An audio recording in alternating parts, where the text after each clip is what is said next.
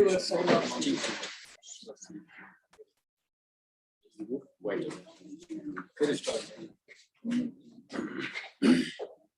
ख़वातीन आदाब।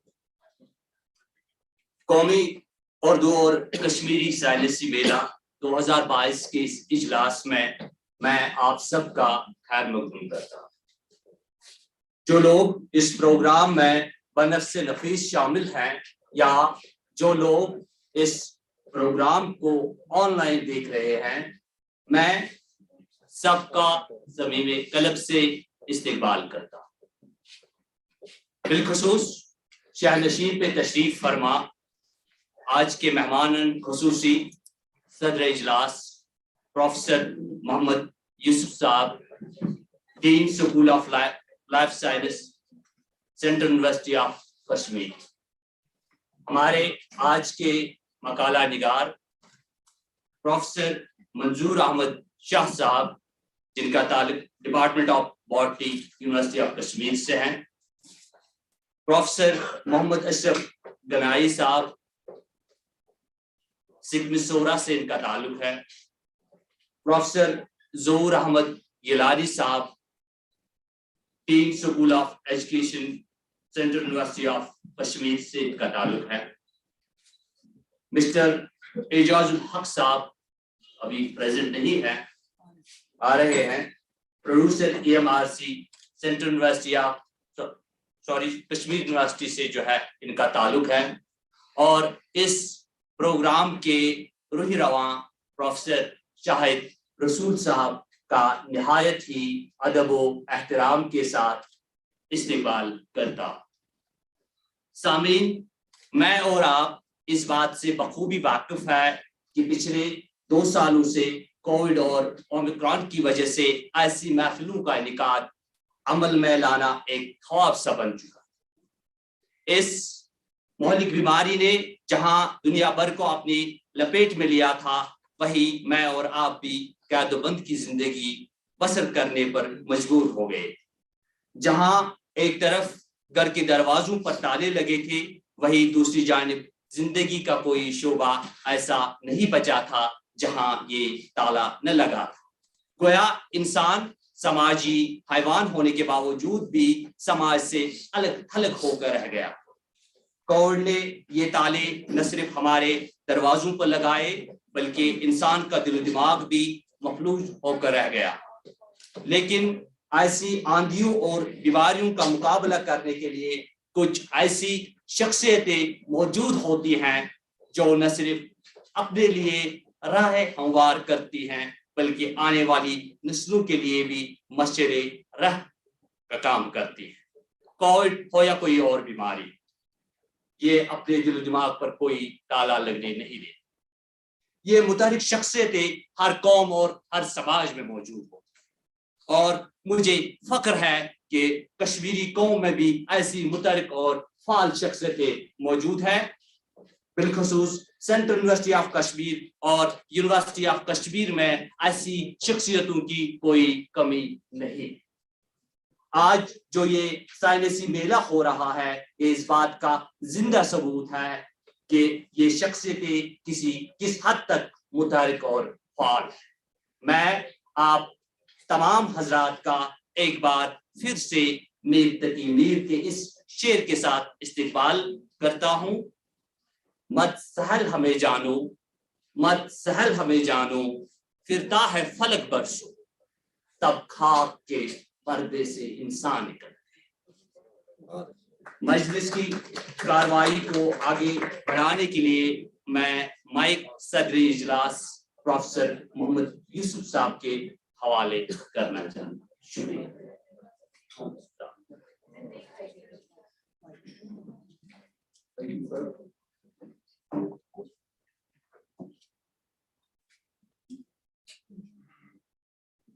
मैं आज इस प्रोग्राम में शामिल होने वाले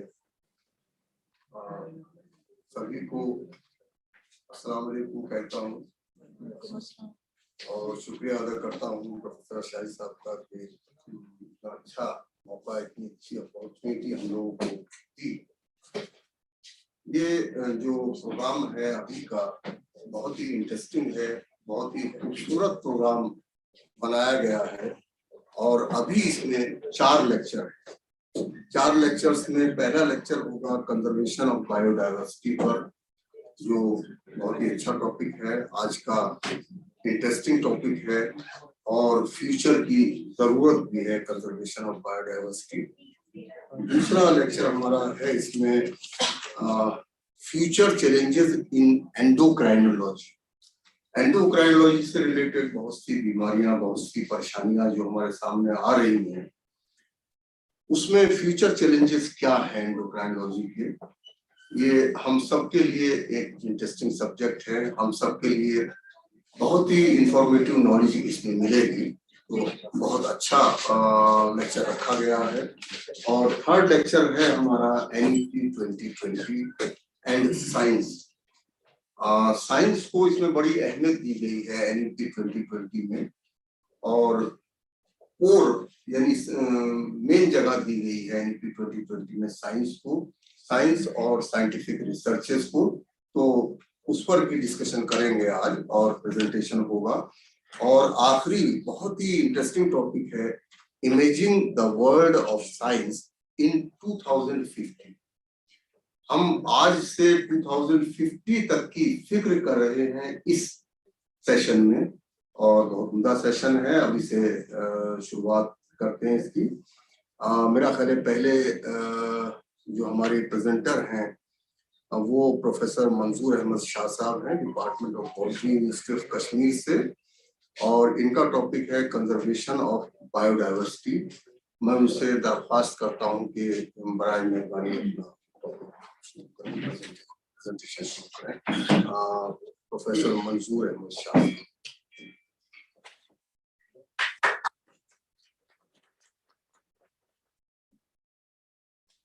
सदर महफिल प्रोफेसर मोहम्मद यूसुफ साहब, प्रोफेसर शाहिद रसूल साहब, गिलानी साहब, distinguished delegates, students, ladies and gentlemen, मैं कोशिश करूंगा जितना हो सके उतना उर्दू या कश्मीरी का इस्तेमाल करूं। I'm not sure how much I can make with it, लेकिन ये है कि at the outset मैं तहे दिल से मशकूर हूँ, ममनून हूँ शाहिद साहब का, who gave me this opportunity to interact with you. And in fact, the topic that you see there on the screen, he called me and he told me that we want you to give us a talk, and the title would be this. These are exactly the words that he narrated. He didn't give an opportunity to change this one, so I thought let it be like this. That's a guideline only. I mean, that is no. Question is why basically I say so because I thought this is something that must be fitting in the scheme of things. Yes. So let me put the title as such. Rest we can do, right? So again, Shahid sir, thank you very much for this opportunity. The title that he decided actually and coincidentally falls in the core interest of what we are doing at the Department of Botany in general and in our research group. Biodiversity का जहां तक ताल्लुक है,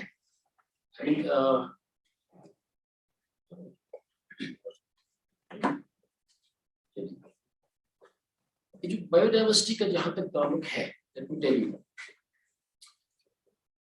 biodiversity means the variety and variability in the living organisms, not only living organisms and also in the ecological complex of which they are a part.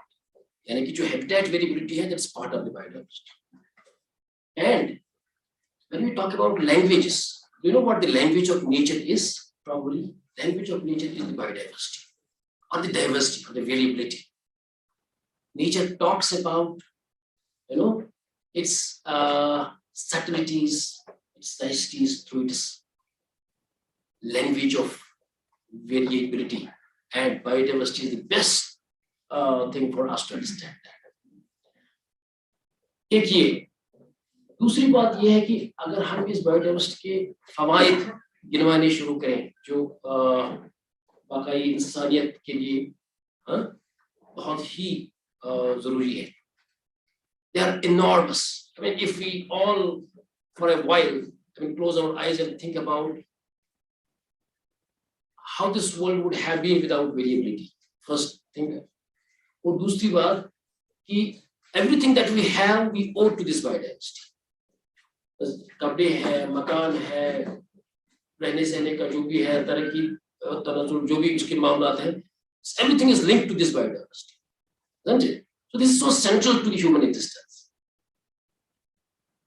और ये हमारे local context में ही नहीं, मैं आपको बताता हूँ ग्लोबल कॉन्टेक्स्ट में दिस बायोडाइवर्सिटी का जो रोल है इंसान की बका के लिए, इसको अप्रिशिएट करने के लिए there are now global policy platforms. तो आपने सुना होगा that we have this IPCC, intergovernmental policy platform for climate change, जो हर 4 साल के बाद it gives its assessment reports, and on those assessment reports the global policies are formulated how to tackle the problem of climate change, so on and so forth. लेकिन दुनिया में इसकी realisation इतनी ज्यादा हुई बायोडाइवर्सिटी को लेकर के that a separate policy platform had to be created by the United Nations, what is called as UNEPIS, United Nations intergovernmental policy platform, science policy platform for biodiversity and ecosystem services. And it is this platform from which the global policies actually emanate. Global policies इसी platform से बनाई जाती है. और इसका जो 2018 में एक assessment report आया था, after 4 years, next year basically its next report is expected.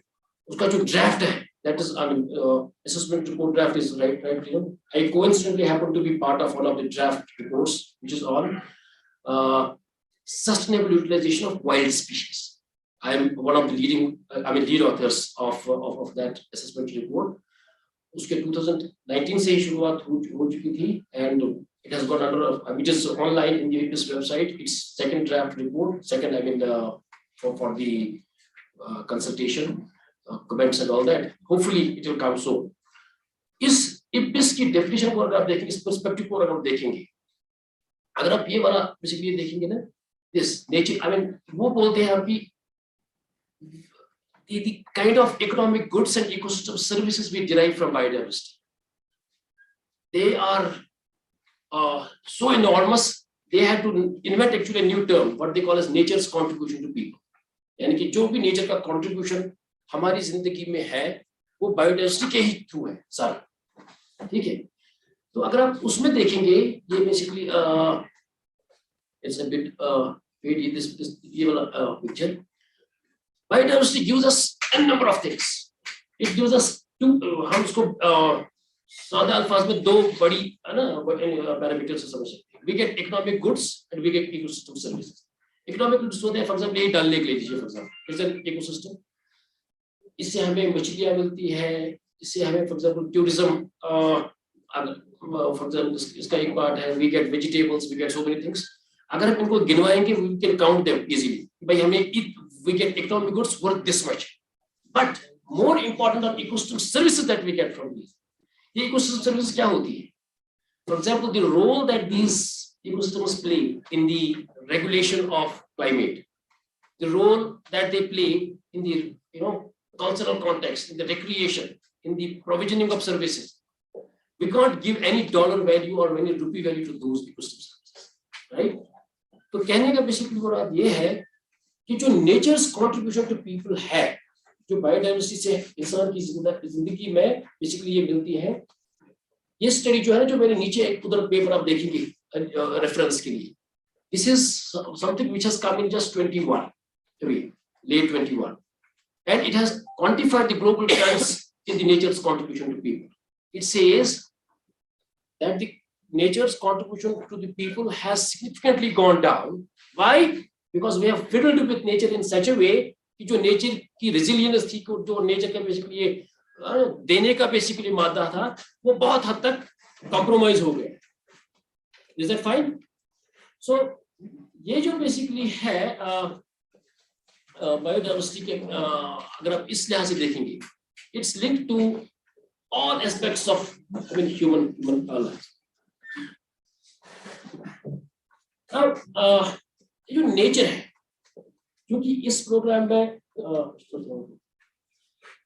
ये जो नेचर है, अगर आप देखेंगे ना, डिफरेंट कॉन्टेक्स्ट में इसका इस्तेमाल किस तरह होता है?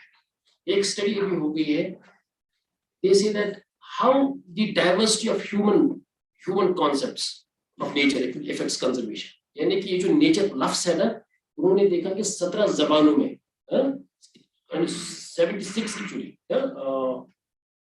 languages, 76 और 76 जबानों में नेचर लफ्ज को किस कॉन्टेक्स्ट में यूज किया है। देख लीजिए, अगर हम कश्मीरी में देखेंगे, उसको सोचा है कशीर पढ़े सोचो नेचर्स क्या वाला है कि ना, जंगल जिसमें बुतरा है कि ना, does it connote the same meaning that actually nature, is there any different term for this nature, right? My point is I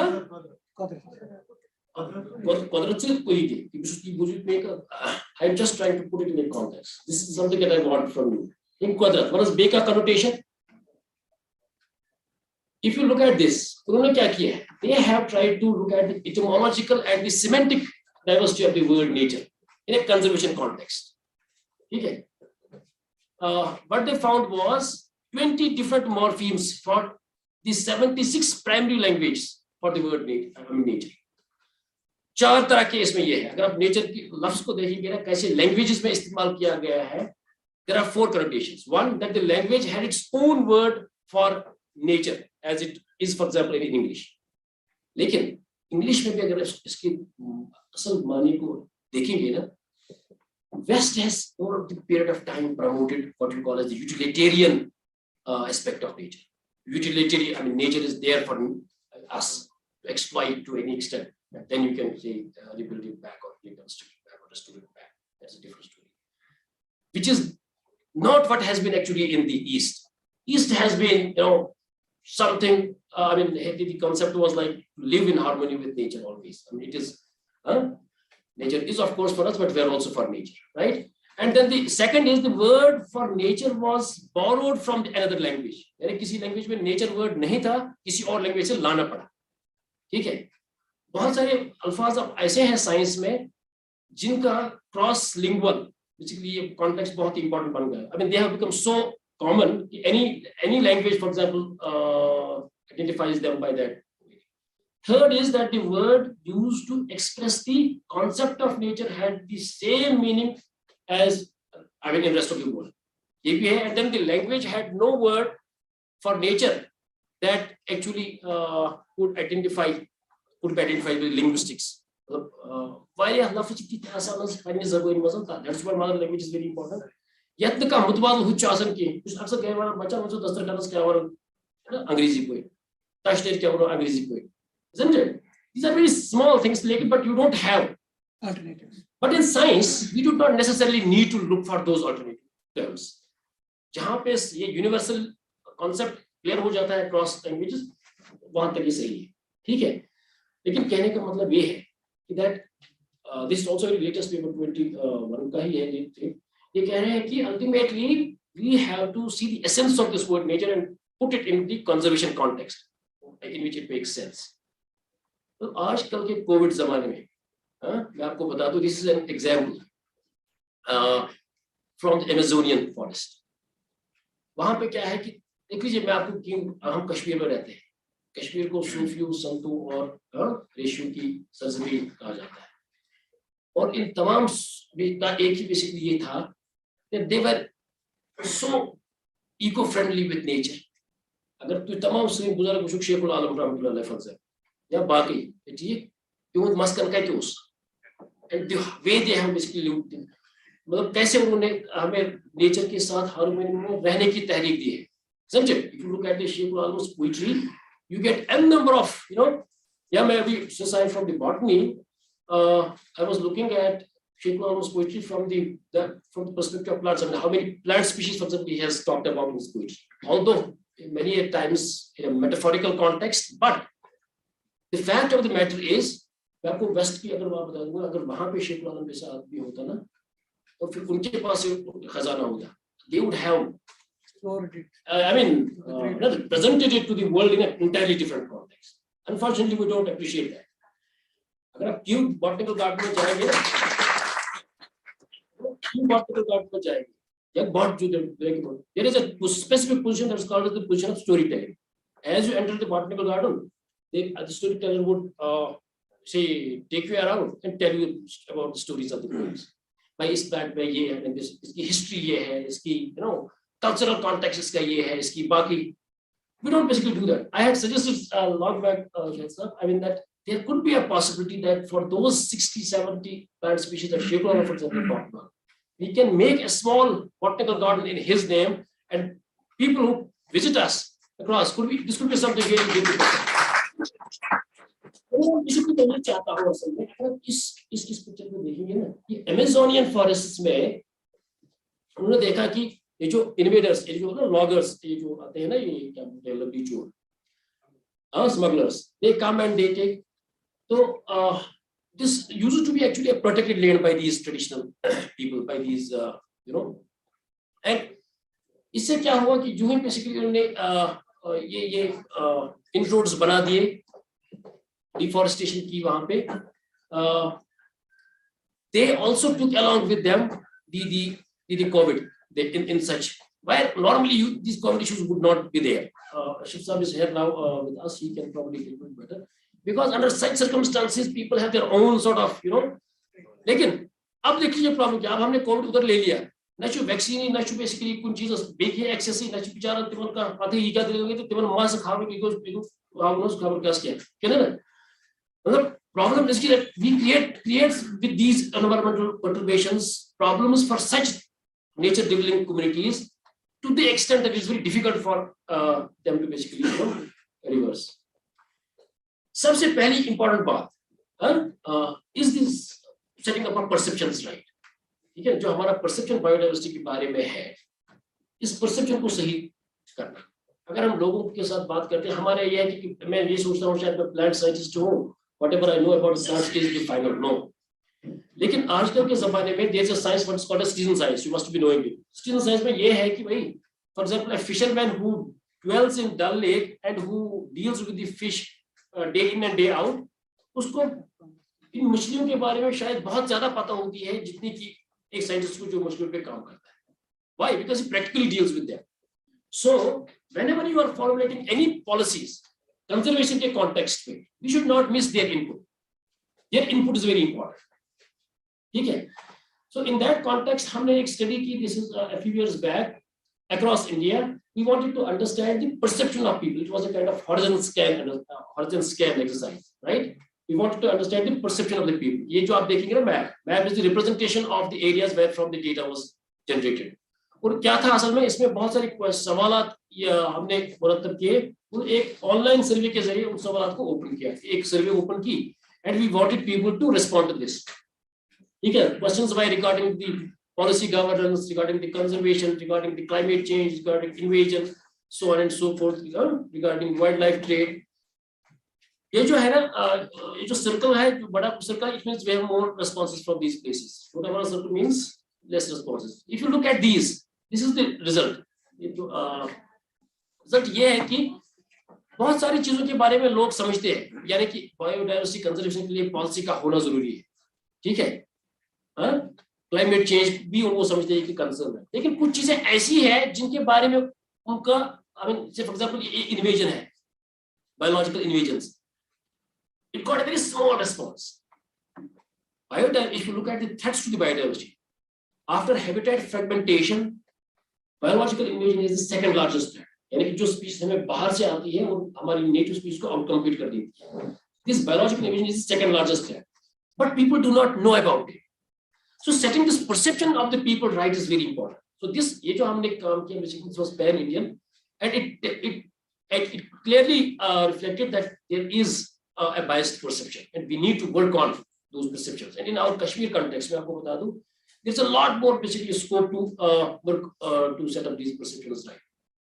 अगर हम कश्मीर हिमालय के context में बात करेंगे, I mean this Himalayan region, this biodiversity, it's a biodiversity hotspot, and by virtue of being a biodiversity hotspot, it is home to very rich and unique biodiversity. Be it the biodiversity of plants, medicinal plants, wildlife, land races, agricultural varieties, or crops and cultivars. Because there is a tremendous variation in the macro policy. But Himalaya में एक हमारी सबसे बड़ी advantage जो हमें global context में देती है, that with just 1 hour drive we can cover an altitudinal gradient of more than say 3,400 meters, right? जो बाकी लोग बाकी जगहों पे सोच भी नहीं सकते. और इस gradient में कितनी variability आती है, that is our basically advantage, isn't it? And this is one of the world's best natural laboratories that we can study biodiversity for. Yet we will see that there are, the most, if you look at the climate change, इसकी जो सबसे ज़्यादा threat global level पे मानी जाती है ना, वो हिमालय में ही मानी जाती है. It's a quantified study. ठीक है? Now, एक के नीचे. तो ये जो बेसिकली हिमालयन कॉन्टेक्स्ट है, मैं आपको बताना चाहता हूँ. उसे for example we work on plant invasions. वो प्लांट्स जो हमारे यहाँ पे थे ही नहीं या हमारे है ही नहीं, यूरोप से या नॉर्थ अमेरिका से यहाँ पे इंट्रोड्यूस किए गए, चाहे इंटेंशनली हमने इंट्रोड्यूस किए या अनइंटेंशनली इंट्रोड्यूस किए. But the number of these alien plants in our landscape has enormously increased. अगर आप देखेंगे ना, जो बायोडायवर्सिटी आप देख लीजिए, जब आप बायोडायवर्सिटी देख लेते हैं, when you see it around, we have to be cognizant of the fact that which elements of the biodiversity belong to us, are native to us, and which elements are not native to us. And those which are not native to us, what are their problems? Are you getting my point? So, अगर आप pan Himalayan context में देखेंगे, you have Kashmir Himalaya में, for example, more than 600 these alien species, which is not a small number, and many of them are highly invasive. जो आप जब आप road पे चलते हैं या डल लेक में, अगर आप अभी हाल ही में गए होंगे अंदर, there is a species of Nymphia which has completely taken it over. अगर तो ये ना बुलवार्ड पर ना क्या नाम है, santoor pattern, you are hazardous business person, मतलब एक स्पीशीज बगैर ये तो ऐसे ही completely it has taken it over, isn't it? Similarly, जब आप रोड्स में चलते हैं तो जो फकगास या शार्लोट इमेज की स्पीशीज बाकी मकलाई वो वाला, isn't it? So we have to be cognizant of भाई होता क्या है. Recently, we found that even our protected areas, like national parks and the Ramsar sites, are not also immune. This paper was published just last week, when we saw in the Dashika National Park, the number of these alien species has enormously basically increased. Right? So, and also in the Hokarsa letter, we did its assessment as well. अब सवाल basically ये है कि जो biodiversity हमारे यहाँ है, इसके खतरात क्या है? ठीक है, दो बड़े खतरात हैं. एक क्लाइमेट चेंज का, हिमालय के कॉन्टेक्स्ट में इन जनरल, कश्मीर की हिमालय के कॉन्टेक्स्ट में पर्टिकुलर, और दूसरा growing human pressures, anthropogenic pressures. एक स्पीशीज है ट्रिलियम गुआनियोनम, त्रिपदर्शियाथ्रा, मेडिसिनली वेरी इंपॉर्टेंट स्पीशीज. अक्सर लोग एरिया उसना बंगस वैली में बहुत smuggle, people smuggle it like anything, because its returns are extremely huge.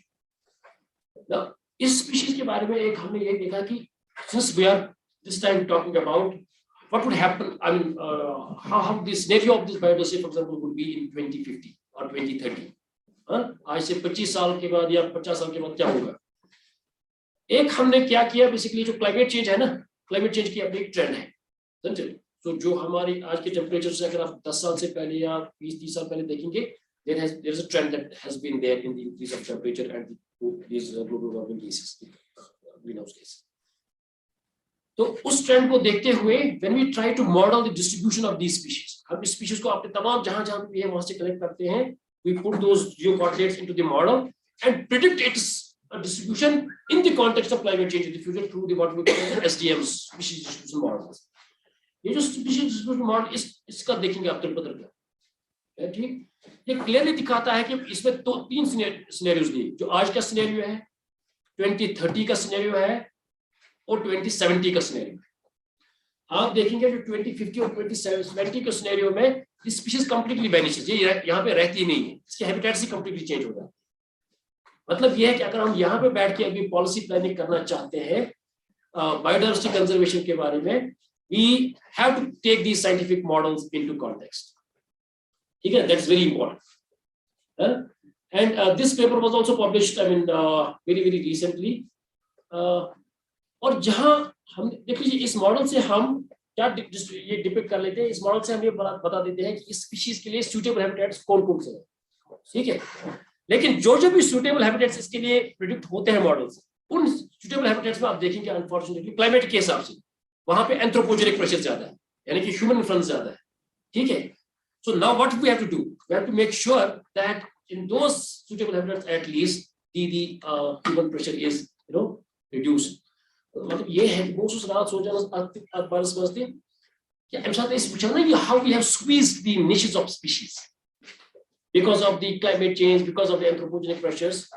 I try to think in Kashmiri terms. I try to write something. I don't try to get something.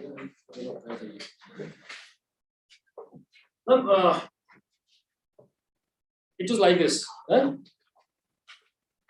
Zuzat yim butruz huz.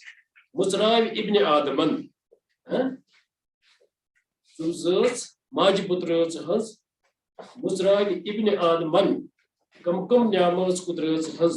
Musraib ibn Adaman.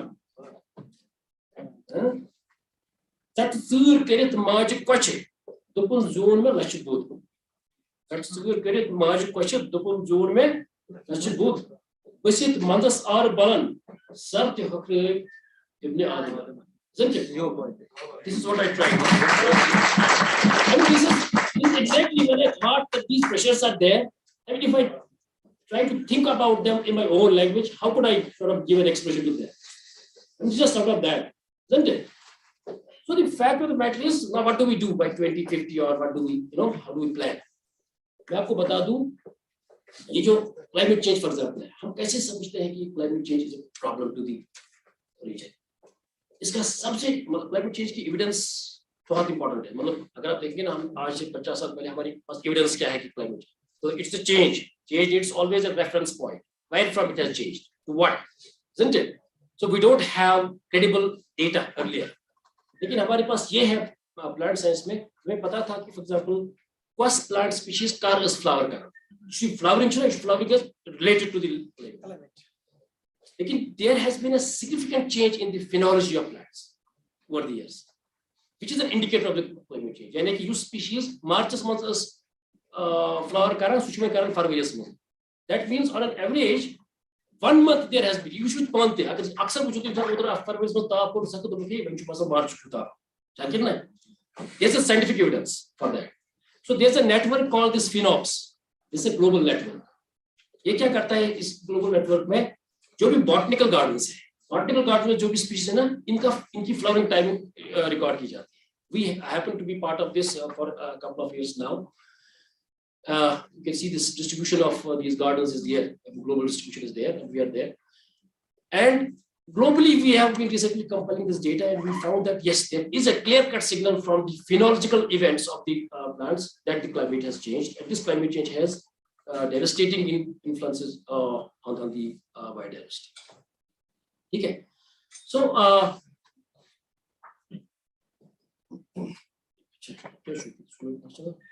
can I have the next? It's okay. अब मैं ये basically now what I want to basically tell you, जो ये हमारे Kashmir Himalayan context में, अगर हम global context में देखें, मैंने पहले ग्लोबल कॉन्टेक्स्ट में आपको बोला कि जो IPBES की पॉलिसीज है, intergovernmental policy platform for this biodiversity ecosystem services, उसकी जो पॉलिसी प्लानिंग है, coincidentally we happen to be now at a time when globally people are thinking about what they call as post-2020 biodiversity agenda, right? I mean, at the global level, through the CBD, conventional biological diversity, the framework for the post-2020 biodiversity agenda is basically thought of. In fact, uska jo first zero draft report is already online now. हमारा यहाँ basically ये mandate है अभी कि हम 2030 में 2050 में कैसे बेसिकली देखना चाहते हैं अपनी बायोडायवर्सिटी सिस्टम, ठीक है? उसके लिहाज में आपको पता, ये जो आप देखेंगे ना, ये वाला फॉर एग्जांपल मैंने अभी इन्वेसिव स्पीशीज की बात की, जो इन्वेजन्स आते हैं, ये जो इन्वेजन मैनेजमेंट है, this is a priority at the global level. इसको कैसे किया जाए? CBD को basically for this post 2020 biodiversity framework, there was a framework proposed by ISSG, Invasive Species Preservation Group, of which I am also a part.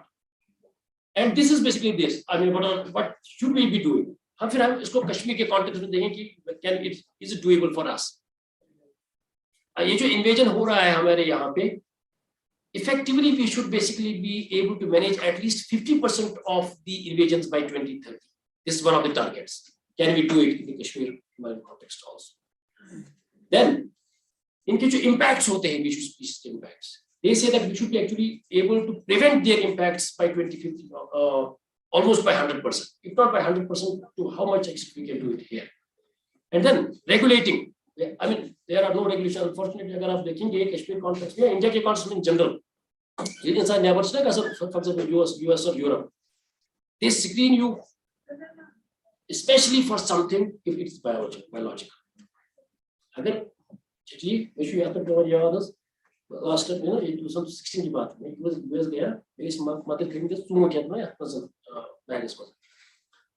But fortunately, मैंने वो ना declare किया, वो declaration करते हैं ना पहले flight ना ये होने से पहले when you land.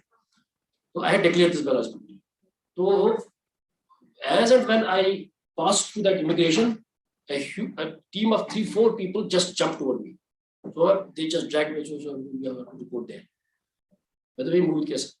Actually, if you tour again, I had some seeds also of the plants of which we were. We should have done sent out otherwise. But that's also in front of the movie case. What they basically did was later, we had a permission for that. Like, have you declared the biological material? I said, yes. So उन्होंने वो form सारा एक छीन के ले लिए, लेकिन देख लिया क्या इसने yes declared. तब then they were a bit kind of decent to me. तो कहा क्या है? मैंने कहा ये applicable है. कहा ना you cannot take them. Biological material is not allowed. मैंने कहा my mother has given it. If you don't allow it, please have it, and you want me to, I can have it here. And as far as no, we cannot also have it, we have to throw them. कर लीजिए. ठीक है. कहने का मतलब ये है कि their genuine concern is because through this biological material, a number of other stuff can get basically into the system. Back home, कुछ तो ये कि हमारे यहाँ airports पे आपको देखेंगे, you will be screened for everything. कि हमारे उर्मो है custom duty line, but not for the biological material. So the fact of the matter is वही, जो regulation part है, इसकी implementation part है, it's very, and this is very central to the sustainability agenda, isn't it? जो sustainability agenda global level पे है, which I put it in terms of 5 P's: people, planet, prosperity, peace, and partnerships. In all these contexts, I mean, this has taken the central seat, I mean, in the global policy framework. So, जो gaps basically आप देखने हैं यहाँ पे, हमारे Kashmir, I will try to wind up. I know we have limited time. जो gaps हमारे Kashmir context में है, अगर आप देखेंगे हिमालयन context में, अगर पूछना north eastern Himalaya, eastern Himalayan region, northeastern part versus our part, there is a lot of bias in terms of the common fund. There's a lot of bias in terms of the institutional framework. जो वहाँ पे institutions हैं, there are special calls there which are not basically in our case. 5 minutes. Can we do something After that, through? your apples will be checked.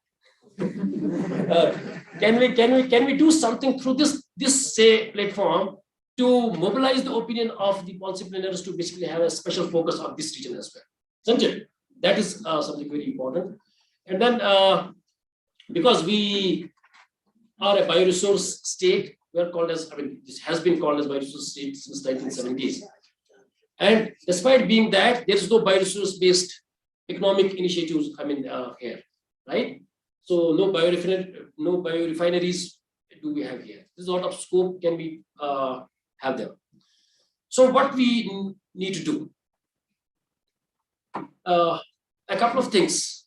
There's a national mission of biodiversity that has been launched through the Office of Principal Secretary to the Prime Minister of India, Mr. Vijay Raghavan. And A3 Bangalore is its side of secretariat. I was part of the key consultations in the formulation of the science plan for this.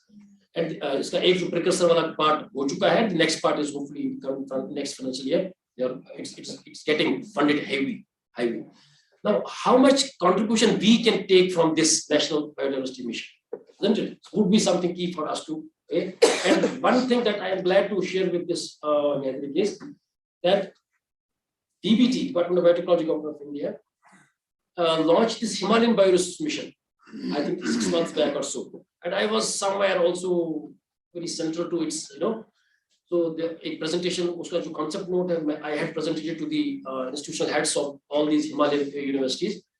And then there were a couple of more people. It has been now, uske, I guess, proposals maange gaye hain, proposals screened almost, hopefully in a week's time or so, they will be granted also. So there are a number of proposals from Kashmir region as well in this case. The focus is on biodiversity documentation, value addition, and sustainable utilization, especially through the technological interventions. And then advancing the science of biodiversity and bioresources, isn't it? And generating numerous innovative, sustainable livelihoods and job opportunities across several bioresource sectors, right? And most importantly, the development of the infrastructure and strengthening the, the capacity building and so on and so forth. Education and outreach, I believe, it lies at the heart of this biodiversity conservation, isn't it? How can we do it? Introduction of these issues in curricula, of course, production of films and the documentaries that the department to which Ajaz Sahab and Shahid Sahab belong is doing a great deal. Effective use of social media, right? Writing storybooks or sometimes the coffee table books helps, promoting these concerns. Bilateral and the multilateral big science projects are needed, I must say, if you want to have the real data-based convincing stories. And then the community engagement for the restoration, especially this is the decade of restoration, the coastal restoration decade 21 to 2030. So what can we do in this decade of restoration? So lastly, can I have next? Yes. Lastly, this is the concluding slide. That, as I was telling you to begin with, that we are already in the time when the world is preparing for what we call as the post-2020 global biodiversity agenda or framework. In that global framework, these agendas or frameworks are global, but their action always is local, isn't it? So in our local context, if you look at basically this, there's a vision, 2050 vision, which is living in harmony with nature.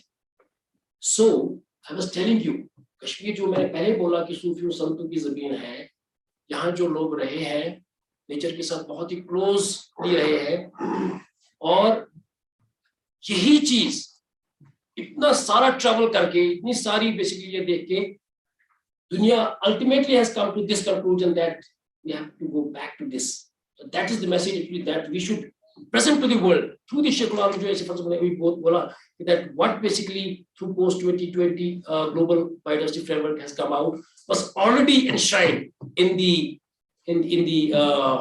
teachings and preachings of our great saints, right? And there is a framework how to put in practice the tools for these sustainable solutions, how to reduce the threats that we talked about, and how best we can create enabling conditions for this framework to work.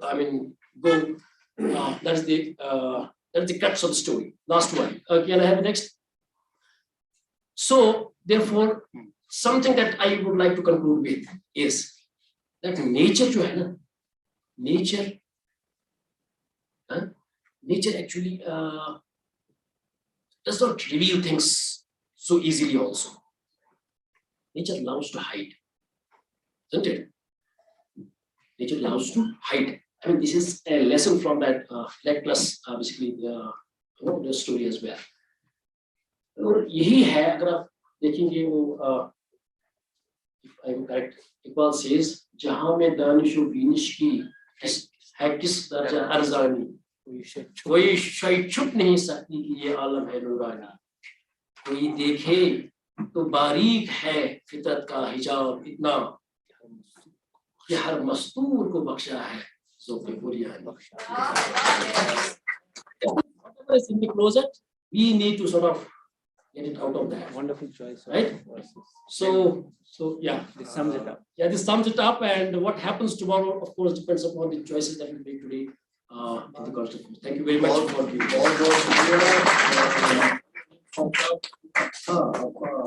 Presentation रहा बहुत उम्दा, impressive and informative.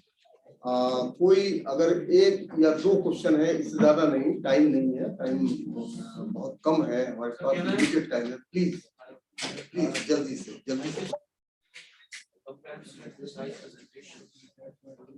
Maybe I might have missed this slide, but my hunch is about the invasive species that span from Kashmir Himalayas to the northeast. And you talked about how we can just actually deal with them, but I'm just concerned about we haven't talked about the modus operandi regarding the conservation and management of the indigenous flora that is at the helm of on the receiving end, given the nature of the invasive species. Please जल्दी से. It's a good question. Probably you missed one of the slides. उसमें मैंने ये बोला था जो model हमने present किया, मैंने एग्जांपल दे दी थी इसकी त्रिपत्र की ना, जुलियन गोवानियो, मतलब ये एक एग्जांपल है. उसी में अगर आप देखें वो फोटोग्राफ से हमारा एक प्रोजेक्ट है उन स्पीशीज के बारे में, which are basically rare and endemic to the Himalayan region, right? Funded by the NMHS, National Mission for Himalayan Studies, through MOE. तो उस प्रोजेक्ट की ही basically these 3-4 publications just came in the last couple of months only. The sum of the story है, जो आपका सवाल ये है कि जो हमारा native endemic flora है या fauna है, species है, these threats that we talked about are of course the biological invasion is a threat to them, habitat destruction is a threat to them, isn't it? Then beyond pollution and other things or other issues. एक model जो मैंने बोला आपको, I told you that for most of these species which are narrow range species which are endemic to this region, this climate change is a real threat, and through the models I presented, we can predict their distribution. मैंने आपको उसका बोला कि भाई ये 2050 में तो इसका कोई suitable habitat यहाँ पे रहता ही नहीं है. Now what do? We have to basically make sure कि जहाँ पे ये है, we at least make sure कि वो habitat conditions ऐसे improve करें that it does not go at least worse. अगर इसकी population इस हद तक decline हुई है, let it not go further down. यही for example harmful species those गाँव second, a small number of individuals, isn't it? A lot of effort to conserve it, right? The fact of the matter is whether we are doing it right way, whether it needs a little more science-based, right? तो वो चीजें हैं जहाँ तक basically जो local flora जो जिसकी आपने सर बात की, मेरा ये बेसिकली ये होगा कि that we need to have a comprehensive management conservation plan with given deadlines. By 2030 we want to achieve this, by 2050 we want to achieve this, and then put in place and put in practice those enabling conditions that would actually pay for their conservation. Otherwise तो ये सिर्फ बहस की है. Slide speaks about that in spite of having some thank you. मेरा ख्याल है कुछ और डिस्कशन आप पर्सनली कर लीजिए बाद में. और कोई क्वेश्चन है? that there are different climatic regimes operating there, and even those conservation plans are subjected to, I should say, they are at लंबे डिस्कशन में पूरा वक्त निकल जाएगा, वो पर्सनली कर लीजिए आप. नहीं, conservation plans have to be dynamic, sir. They have to be. वो डिस्कशन पर्सनली कर लीजिए. अभी टाइम कम है. प्लीज. ऑनलाइन आपने सर्वे किया हुआ है, उसमें मेन रेस्पोंडेंट्स कौन थे जिनसे आपने this is a good question. There is a bias also with such studies. Why? ये अंग्रेजी में सर्वे थी, ठीक है. ये जो फिशरमैन डल में काम करता है उसके अक्सर अंग्रेजी फिगर लिखी है. So the bias with their study which I admit was probably those people who could not write or understand English well could not probably respond to that survey well. But the fact of the matter is that response जो अगर देखेंगे age group के हिसाब से भी from say 18 to 80-90 years के as के लोगों ने किया, from north to south of India जो भी लोग हैं ये हुआ. It included both जो professionals, qualified, non-qualified, बहुत सारी diversity was there. So I can share that paper with you. Probably all the details are there. You can see that. Any more question? Yeah, please. Last question. This is the last question. सदरी इजलास की इजाजत से मैं ये अर्ज करता चलूं कि हमारे दरमियान दो मका निगाह तशरीफ फरमा चुके हैं, प्रोफेसर मोहम्मद अशरफ गनाई साहब और मिस्टर एजाजुल हक साहब.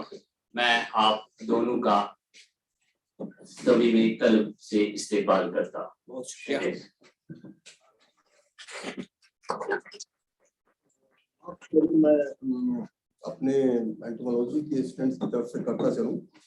आप चूंकि बायोडाइवर्सिटी बोर्ड में हैं, अभी बायोडाइवर्सिटी बोर्ड ने insect collection, butterfly collection, mouth collection, क्योंकि इनका काफी एक्सप्लॉयटेशन भी होता था, कमर्शियल एक्सप्लॉयटेशन, उस सब पे बैन लगा रखा है।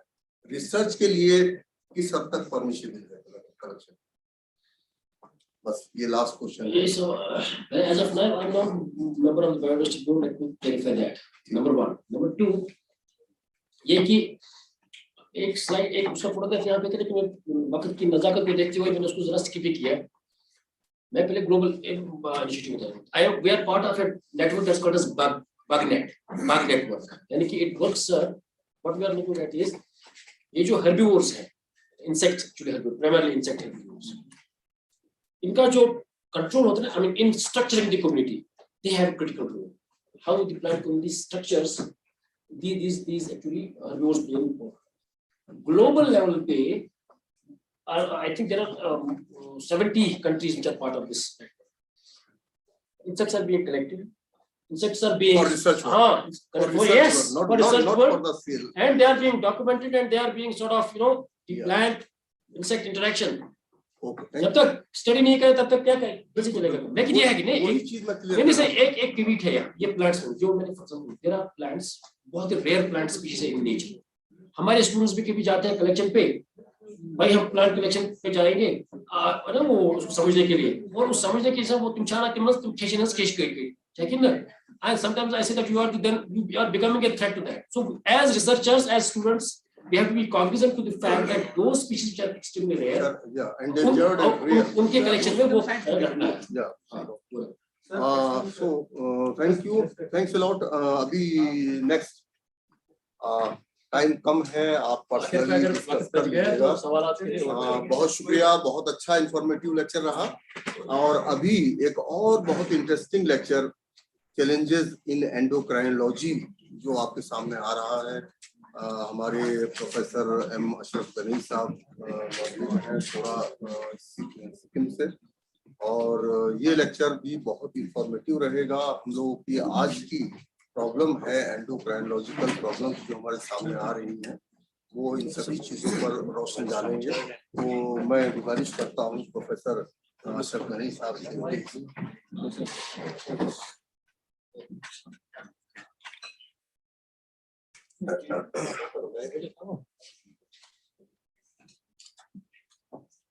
Thank you, sir. First of all, let me express my deep sense of gratitude to the organizers from Central University, the Kashmir University, for giving me a chance to interact with young, budding, future scholars of this university.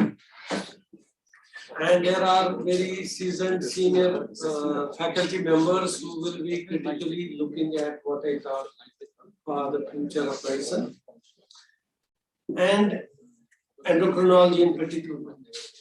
If I start with a very illuminative talk by Dr. Manju Shah, he spoke of biodiversity. And we know biodiversity has several components. And one of the important players in this is the human being. And the impact on the biodiversity by this human being will be indirectly dictated by the health of this individual.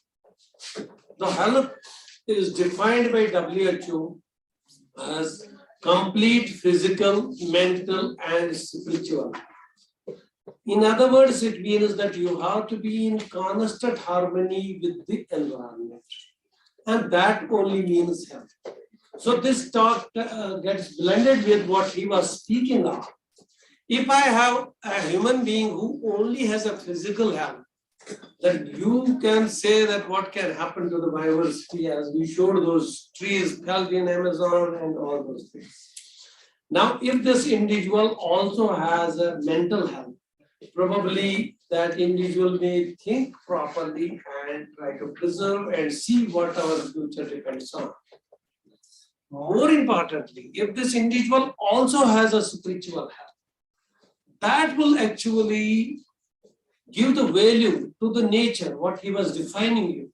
Nature has several components, so it will connect you to the nature. That is what is spiritual health. you may have faith in God, creator of this universe, creator of nature. But every one of us, whether we are Muslims or non-Muslims, everyone believes it is not possible just to have a random change and the nature, such a complicated, intricate system is created. It's not possible. So there is somebody who has created this environment, and that is what I will actually like to speak on out of this whole biodiversity about this human being and our human being's health. I will not talk of spiritual health. I will not talk of mental health. I will take talk some basic points about health and how we are progressing in terms of preserving or maintaining the well-being of this individual in the world. Because as I already said, I will repeat that the rest of the environment and nature will be dependent on the actions of this individual. So can I have this slide? We have this. Yes, sir.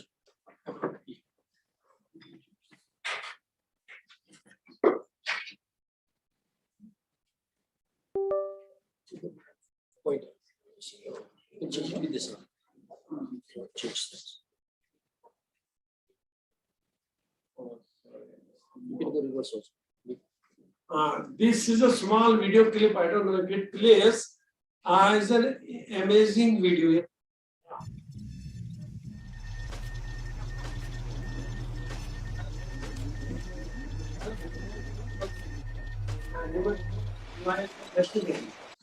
A configuration of several mills, machines together. So you will have several things happening in brain, in head and neck region, in nervous system, in digestive system, in endocrine system. Is somebody else playing this?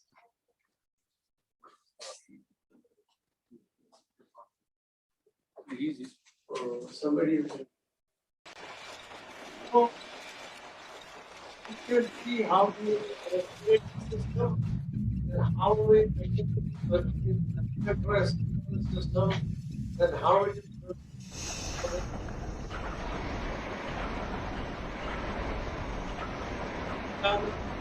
Another as called incretins, they go beforehand to the gut and prepare for several enzyme releases and whatever energy is released and how it goes into the circulation and then there's various biological activities, how the food material, residual material goes in the distal part of the gut.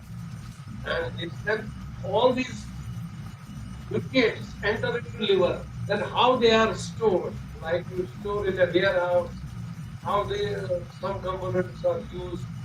So this is actually a very complicated system in a human body, and it actually defines the physical health, the mental health, and the spiritual health, which I was telling you. If we see what is the future of medicine, here you can see there are several technologies which are likely to converge in improving the physical health of an individual. It will need impact from the biological sciences, something like nanotechnology. You will have, of course, cognitive sciences. Whatever we use, whether these are machinery, gadgets, or medicine, that will be from the material sciences.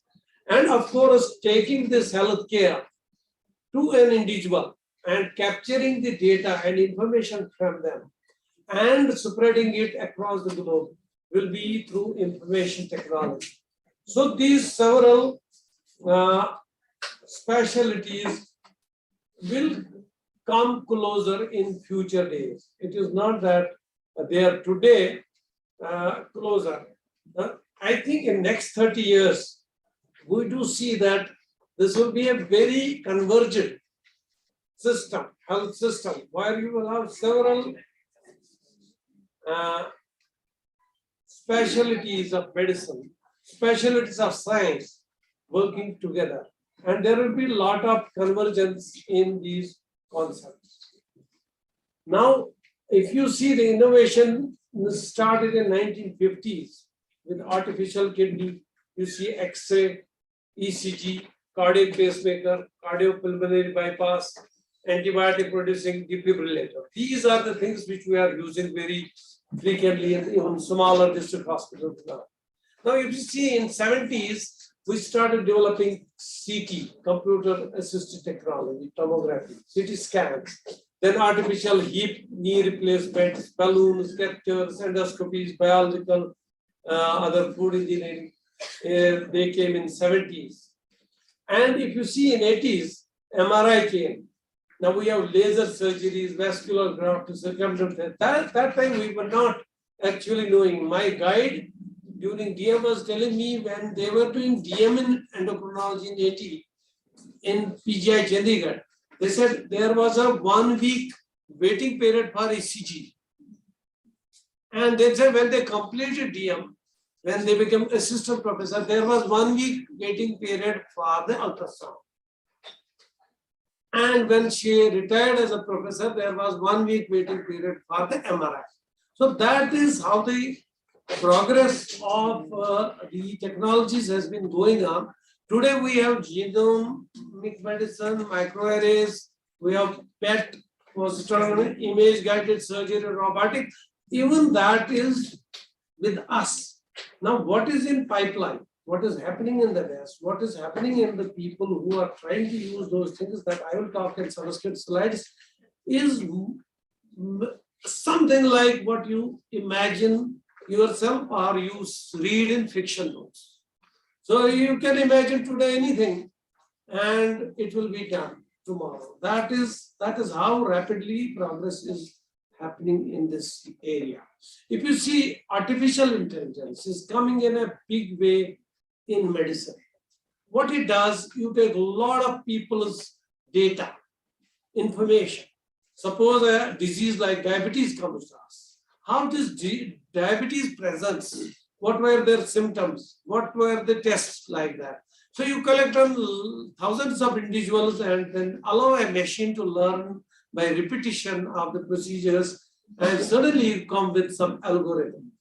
And tomorrow you don't need to use humans, only this machine will tell you who has what risk of developing diabetes and what can be done, which symptom has more weightage. That is what is happening. And not only on diagnosis, on the therapeutic front also. These artificial intelligence will give you an algorithm. There are algorithms today in intensive care. It is there, and the machine yourself tells the nurse or the doctor that in this patient, sodium has come like this, potassium has come, oxygen is like this, and they actually consolidate the information from so many multiple parameters, which a human brain cannot do. And they come with a suggestion to you that please do the next step you can do. That is then. As a human being, you can select whether that is a correct suggestion or not, because machines are not yet well validated. But I'm sure in future, this will be done of their own. It will be an autopilot. The way we have aeroplane gets up, it does autopilot, and that is how autopilot ICU machines will run, and manpower will actually be not required there. Now, you must have heard a lot of patients come to us, they tell, Doctor, I want robotic surgery only. So what is that? So robot does the surgery. Why robotic surgery is preferable? Because the error is minimized. So like human brain, a human being cannot make a difference between 1 millimeter cut. Robot can have a precision of micrometer. So that is how precise surgeries can be. It will locate the organ, it will stitch the organ, it will see the wound, it will check the bleeding. So that type of a sort of advancement is coming out.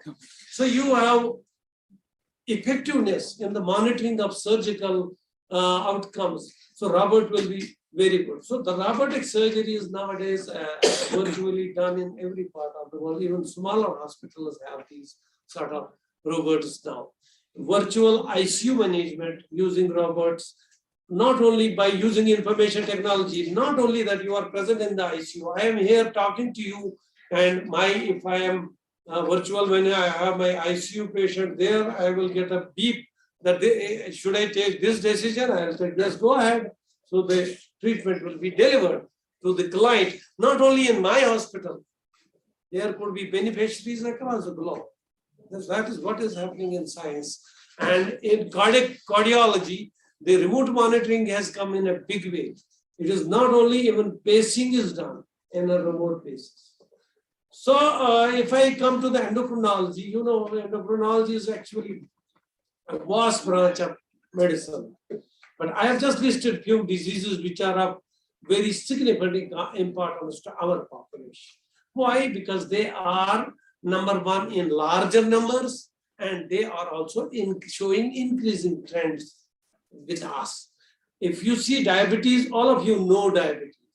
So diabetes is when you have high glucose level in blood, then it is genetically related to obesity. Obesity means you have high fat content in the body. See, normally you have two important body tissues. One is the lean mass, means muscle, red meat, and second is fat. So meat is supposed to be a very favorable body tissue. It secretes several what are called myokines. They affect our brain also.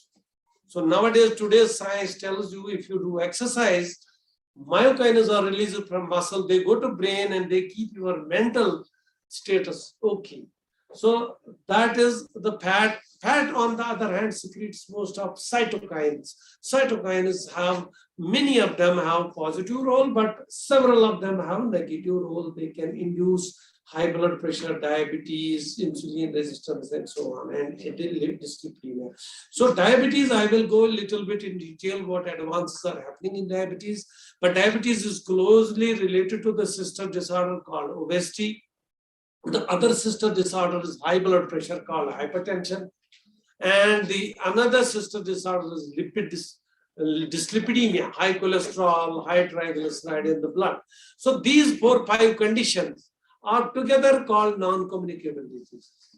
So non-communicable means they are not transmitted from one individual to other.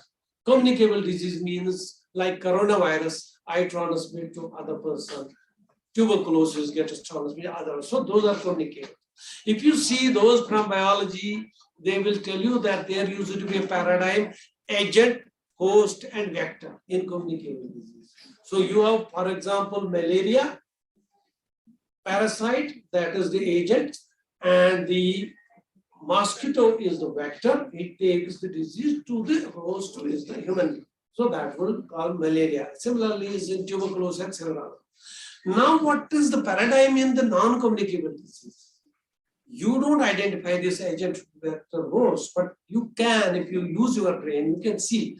For example, non-communicable disease, we take obesity or diabetes. Agent is a Barista, McDonald, what is Magal Darbar, so on, all that. Huh? Now the vector, you know, is the TV, or your relatives, or these matrix students who pass at 12th, they get position, everybody gets position, and you take a cake, and so that is a vector. Then host, we will always be the host same, huh? Those will not change. So this type of, suppose we take road traffic accident. See how many traumas happen. And you get motorbike, or you get the vehicle, and then you don't have regulations of traffic and all that, and you get accidents, and then we don't have treatment available the way it is in the West. So road traffic accident is very high in lower and middle income countries. If you take smoking, same problem. Smoking is very high in lower middle income countries. Please don't think that in Europe and US it is common. No. Alcohol, smoking, drug addiction, it is very low there. It is very here. I'll give you example of one study, that there was a study done between the Britain and China. They found that smoking is usually occurred by before the age of 18.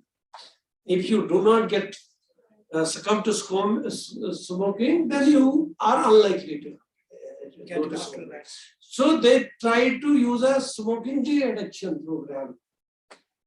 They found that when you do the education, all the whatever modalities are in that program, you tell them to avoid smoking, quitting rates were 5% in China versus almost 80% in Britain. So because they are educated, you tell them that lung cancer will occur, they will think on it. In India, on the will cigarette book, the lung cancer, that photograph is also put in. Nothing happens. It is something like that. In West, you have a bus or a car, the traffic person signals, you will go, you will not sit. In the Lal Chowk, you must have seen the traffic person has beaten that Matador 407. There are thousands of those dents on that, but driver will not move.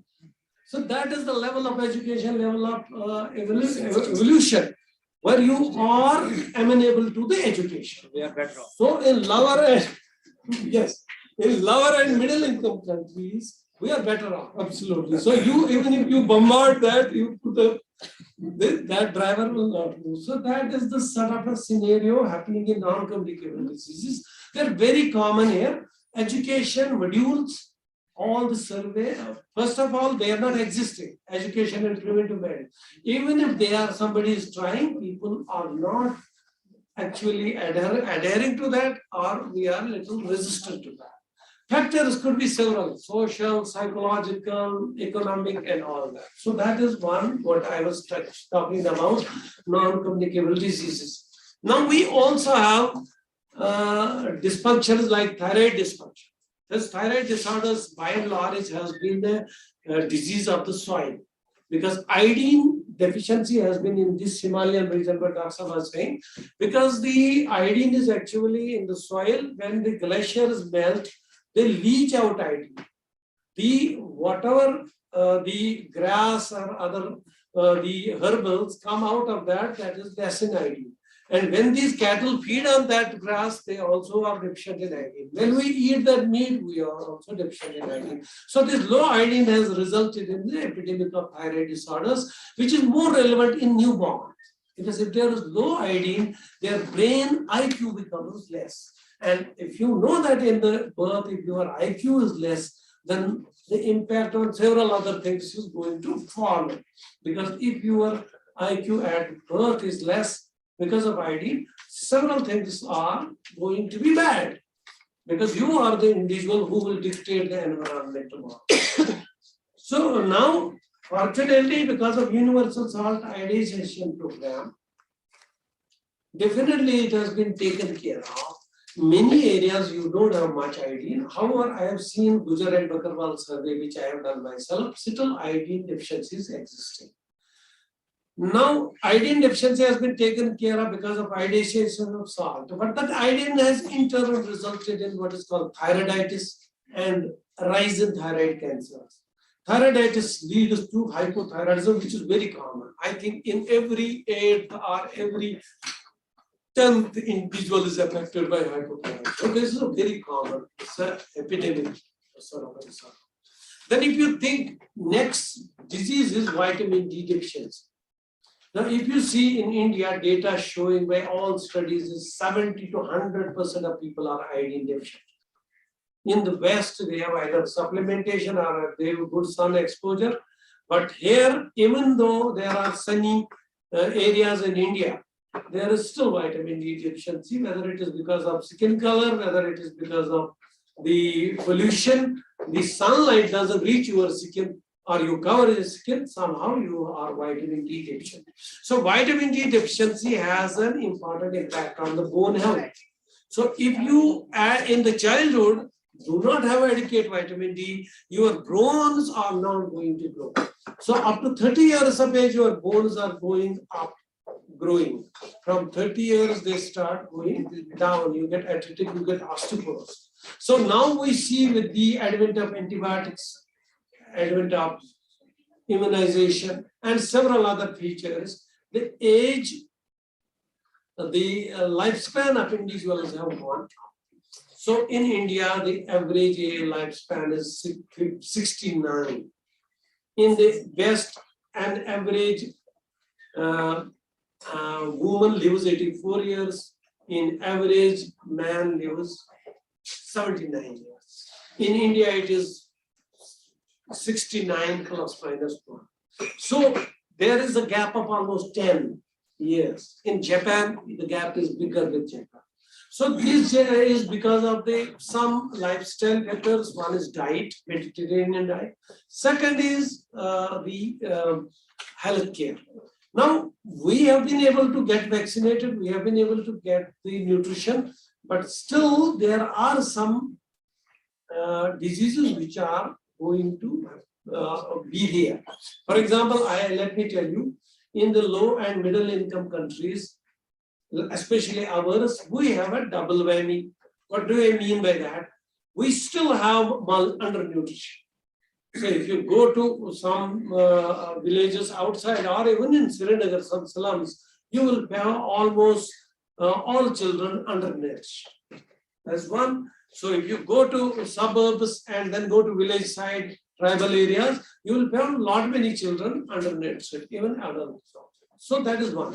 Second, you still have lot many infections happening, tuberculosis and several other viral diarrheas happening. Yeah. So West has overcome those. There are no more infections, no more these undernutrition, except for these epidemics like SARS came. This that can come anywhere, but they have virtually taken care of it. But they have non-communicable diseases, diabetes, obesity, hypertension, road traffic accidents, smoking, alcoholism, drug abuse. So those things have been there. But what is the problem with us? We still have those traditional disorders. We still have infections. We still have undernutrition. But now we have these non-communicable diseases also. Why? It is probably the rapid progression of information technology, because what has come to the US people in 100 years, it came to us in 5 years. So technology came to us in a very rapid phase. So we have not eliminated those disorders, we have succumbed to the second set of disorders. So that is why we have double whammy. That is why we have osteoporosis, because when the individuals are living little longer, above 60, they are going to have weak bones. So it is going to be a future big problem in future, bone disease. Then there are several other metabolic adrenal pituitary disorders. So I will just quickly see. Actually, consumer expectations are going to rise. People think that promise of hormones is there to fix the woes of unhealthy lifestyle, and they also are unfulfilled life.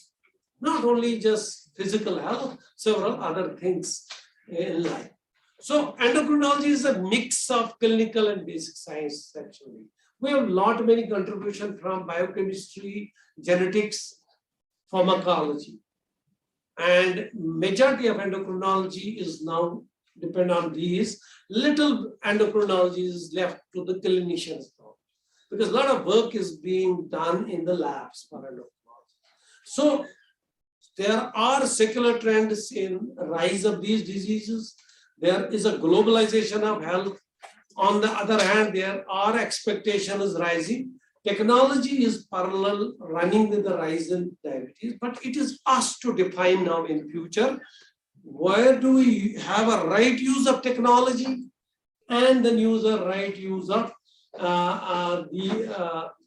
prevent those disorders. For example, I will give just one example. Technology in our places, suppose this our state is a fruit growing area. I do see we do get apple or even other products. There is a technology has come and you have so many pesticides. If you see now and then, I find pesticide is causing renal failure. Pesticide is causing mental health problems. Pesticides cause cancer. I'm not talking of those pesticides which youngsters are taking, doing suicide and lung failure and all this. Not that is a shortcut. That is a shortcut basis.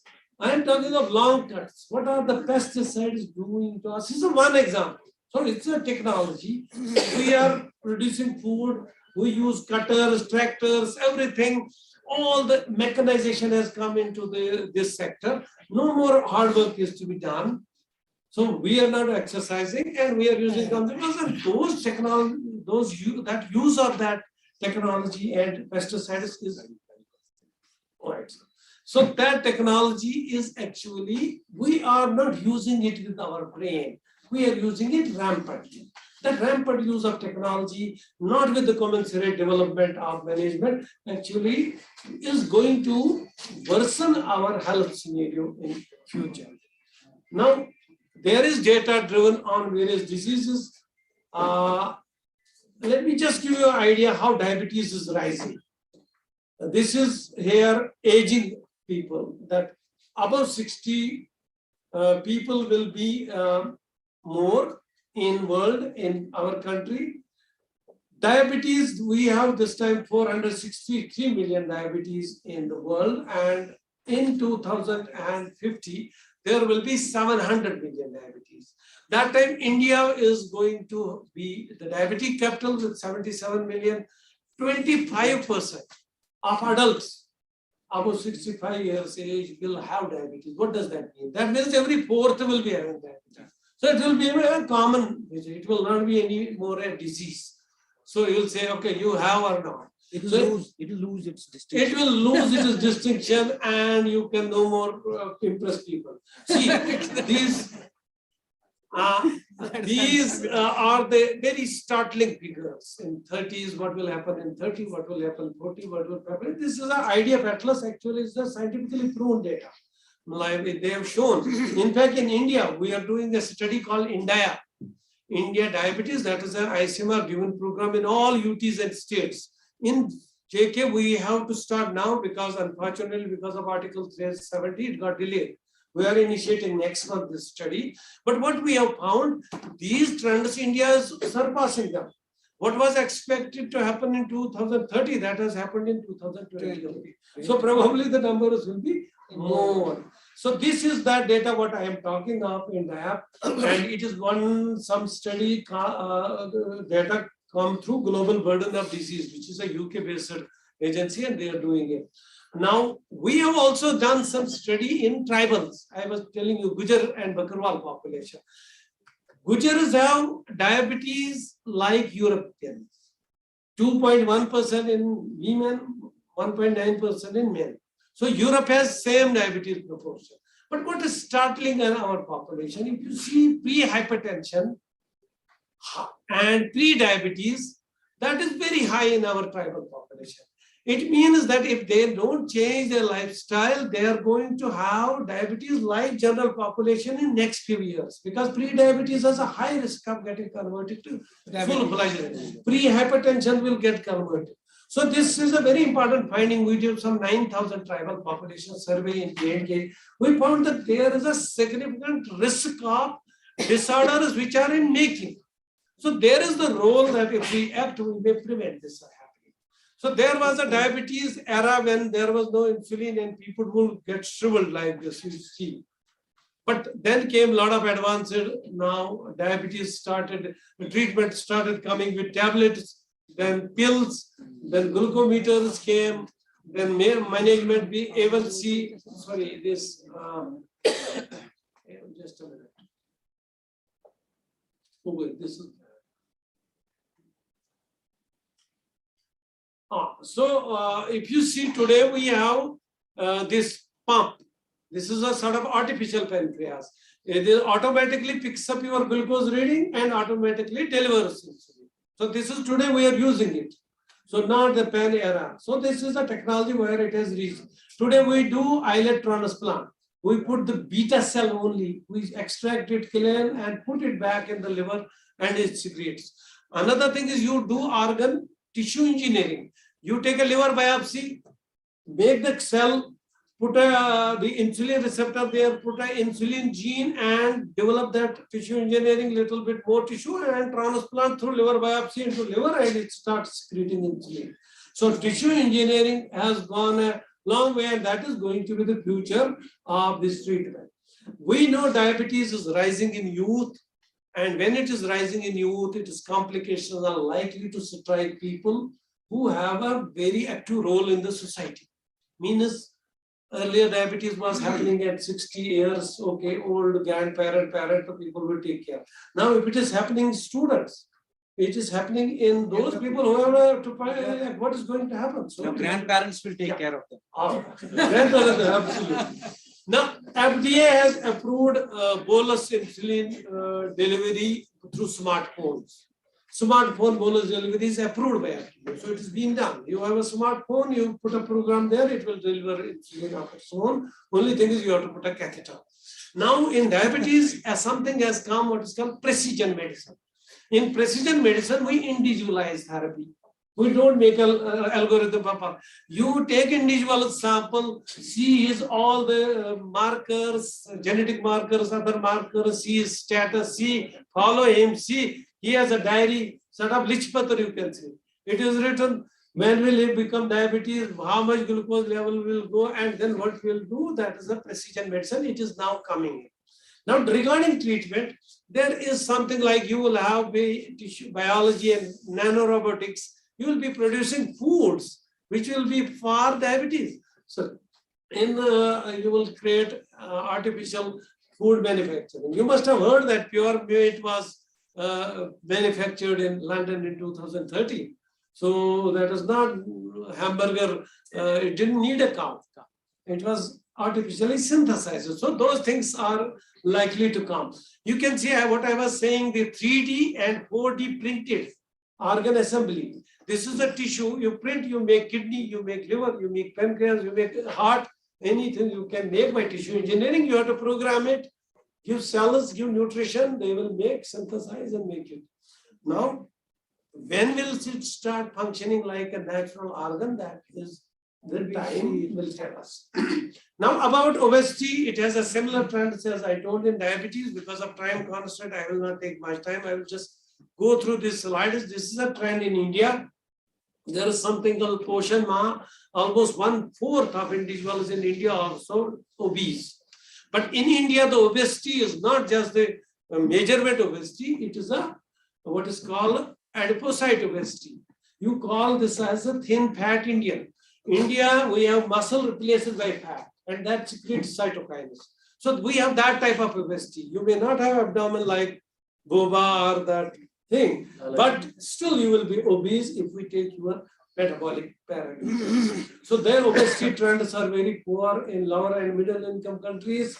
We have seen a disorder like what is familiar to diabetes, close to them is polycystic ovary syndrome.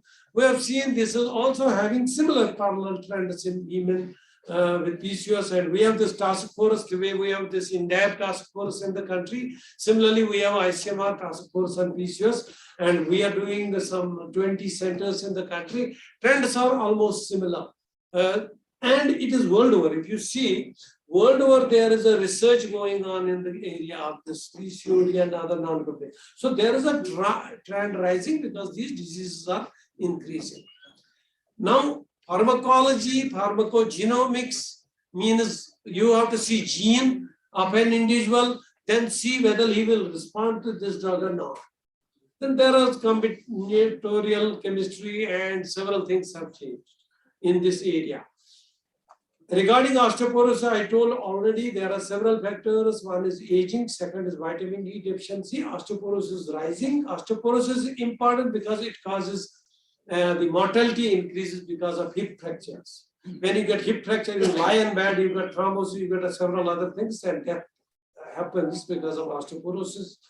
And as I told you about thyroid disorders, there is thyroiditis increasing, thyroid cancers increasing, and we have a lot of advances in thyroid cancer nowadays.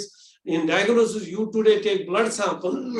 Today we take a blood sample and you diagnose thyroid cancer.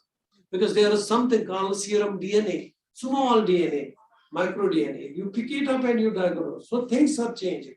So endocrine disruptor, which I was telling you about, suppose for example, the pesticide use. Now there are plastic use, this bottle. So you whatever you get dahi, you get pickle, you get anything, it comes in plastic.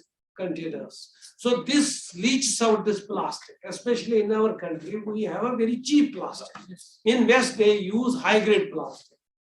In European Medical Agency, FDA, both of them say, US Scientific Task Force, they say that the research in endocrine disruptor chemicals should take a priority because they are incriminated in these lifestyle diseases as well as cancers. Cancer is one of the lifestyle diseases.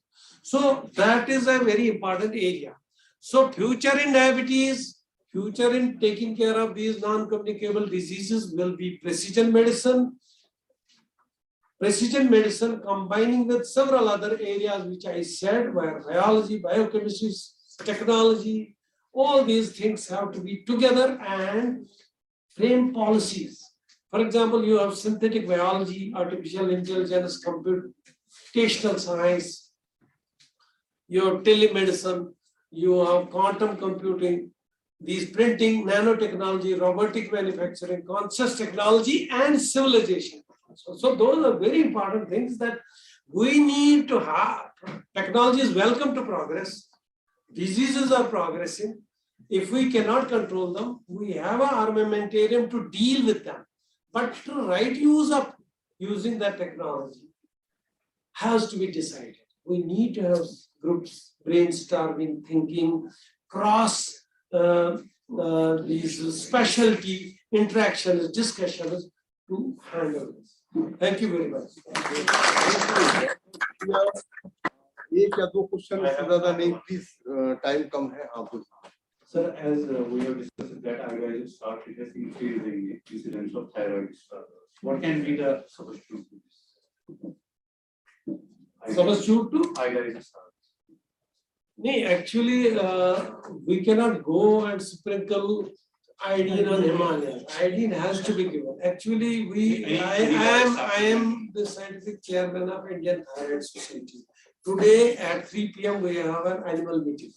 In fact, one of the important sessions we have kept on that should we tell government two things, that we need to modify the dose of iodine in the salt. We feel that the dose of iodine in the salt is little high. Okay, that's one. Second, we need to tell government that every newborn, human newborn, has a birthright to be screened for thyroid dysfunction. It is not being done in India yet. Gynecologists, physicians, everybody, and even endocrinologists will do a pregnant woman 20 thyroid tests. They will do after that 90 tests. Everybody is doing thyroid tests, but you will never find a newborn tested, which is a mandatory requirement in US, Europe. Because if you find a hypothyroid kid, he is definitely going to have mental retardation. If you don't have severe, if you are borderline, you are still going to lose some IQ points. So that is a mandatory requirement. It is not being practiced here. It's done only when mothers are. No, mothers will get treatment, they will be tested 100 times. But we are not sensitized, we are not aware that baby should be done. Should do something about it. I have written several articles on that. I have made laws, but it doesn't do. So I approach a thyroid society that let us put only, we are doing meetings now and then, let us do only these two points. So similarly about thyroid, we are saying that iodine dose is probably a little higher, especially in the sea areas, in Bombay, in Goa and South. They have iodine, good iodine content in the salt also. So probably there the thyroid percentage is higher. One, it needs to be researched in a proper way. Research is not done proper way. Second, then we need to convince the government policy makers to modify it. Any nutraceutical which can compensate for the iodine? Iodine? Iodine. No, I don't think. We don't have alternative. Like for sugar, we can add cinema. No. Seafoods have more iodine content. Yes, seafoods have more iodine content. Like if you have nadru in the dal, that also has iodine content. Because some iodine, even if here is less iodine, it finally leaches out and settles down. And through roots of that, it comes out. So we have something like Nadrukal, one food in the sea that if you take that more, you get greater. That is not because dose iodine, because of excess iodine. Excess iodine also.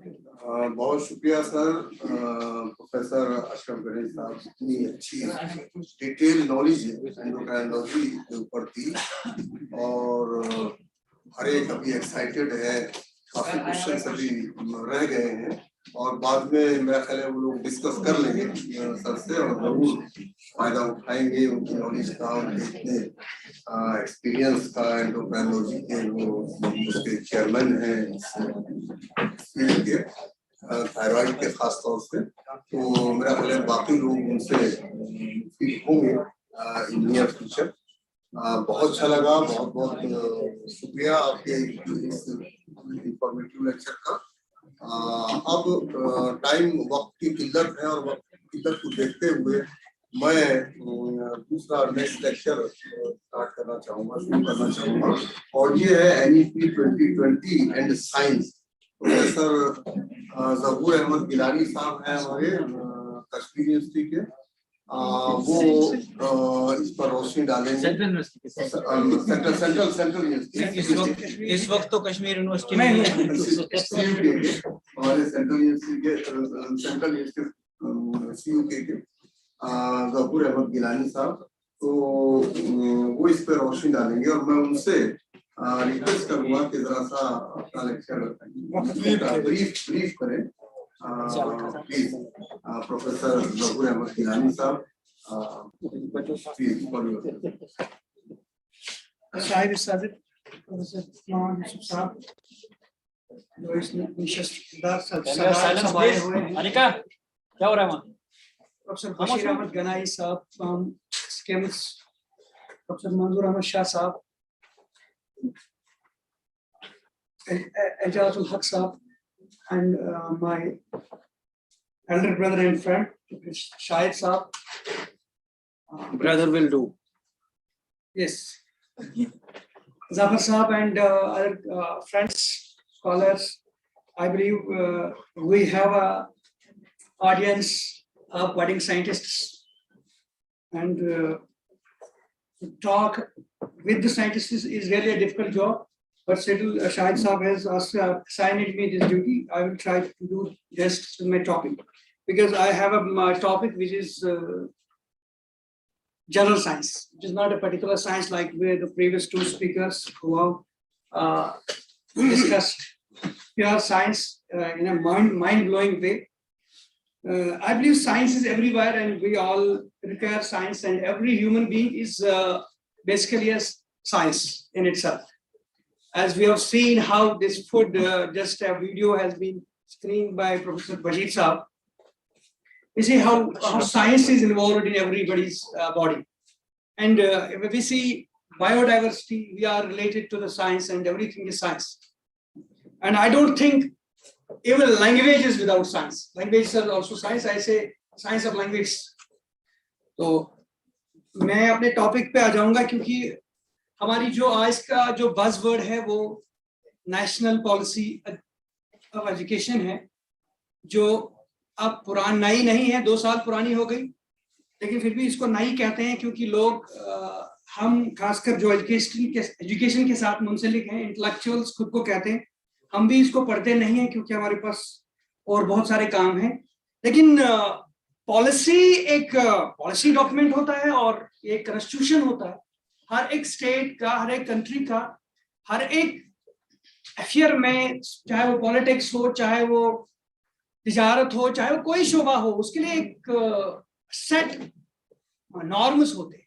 तो इस तरह तालीम के लिए भी एक set norms बनते हैं, कॉन्स्टिट्यूशन बनते हैं, कॉन्स्टिट्यूशन फॉर एजुकेशन। और अगर हम एजुकेशन दे रहे हैं या ले रहे हैं, हमारे स्कॉलर तो ले रहे हैं, हम दे रहे हैं, तो हमें मालूम नहीं कि कॉन्स्टिट्यूशन क्या है, हमें कैसी तालीम देनी है और क्या इसके लवाजिमात हैं। तो मुझे लगता है ये नाइंसाफी है।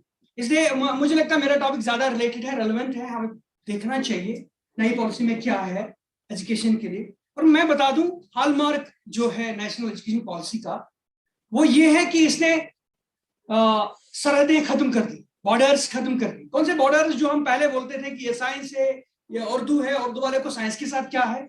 अरे भाई संस्कृत पढ़ रहा है तो साइंस क्या जाने, है ना? कश्मीरी पढ़ रहा है तो साइंस के साथ क्या करे? लेकिन ये जो स्कोप का मेला आजकल चल रहा है, ये हम देख रहे हैं कि साइंस सबका है और लैंग्वेज भी सबकी है। साइंस की कोई लैंग्वेज नहीं, सारी लैंग्वेजें साइंस की है, सारी जुबानें साइंस की है। इसलिए हमें चाहिए कि हम देखें हम क्या कर सकते हैं, क्या खिदमत कर सकते हैं अपनी लैंग्वेज में, लोकल लैंग्वेज में। क्योंकि जैसे मंजूर साहब ने कहा कि लैंग्वेज को रिप्लेस नहीं किया जा सकता। हम कितना भी साइंस क्यों ना जाने, लेकिन जो अंदर वाली चीजें, बेसिक चीजें हैं, वो हम रिप्लेस नहीं करेंगे। उसको अंग्रेजी में नहीं कर सकते, उसको हमें अपनी लैंग्वेज में ही सीखना है, समझना है। खासकर कुछ चीजें जो हैं वो जोग्राफिया के साथ रिलेटेड होती हैं, इलाके के साथ रिलेटेड होती है।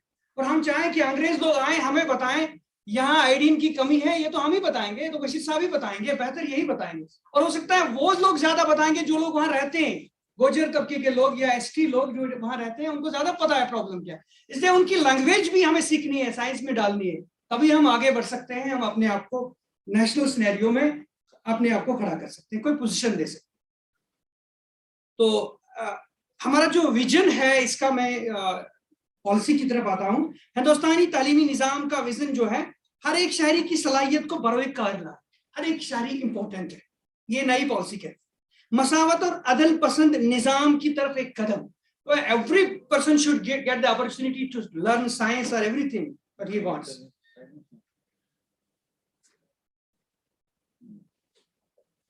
और नई पॉलिसी का मिशन जो है, नई तालीमी पॉलिसी के तहत तालीम के तमाम मुमकिन पहलुओं का असर नव जायजा ले। क्योंकि एजुकेशन अब वो नहीं चलेगी जो हमने देखा। हमारे पास अभी जो पॉलिसी चल रही थी वो 86 की थी। और मैं एक एग्जांपल बता दूं, 86 में हमारे पास एंड्रॉइड फोन नहीं था, और आज एंड्रॉइड फोन ने एजुकेशन पे कब्जा कर रखा। क्योंकि आज अगर हम क्लास में जाएं और कोई इंफॉर्मेशन दे, वो 10 लोग डायबिटीज हैं, लेकिन अगर बच्चे ने गूगल किया और वहां 50 निकले तो हम will cut a sorry figure. इससे बड़ा खतरनाक निजाम है। 40 कहां से लाएंगे? 40 कहां से लाएंगे? तो मुश्किल होगा। इसलिए मैं कहता हूं कि पॉलिसी बदलनी है, ये जरूरी है कि we have to go according to the time. आज आईसीटी ने एरा ऑफ आईसीटी है, इसलिए वी मस्ट लर्न, एजुकेशन को इसमें डालना है। तो इसलिए हमें ऐसे पूरे तालीमी निजाम का जायजा लेना, इसको ओवरऑल करना। ऐसा नहीं है कि हम कुछ चीजें बदलें, पूरा बदलना है। और उसके लिए हमें पहले जहन को बदलना है। अभी भी हम अपना जहन नहीं बदल रहे, बड़े मुश्किलात हो रहे हैं। 21वीं सदी की तालीम के अहम आदाब क्या हैं, ये हमें देखने हैं। क्योंकि now we can go with education जो 1 सेंचुरी पहले हम देखते हैं। हिंदुस्तानी रिवायत और इक़दार के साथ तसलसल और वाबस्तगी। फिर मैं ये कहूंगा कि जोग्राफिया एक अहम चीज है। क्योंकि हमारी जो साइंस में इजादात होती हैं वो ज्यादा वेस्टर्न कंट्रीज में होती हैं, तो हम नहीं एक्सपेक्ट कर रहे हैं कि वो हूबहू यहाँ हम इंप्लीमेंट कर सकते हैं। We should have a local touch. जैसे हमने कहा कि आयोडीन की कमी कहीं और कम होगी, कहीं ज्यादा होगी, इट डिपेंड्स ऑन द जगह।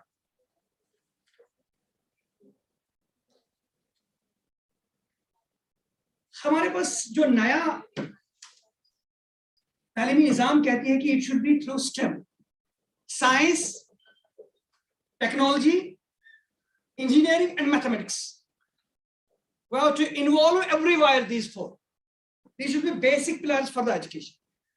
2030 तक पायदार तरक्की, सस्टेनेबल डेवलपमेंट के लिए ग्लोबल एजुकेशन डेवलपमेंट एजेंडा ने 4 अहदाफ की अक्कासी की ताकि 2030 तक जामे और मसावी मियारी तालीम को यकीनी बनाया जाए और ताहयात तालीम के मौके फराहम हों।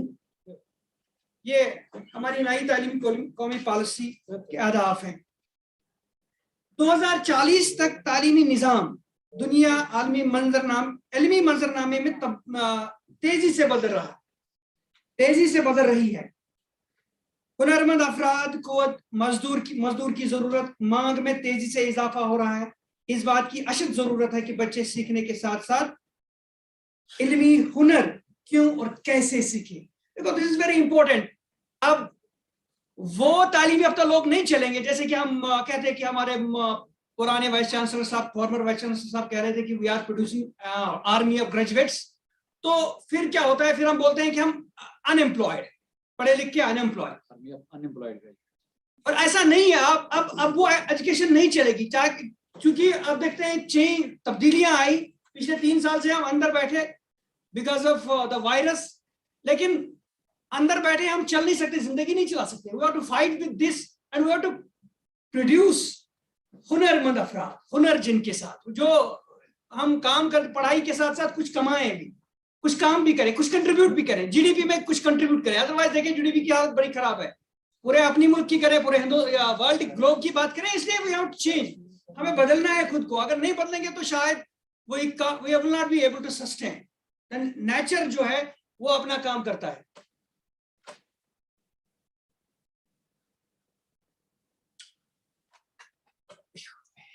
तालीम को वाफिर मवाद की फराहमी के लिए बजाय ज्यादा सीखने की तरफ बढ़ना चाहिए। तनकीदी सोच और मसाइल को कैसे हल किया जाए। अब तालीम यह नहीं है कि हम बच्चे को साइंस की कहानी पढ़ाएं या किसी और मुल्क की कहानी पढ़ाएं, फलानी जगह में थॉमस अल्वा एडिसन ने बल्ब इजाद किया, वो अब बल्ब जो है ना वो बदल गया, अब एलईडी लैंप है। मैं समझता हूँ क्योंकि बल्ब की एनर्जी हमें अवेलेबल नहीं है, उसमें एनर्जी बहुत ज्यादा चाहिए, इसलिए वी हैव टू इनोवेट। हमें नई चीजें देखनी है, मसाइल को देख के आगे बढ़ना। यानी कि पॉलिसी कहती है कि we have to change our system, curriculum हमें बदलना है, तभी तो हम आगे बढ़ सकते हैं। तख्लीकी और कसीम जहती कैसे बने, कैसे हम मल्टी डिसिप्लिनरी बने। मल्टी डिसिप्लिनरी बनना जरूरी है। पर देखो, मैंने हॉलमार्क कहा कि ऐसा एजुकेशन कहा कि इसने सरहदें खत्म कर दी। अब ये जरूरी नहीं कि आप सिर्फ फारसी पढ़ें और फारसी के आगे और कुछ ना पढ़ें। सिर्फ फारसी पढ़ के आप काम नहीं कर सकते, आपको साइंस भी साथ में पढ़ना।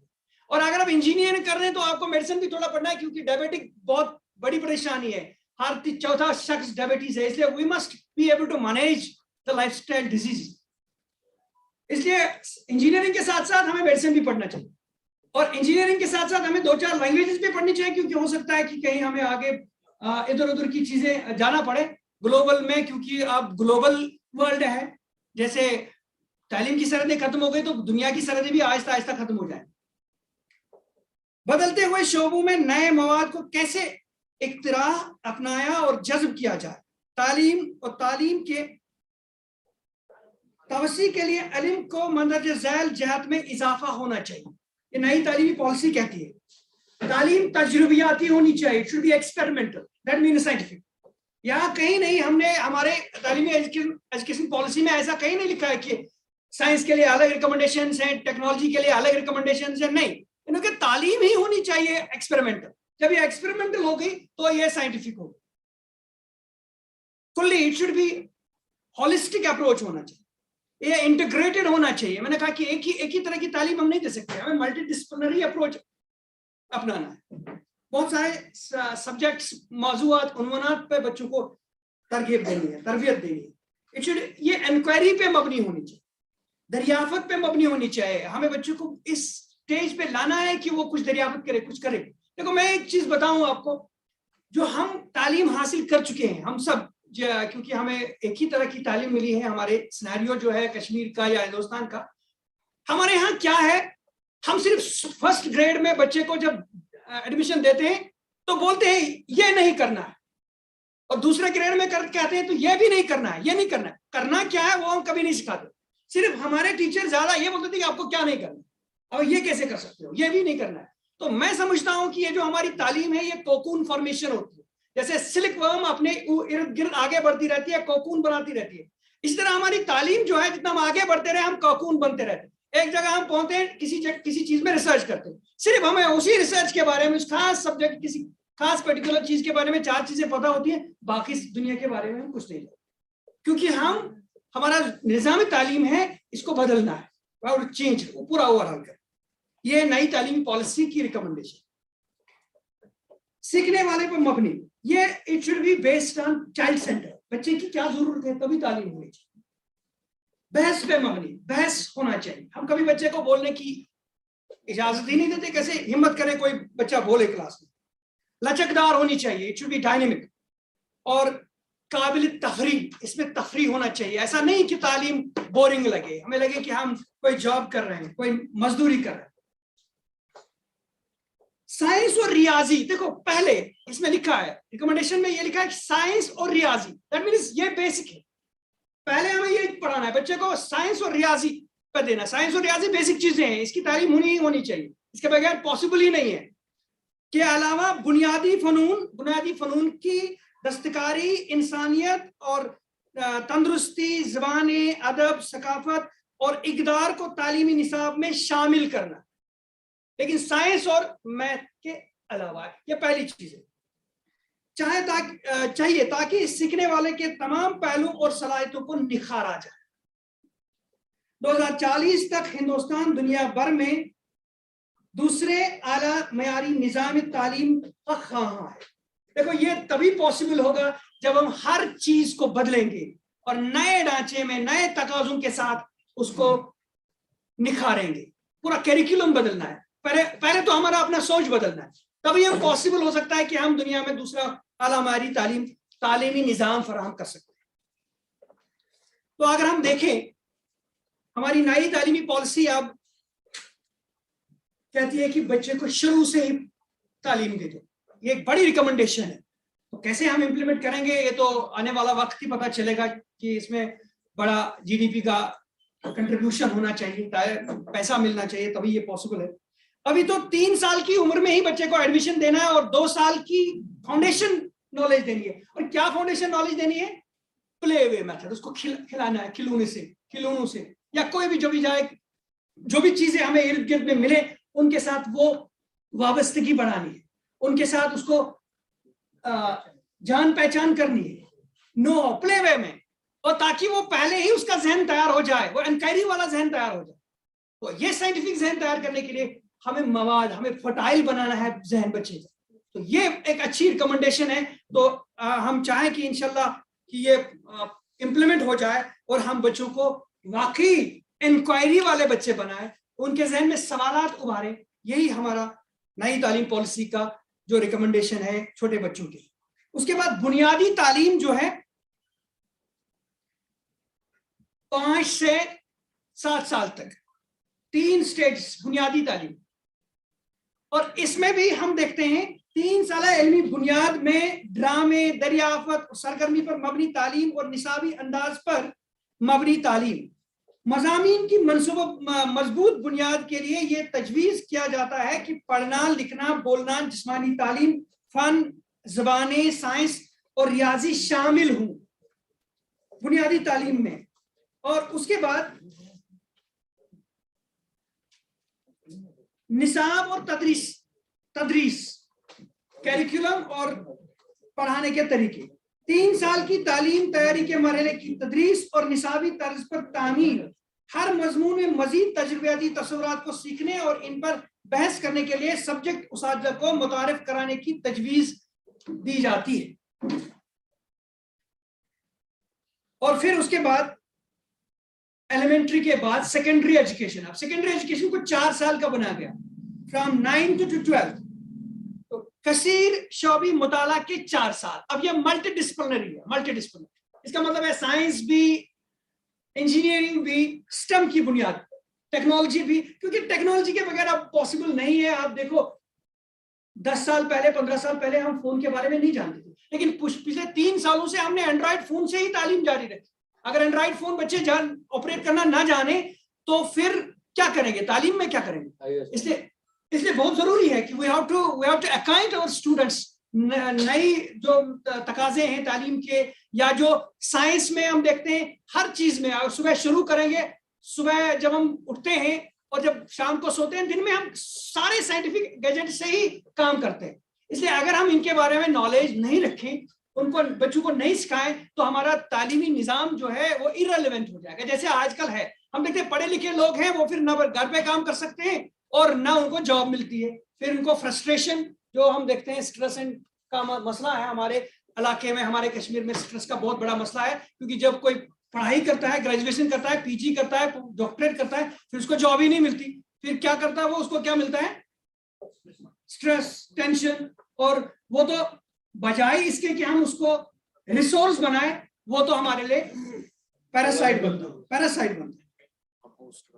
इसलिए जरूरी है कि हम तालीम को साइंटिफिक बना। तजुर्बियाती तालीम, तालीम के तमाम मराहिल में तजुर्बियाती लर्निंग को अपनाएं, फनून और खेलों के इंजमाम को शामिल करें, हेड ऑन लर्निंग, कहानी सुनाने पर मबनी तदरीस को मयारी दर्सगाह के तौर पर शामिल करें। जैसे अभी मंजूर साहब ने कहा कि we should have a story telling mechanism, जैसे बॉटनिकल गार्डन में ले लें और फिर शेखुल आलम की कहानी सुनाएं, तो देखो कितना बच्चे को नहीं लगेगा मैं पढ़ रहा हूँ, उसको ऑटोमेटिकली बायोडाइवर्सिटी समझ आती है। तो ये नई तालीमी पॉलिसी रिकमेंड कर रही है, तो हमें इसका ख्याल रखना चाहिए। सीखने के नताइज हासिल करने के लिए क्लासरूम के लेन देन काबिलियत पर मबनी सीखने और तालीम की तरफ मुंतकली। देखो अब नई तालीमी पॉलिसी ने कहा कि 360 डिग्री एवोल्यूशन होना चाहिए, असेसमेंट एंड एवोल्यूशन 360 डिग्री का मतलब ये नहीं है जो हम आजकल का निजाम जैसे देखते हैं, अभी मैट्रिक में लोग 500 से 500 में 500 नंबर लेते हैं, परेशान इंसान हो जाता है, आगे क्या करेगा ये, 11th में क्या करेगा, 12th में क्या करेगा, तो शुरुआत है 600 लेगा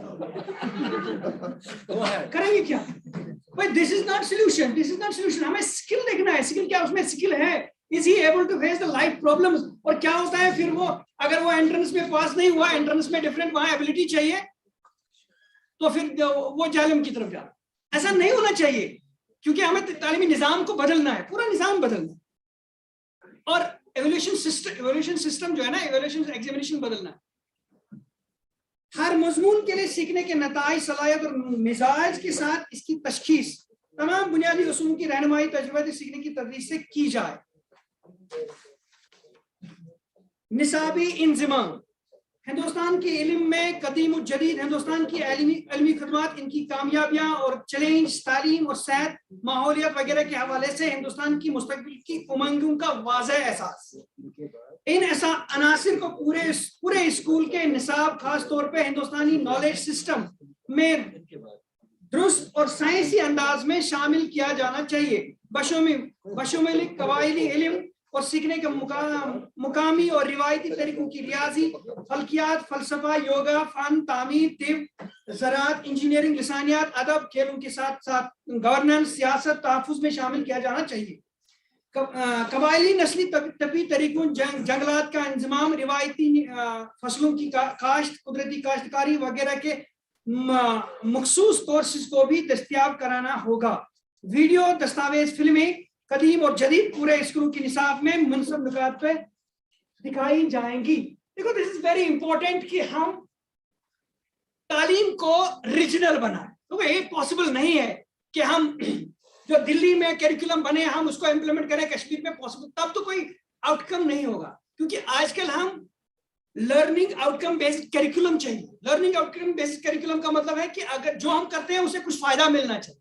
तो जैसे हमारे पास कुछ खास है, यहाँ एप्पल हम उगाते हैं, we are a horticulture driver society, तो एप्पल उगाने के लिए मुझे नहीं लगता कि कोई भी एक्सपर्ट दिल्ली से हमें कुछ गाइड कर सकता है। It is the farmer who is living in Sopor and Shopian can help us. तो इसलिए हमें बच्चों को सिखाना चाहिए, लोकल टच इसमें होना चाहिए, इट इज वेरी इंपॉर्टेंट।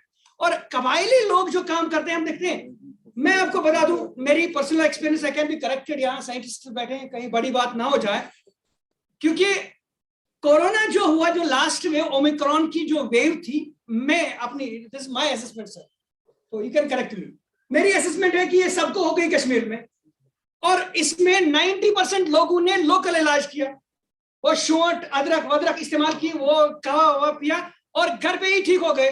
न लोगों ने ज्यादा टेस्ट किया और न लोग ज्यादा परेशान हो गए, और हर चीज का लोकल ज्यादा इम्पैक्ट होता है, लोकल इम्पैक्ट होता है, क्योंकि अगर ओमिक्रॉन हो जाए, अब बचे क्यों ना वो चीन से ही क्यों ना आए, लेकिन जब उसकी मॉडिफिकेशन होती है, जब उसकी म्यूटेशन होती है, तो उसका कोई लोकल टच भी लगता है।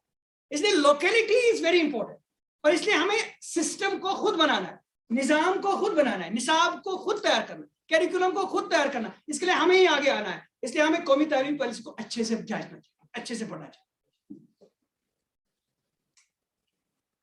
होनहार तलबा के लिए स्पोर्ट हमारे यहाँ तालीमी पॉलिसी में बिल्कुल एक वाज़ेह तौर पर कहा गया कि जो गिफ्टेड चिल्ड्रन है उनके लिए खसूसी रियायत होनी चाहिए, उनके लिए खुसूसी स्कॉलरशिप होना चाहिए, तभी वो आगे बढ़ेंगे। क्योंकि हमारे यहाँ ऐसा नहीं है, यहाँ स्कॉलरशिप का कंसेप्ट बिल्कुल कमजोर है। क्योंकि हमने देखा है अक्सर जो टैलेंटेड बच्चे होते हैं वो मीडियम फैमिली से आती है। जैसे हम देखते हैं कि अगर हम देखें, अगर हम एनालिसिस करें, एक रिसर्च करें, तो अच्छे लोग जो अच्छे बड़े ओहदों पे आए हैं वो बड़े मीडियम फैमिली से आते हैं। तो कितने मुश्किलात होते हैं उनको ये नॉलेज, ये तालीम हासिल करने में, वो वही जानते हैं अगर हम किसी का एक टेल सुने तो। लेकिन इनके लिए एनकरेजमेंट के लिए खास इंतजाम होना चाहिए, वो तालीमी निजाम को ही करना है, वो प्लानर्स को ही करना है, तभी जाके हम एक्सपेक्ट करते हैं कि हमारे साइंटिस्ट बनेंगे, हमारे अच्छे एजुकेशनिस्ट बनेंगे, फिर वो कंट्रीब्यूट करेंगे नेशनल और इंटरनेशनल लेवल पे। तो हमें इसके लिए क्या करना चाहिए, एनईपी क्या बोल रही है, हमें मुबाहिसे के हल्के, इट इज डिस्कशन सर्कल्स। मैं चूंकि उर्दू में बता रहा हूँ, अगर आपको उर्दू में कहीं प्रॉब्लम है तो मैं अंग्रेजी कर सकता हूँ, अंग्रेजी में मुबाहिसे के हल्के, खेलों के हल्के, इको क्लब, सेहत और बहबूद के क्लब, योगा क्लब, साइंसी हल्के, रियाजी के हल्के, मूसीकी और रक्स के कारकर्दगी के हल्के, जुबान के हल्के। इन खतूत पर साइंस के मुख्तलिफ मज़ामीन में सेकेंडरी स्कूल के तलबा के लिए आला मयार के कौमी रिहायशी सेमिनार प्रोग्राम, सेमिनार समर प्रोग्रामों के हौसला अफजाई की जाए। मौसर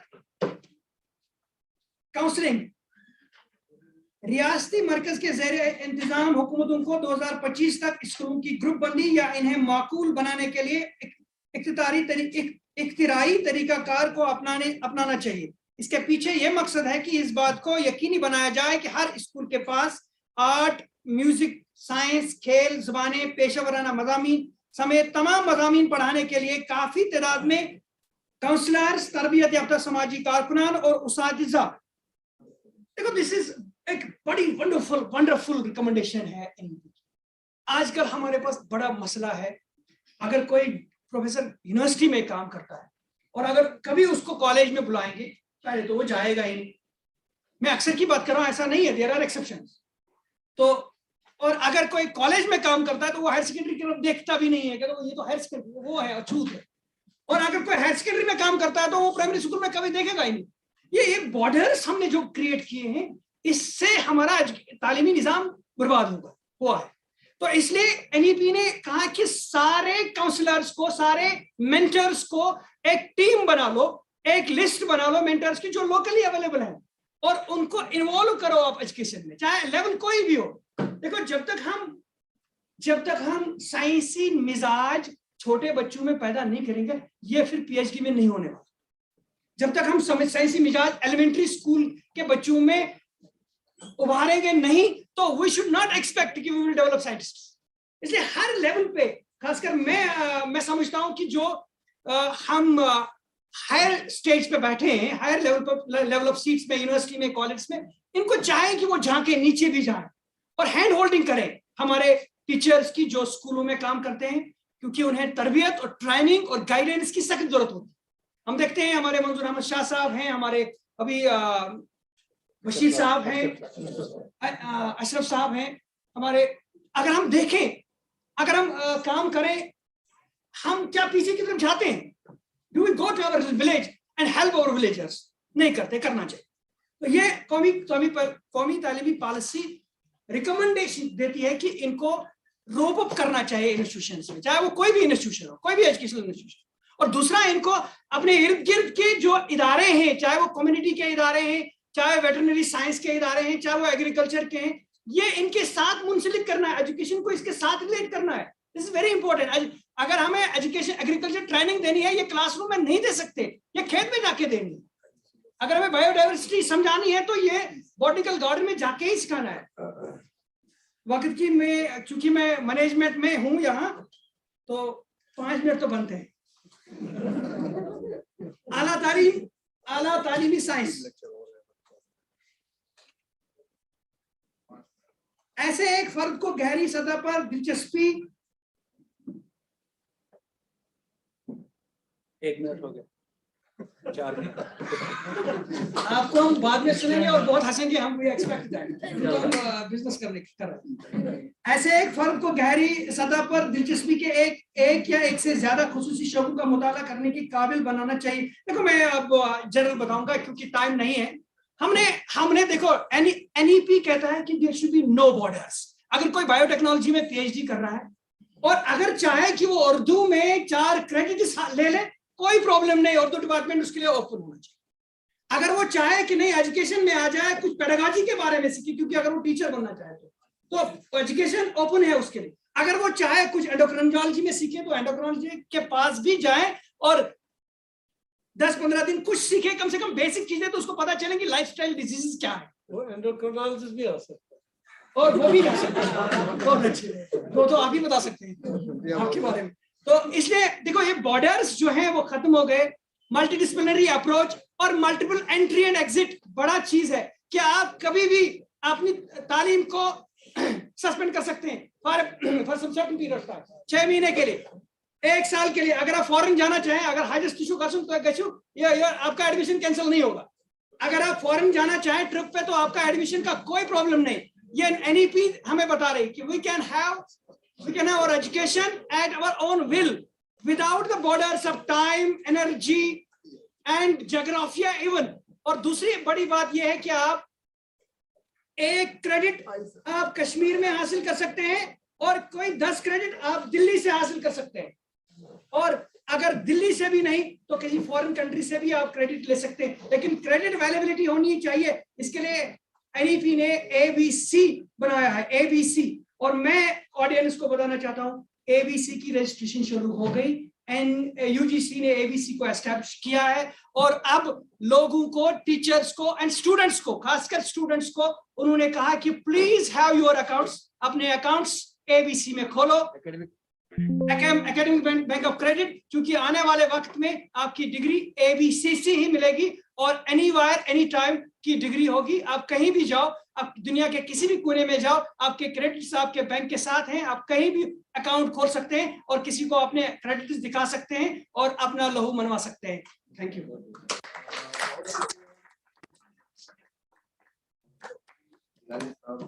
मैं इस स्पीच में एक 2 लाइन सुनाता चलूं, शायद साहब की परमिशन से।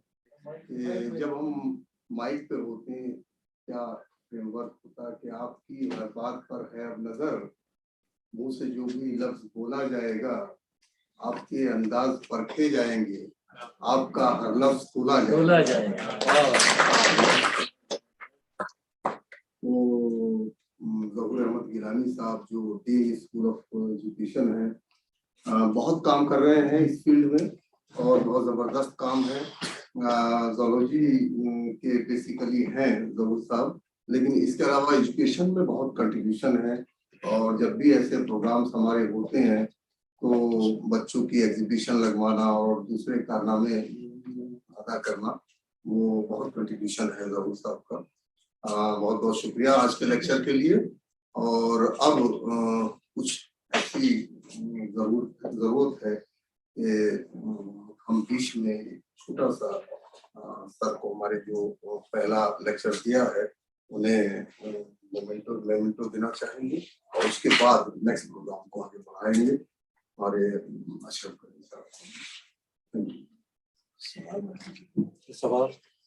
सवाल अभी सर, क्योंकि आप शोबे तालीम से हैं, साहब बिल्कुल दे देंगे।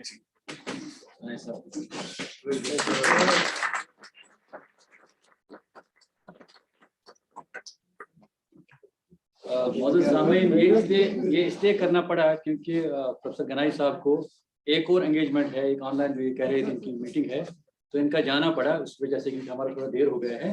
So he requested that he has to go. So I'm very sorry. I was very keen to listen to your lecture, but I have to deliver a talk at 3 p.m. I'll miss you. Ashraf साहब के बहुत बहुत मशहूर हैं। Very much. Thank you. Best of luck.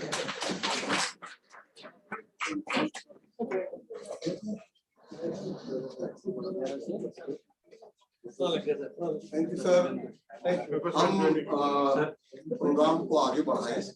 मेरा ख्याल है बाद में एक क्वेश्चन सर, चूंकि आप शोबे तालीम से हैं, अब एनईपी को अमल में लाना है, क्या आप लोगों ने कोई तरीकाकार वजह किया है, आई मीन मॉडल? कर और रहे हैं। दूसरा होगा ये 360 वैल्यूएशन क्या होगा? हाँ, उस पर डॉक्टर साहब काम कर रहे हैं। बहुत अच्छा। हमने सेंट्रल यूनिवर्सिटी ऑफ कश्मीर में मुझे लगता है कि बेशुमार ही कहें तो कह सकते हैं, एग्जैजरेशन नहीं होगी, 10 से ज्यादा सेमिनार हमने किए इन्हीं पे।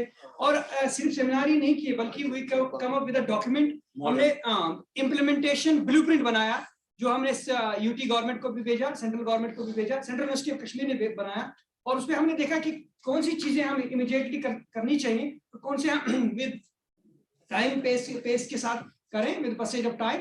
तो वो हमने बिल्कुल पूरी स्ट्रेटजी दे दी है, स्कूल लेवल पे भी, एलिमेंट बेसिक लेवल पे भी और higher education level. Sir 360 degree हाँ, वैल्यूएशन। 360 डिग्री बहुत अच्छे। ये तो it is a very important question. 360 degree means every angle. जैसे एंगल्स की बात करें तो जब हम देखते हैं एक 90 डिग्री एंगल, 90 डिग्री का मतलब है इतना हिस्सा आता है, इट इज 50%, कि इसमें जो आएगा वो 90 है।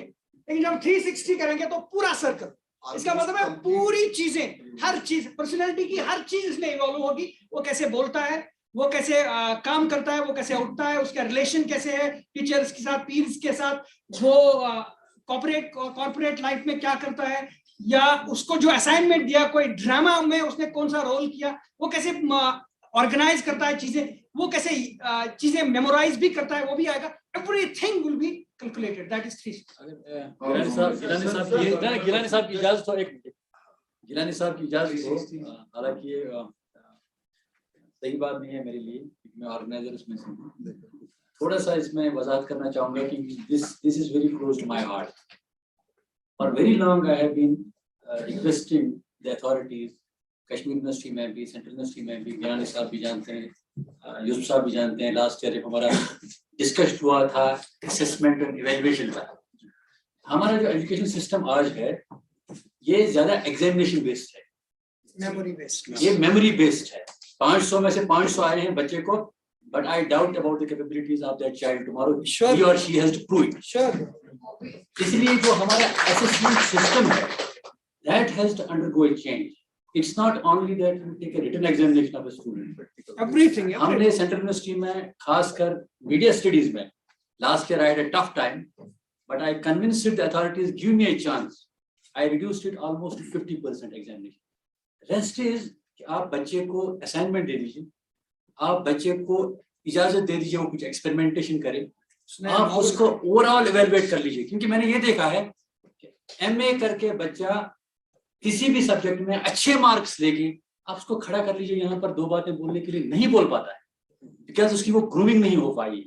तो ये नेशनल एजुकेशन पॉलिसी है, इसमें अब वही बात आई है वंडरफुल कि भाई जो हमारा एग्जामिनेशन एंड इवैल्यूएशन सिस्टम है, it has to undergo a change, it has to be a continuous assessment. आप देख लीजिए, आपने गौर भी देखा भी होगा, आप में से बहुत सारे कॉलेजेस से आए हैं, यूनिवर्सिटीज में भी एक वक्त आया कि एक हमारा होता है CIA कंटिन्यूअस असेसमेंट, जिसको हम बोलते हैं 30% marks.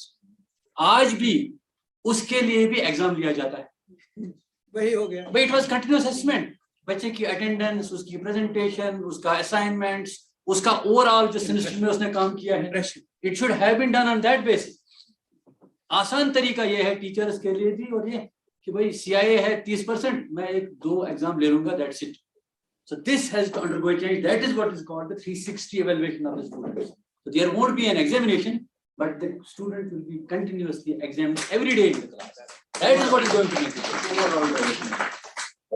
Sir, is it only teacher or society can assess? Society will let on. First we will assess. नहीं, जो सर्टिफिकेट गिविंग अथॉरिटी है वही असेसमेंट करेंगे। तो लेकिन हर चीज इसकी असेस होगी, और ऐसा नहीं है, देखो अभी होगा। above all you have to believe and you have to give credit to the teachers. You can't remove teachers from that. बहुत बहुत शुक्रिया वक्त की किल्लत को देखते हुए। Sir 2 bar We will extend this session by half an hour. कोई बात नहीं। गैदरिंग के सामने मैं इस बात का एतराफ करना चाहूंगा कि मैं मोहतरम ज़हूर साहब का अदना से एक शागिर्द रहा हूं। आज चुनांचे NEP कौमी तालीमी पॉलिसी पर आपने बहुत उम्दा लेक्चर दिया है। एक छोटी सी ऑब्जर्वेशन, चुनांचे आपने थोड़ी देर पहले कहा कि कौमी तालीमी पॉलिसी जो है वो बैन उलूमी नजरिए पर कार्रवाई, जहाँ ऐसी सूरत में जहाँ ये बैन उलूमी नजरिए पर मबनी है, बैन उलूमी नजरिए पर मबनी है, ऐसी सूरत में क्या आपको नहीं लग रहा कि इल्म की जो तखसीसियत है, इल्म की जो तखसीसियत वो मजरूत नहीं हो रही? देखो ये जो पॉलिसी है ना, पॉलिसी हम देखते हैं कि लर्निंग आउटकम बेस्ड है, लर्निंग आउटकम बेस्ड कि हमारे पास बड़ा चैलेंज जो है, बड़ा चैलेंज जो अभी दुनिया के अंदर और हमारे मुल्क के अंदर है वो है employment and generation of resources. और अब देखो, अब ह्यूमंस जो है, humans are being consider human resource, और ह्यूमन रिसोर्स तैयार करने के लिए हमें चाहिए कि बच्चे को एक्सपोज किया जाए बहुत सारे सब्जेक्ट्स को, बहुत, और फिर जिसमें वो चाहे आगे बढ़े। ऐसा कुछ नहीं है, there are no border tight boundaries की नहीं आपको जरूरत सब सब्जेक्ट्स पढ़ने, ऐसा नहीं है, लेकिन अपॉर्चुनिटी है, चॉइस है, और अगर वो फिर कोई खास सब्जेक्ट में जाना चाहता है, there is no any objection, he can have a specialization in one subject. one last question. उसमें बच्चे के इंटरेस्ट का भी ख्याल हाँ, रखा बच्चे गया है, choice है। क्रॉस द बॉर्डर दूसरा सब्जेक्ट भी ऑप्ट कर सकता है। ये अभी नई एजुकेशन पॉलिसी में है, इसलिए अगर किसी बच्चे को किसी पर्टिकुलर फील्ड में इंटरेस्ट है और उसमें वो एक्सेल कर सकता है तो वो वहां भी जा सकता। अब वो लिमिटेशंस नहीं है कि साइंस से बीएससी करना तो जूलॉजी, बॉटनी, केमिस्ट्री ही होगा, कोई एक सब्जेक्ट बाहर से भी वो ले सकता है। ये सब चीजें। दूसरी बात कि देखो, साइंस मैंने कहा it is not inevitable, inevitable कि साइंस के बगैर हम जी नहीं सकते, इसलिए तभी स्टेम को कहा गया कि वो ह्यूमैनिटीज के साथ जुड़े। हमें जरूर चाहिए कि engineering, technology, medicine and all that should be including the humanities as well, क्योंकि आर्टिस्ट के बच्चे को पता होना चाहिए मेरी बॉडी कैसे काम करती है, या मेरा एनवायरनमेंट कैसे काम करता है, हाउ द बायोडाइवर्सिटी बिहेव्स। या अभी हम देखते हैं हमारे यहाँ प्रॉब्लम है, हर एक इंसान की ये प्रॉब्लम है, 2014 में फ्लड्स आ गए तो सब लोग अब हायर एल्टीट्यूड्स की तरफ भागने लगे, अब कोई मकान डाउनवर्ड में नहीं बना रहा है, लेकिन ये नहीं देख रहे हैं कि हम सिस्मिक जोन में है, हाईली वेरिएबल सिस्मिक जोन में है, अगर कभी जलजिला आया तो फिर कहाँ जाएंगे? इनका लास्ट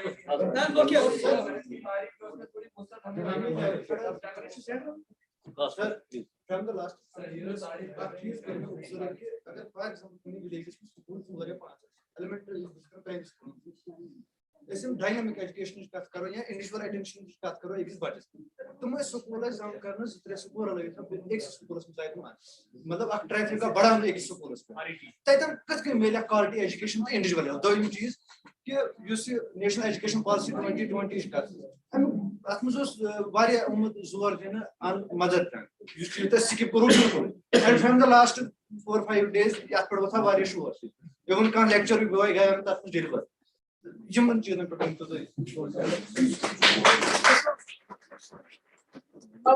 पे मैंने कहा कि लोकल टच जब हम लोकल की बात कर रहे हैं तो मदर टंग इसमें ही आती है, क्योंकि साइंस को it should be related with the locality, ज्योग्राफिया, और इसका मतलब है लैंग्वेज इसमें पहली चीज है। और मीडियम देखो, मैंने कहा साइंस की कोई लैंग्वेज नहीं, मैंने ये बताया, इसका मतलब है सारी लैंग्वेजें साइंस की।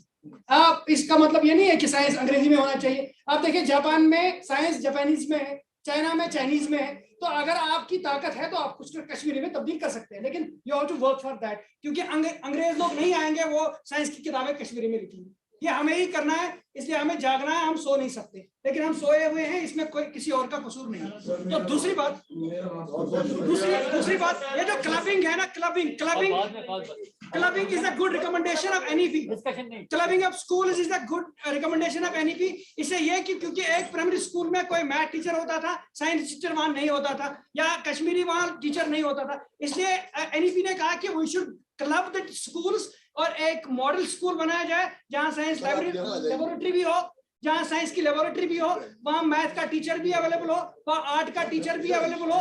ये रिसोर्सेज क्लब करने का मामला है ये, लेकिन हम ग्राउंड लेवल पे करते क्या है वो दूसरी बात है, लेकिन एनईपी ने रिकमेंड किया कि हम we should club the resources, human resources as well as the infrastructure. Thank you very much. बहुत शुक्रिया, बहुत शुक्रिया। नाउ नो मोर क्वेश्चन, बाद में डिस्कस कर लीजिएगा आप। I am available, मैं नंबर दे दूंगा तो आप कितने भी क्वेश्चन कर सकते हैं। अभी हम अगला प्रोग्राम, अगला प्रेजेंटेशन शुरू करने जा रहे हैं। और ये प्रेजेंटेशन भी बहुत ही अच्छा टॉपिक है, बहुत ही उम्दा टॉपिक है और आप लोगों को बहुत कुछ सीखने को मिलेगा इससे। Imagining the world of science in 2050, बड़ा उम्दा टॉपिक। और इसके लिए मैं रिक्वेस्ट करूंगा एजाजुल हक साहब से, जो प्रोड्यूसर हैं EMRC के, कश्मीर यूनिवर्सिटी के, एक बार आप फिर से एंजॉय कीजिए एक अच्छे टॉपिक को। रिक्वेस्ट है एजाजुल हक साहब। चेयरमैन साहब आधा घंटा हम बढ़ा देंगे, एजाज साहब अपना आराम से, थैंक यू सर, जो भी आधा घंटा वक्त देंगे। Thank you. So I am working on extension actually. बहुत बहुत शुक्रिया। The problem with the last speaker is that I find myself like a last dish served, and by the time you feel like taking me, your hunger is gone. Because since morning you've had such wonderful, profound, practical presentations about different aspects of science and technology, medical science and biodiversity and national education policy. So the earlier three speakers are from the world of action. We belong to the world of theory. They do, we talk. That's the difference. I really appreciate the sense of irony by CUK organizers, particularly Professor Shahid Rasool, by giving me this topic and the way they phrased it.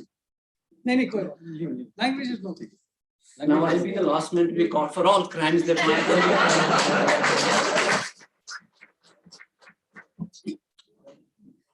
Anyway, I feel like I'm committing a violation against you, because as listeners, you feel always looking at the face of the last speaker, that sooner he finishes, better and happier will I feel. Oh, that's really an honor. That's really an honor. And that is what keeps me stuck to my, of course, the earlier three presentations, which were really very enjoyable. Yes, sir. Gustavo last में आता है, इसलिए आपको last में. But you normally take Gustavo home. You don't take it there, because by the time you've had such mouth-watering dishes already. So by the time that Gustavo is served, Gustavo is praised, but Gustavo is seldom taken on. So thank you very much, really.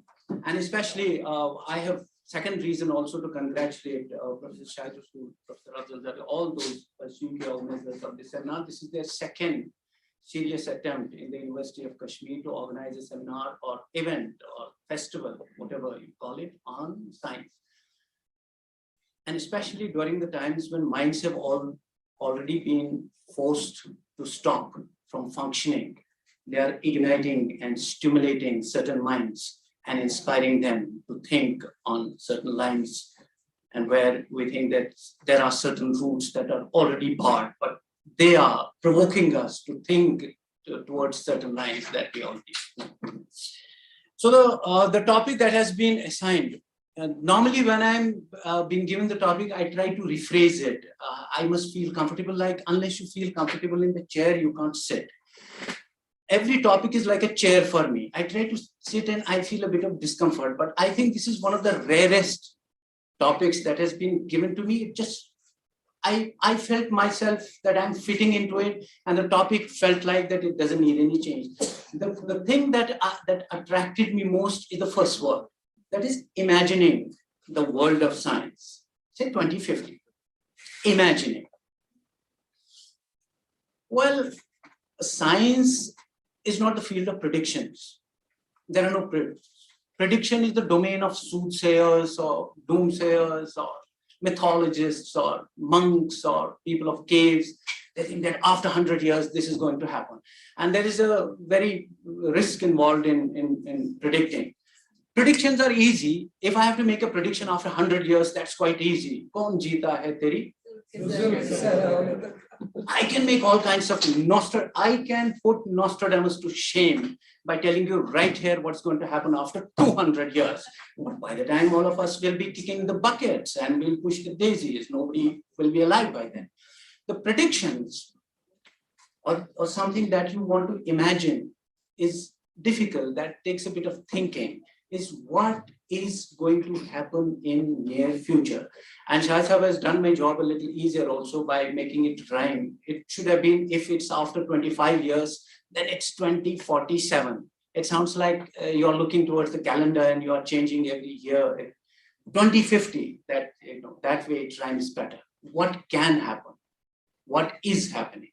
So the thing that reignites the mind of a curious knowledge seeker, whether you're a scientist, as you put it, as Zuhur Sahab put it right, that science doesn't have a language. I really liked it. It's a takeaway. Science doesn't have a language. In fact, science is a language. So what is that language about? How do we imagine in science? What are the things that we take into consideration before making an imagination? Science doesn't work on dreams. Science doesn't work on fantasies. It's not that one, of course, there was a scientist called Kekule. He dreamt of something and then woke up to find that benzene ring. But that benzene ring was already making rounds in his mind. So his dream was inspired by a reality. In science, things work reverse. Your dream is not just a dream that I suddenly stand up. And we have a friend, he says that whenever a thing happens, I knew that. In science, there's nothing like you knew it. In science, there are no sacred questions. In science, there are no secret questions.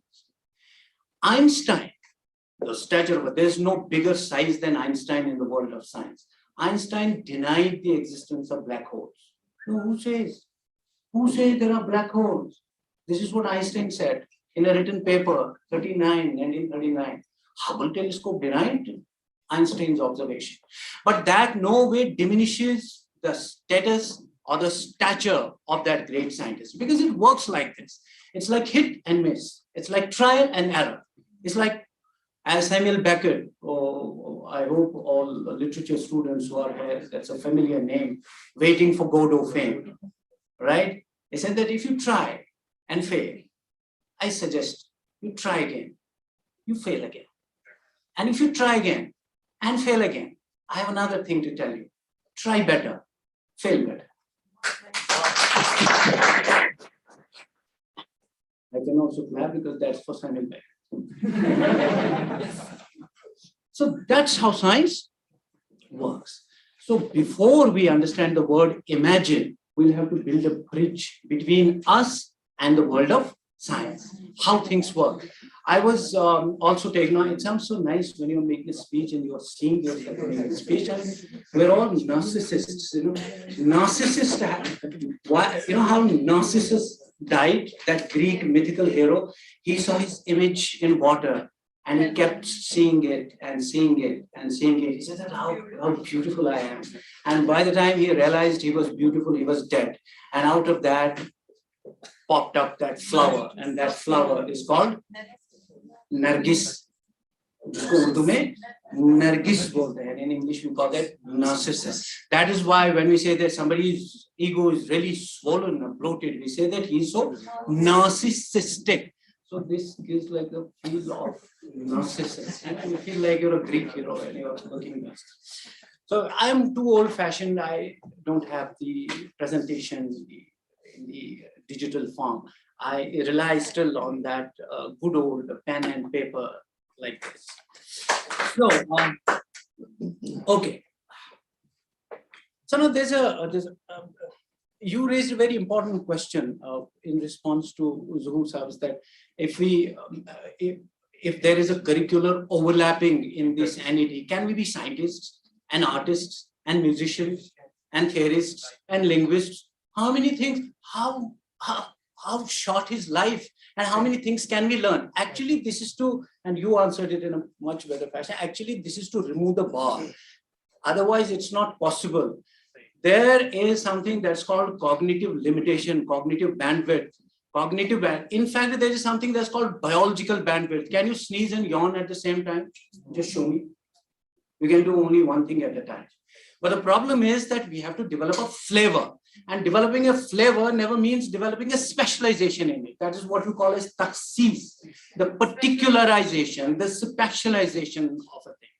So once So this is just a dabbling in that. As a student of journalism, we are the people of our tribe are already notorious for knowing everything about something and something about everything. You know, they say that the one who really wants to have a good scholarship, he doesn't have to be a good journalist, because either he has to be a journalist or he has to be a scholar. So we lie somewhere in between bats and birds. In birds, we call ourselves bats, and so we have a dual identity, we are double agents.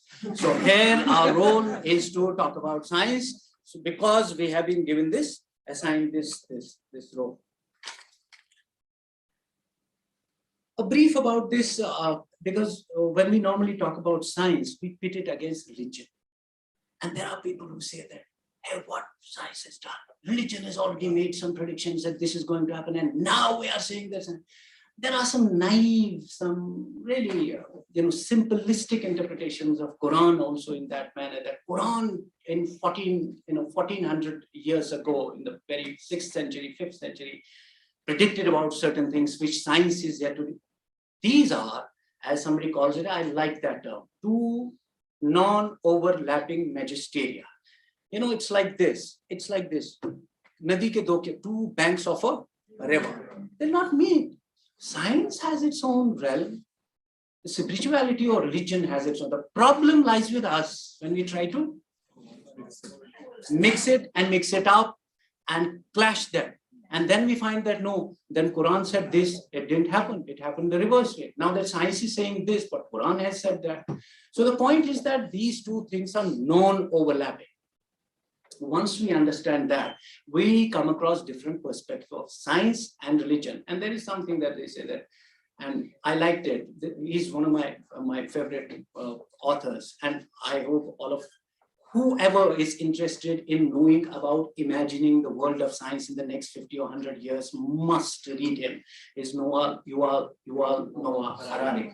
Yuval Noah Harari is Homo Deus. He says that science, and look at this. This is the storytelling format that you were talking about, that if we are to make our children understand about certain things, make an image.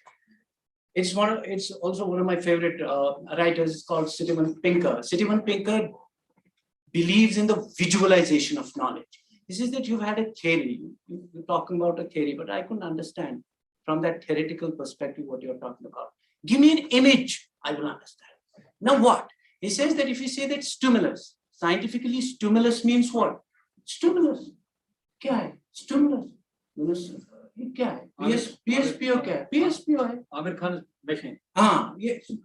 Then he says, what is stimulus? Stimulus in the dictionary is defined and this and this and this and this. But I could still understand what is stimulus. Give me something. He says it's tap on the wrist. That is stimulus. The wrist I know. Tap I feel. Give me an image. So work by allegories, work by metaphors. That is how we understand science. So Yuval Noah Harari's whole thesis is based on all those wonderful allegories and metaphors and some wonderful similes. He says science and religion are like husband and wife. And all those people who stay married here, they know that how discordant, how always querulous and always lawful, and you say chalk, she says cheese, and you find out that. And there's a world has seen only 2 world wars, but married people see world wars every year. As somebody has said that किस धूम से करता है बाइस तो एक कयामत के चर्चे यहाँ रोज की आंखें मिलती हैं यहाँ रोज. So wars happen every day. So I'm this young lot. I'm just trying to. But this is something that this is the fruit that those who taste, as they say. So Yuval Noah Harari takes to compare religion and science with this beautiful allegory of a married life. Says that science and religion are like husband and wife. And even after 500 years of marriage counseling, they still fight. Husband still dreams of Cinderella, and wife still imagines about Prince Charming. So that's how it will go. So you as mature. Somebody said marriage is a misunderstanding. Once it comes to understanding, it leads to divorce. So once we understand the perspective of religion and science, there is very less chance that we'll be confused. But of course, confusion is the hallmark of every science study. Because unless you are confused, you will not think. If things get clear, it's as clear as 2 and 2, 4. There is nothing as clear as 2 and 2, 4. Science works on Popperian principle. You know, for all young students like here, actually it's the knowledge base that matters. We should not make some superficial or superfluous conclusions. Science doesn't work on sloganeering. That if A is this, B is this, that means from A and from B, we draw an immediate corollary. It's much more calibrated. It's much more subtle. It's much more serious than that. It works on Popperian principle. You know what's Popper? Karl Popper was one of the most influential 20th century philosophers. He said that in science, if the thing is not proved false, it doesn't exist. So we can only either temporarily accept or permanently reject. If you are accepting a theory in biodiversity, Dr. Manzoor is constantly looking for something. There is something wrong in the theory. So by the time that wrong dawns, and then, so that's how science works. Another thing is that what can happen? For that, we'll have to understand what is happening. I'll recommend you, all of you, young, bright students here, if you really want to genuinely have the basis of scientific knowledge and scientific understanding. And I, sir, I also request you, the way you're making this popularization of science, this is so wonderful. I'll just try to add a little dimension to it, the popularization of science literature. Because literature about one is the popularization of science, scientific studies, as we have had such nice, wonderful research-based presentations here. The second is about the science literature. Carl Sagan, hope all of you might be familiar with, demon-haunted world, when people will take medicine according to somebody eldest in the locality had dreamt of, and then whether he dies or lives, that was not the problem. But he could not defy the eldest saint in the town. So that was the demon-haunted world that Carl Sagan talks about. 1. 2, recently, last month, I just came across that book. That's a wonderful book about exactly the same topic, and I don't know how telepathy works. When Professor Shahid Rasool called me, I think I was preparing. I was reading that book. I don't know how did he know that, what am I reading? I was reading the book that's titled as The Physics of the Impossible. Michio Kaku. They're such mouthfuls. The Physics of the Impossible. He talks about certain impossibilities and he categorizes them C1, C2, and C3, category 1, 2, and 3. There are certain things that can happen in the immediate future, in fact, that have started happening, as Dr. Ashraf was just showing you how artificial intelligence is making inroads in medical science and in other fields. And there's a class 2 set of impossibilities that can happen maybe at the turn of the century, at 2020, 2020, whatever, after that, right? And then there is a class of impossibilities. And he lists certain impossibilities that can happen. I'm taking this subject beyond 2050.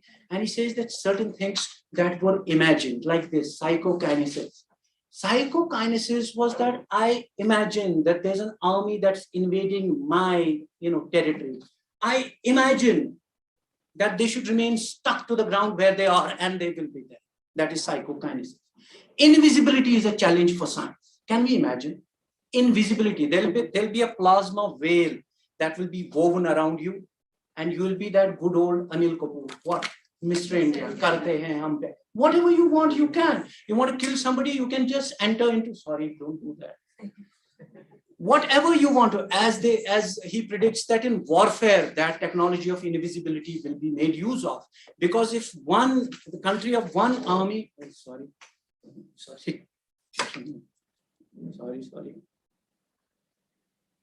If the army of one country wants to cross the border without being seen, science and technology will provide them a cover whereby wearing and weaving that veil around them, they will not be seen. That's a challenge, invisibility challenge. Telepathy. And today it sounds mythical.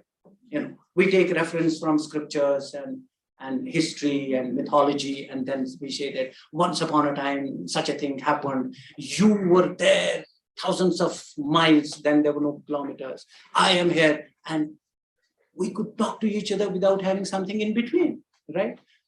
Psychokinesis, invisibility, telepathy, and certain challenging things that science has taken for itself. One. Second is this, who I talked about, Yuval Noah Harari. He talks about three things, and that really, you know, that like stirs the chord of imagination. That's why I like this, imagining the world of science. He says that there are three big challenges for humanity, for the world of science in this century, because this is the dawn of the century. We have still 90 more, almost 9 or 8 decades left of this century. He says that we can be permanently happy. Science can make a drug. Injecting that drug, it sounds very impractical, and it sounds so bizarre. How can we, even if I'm rolled over by a truck and my parents will not cry over me because they'll be permanently happy. See the perspective he builds. He says, what is happiness? Happiness is actually the release of certain chemicals. When you're happy, say you've got 500 out of 500, you're on top of the world. What is that being on top of the world? It's a feeling. That's actually a feeling. Otherwise, you are there where you are. You are same. I say that I'm on cloud 9. No, I'm on cloud 8. Nobody has skyrocketed me. But what is that? That's like a feeling. What's on being high? You know, when somebody takes a drug, what does it do? It releases certain chemicals that take me away from the real world and parachute me into something that I don't know and I can't express. He says that if this is the case, science can invent a drug. Injecting that drug into a human being will release the same chemical. Then you will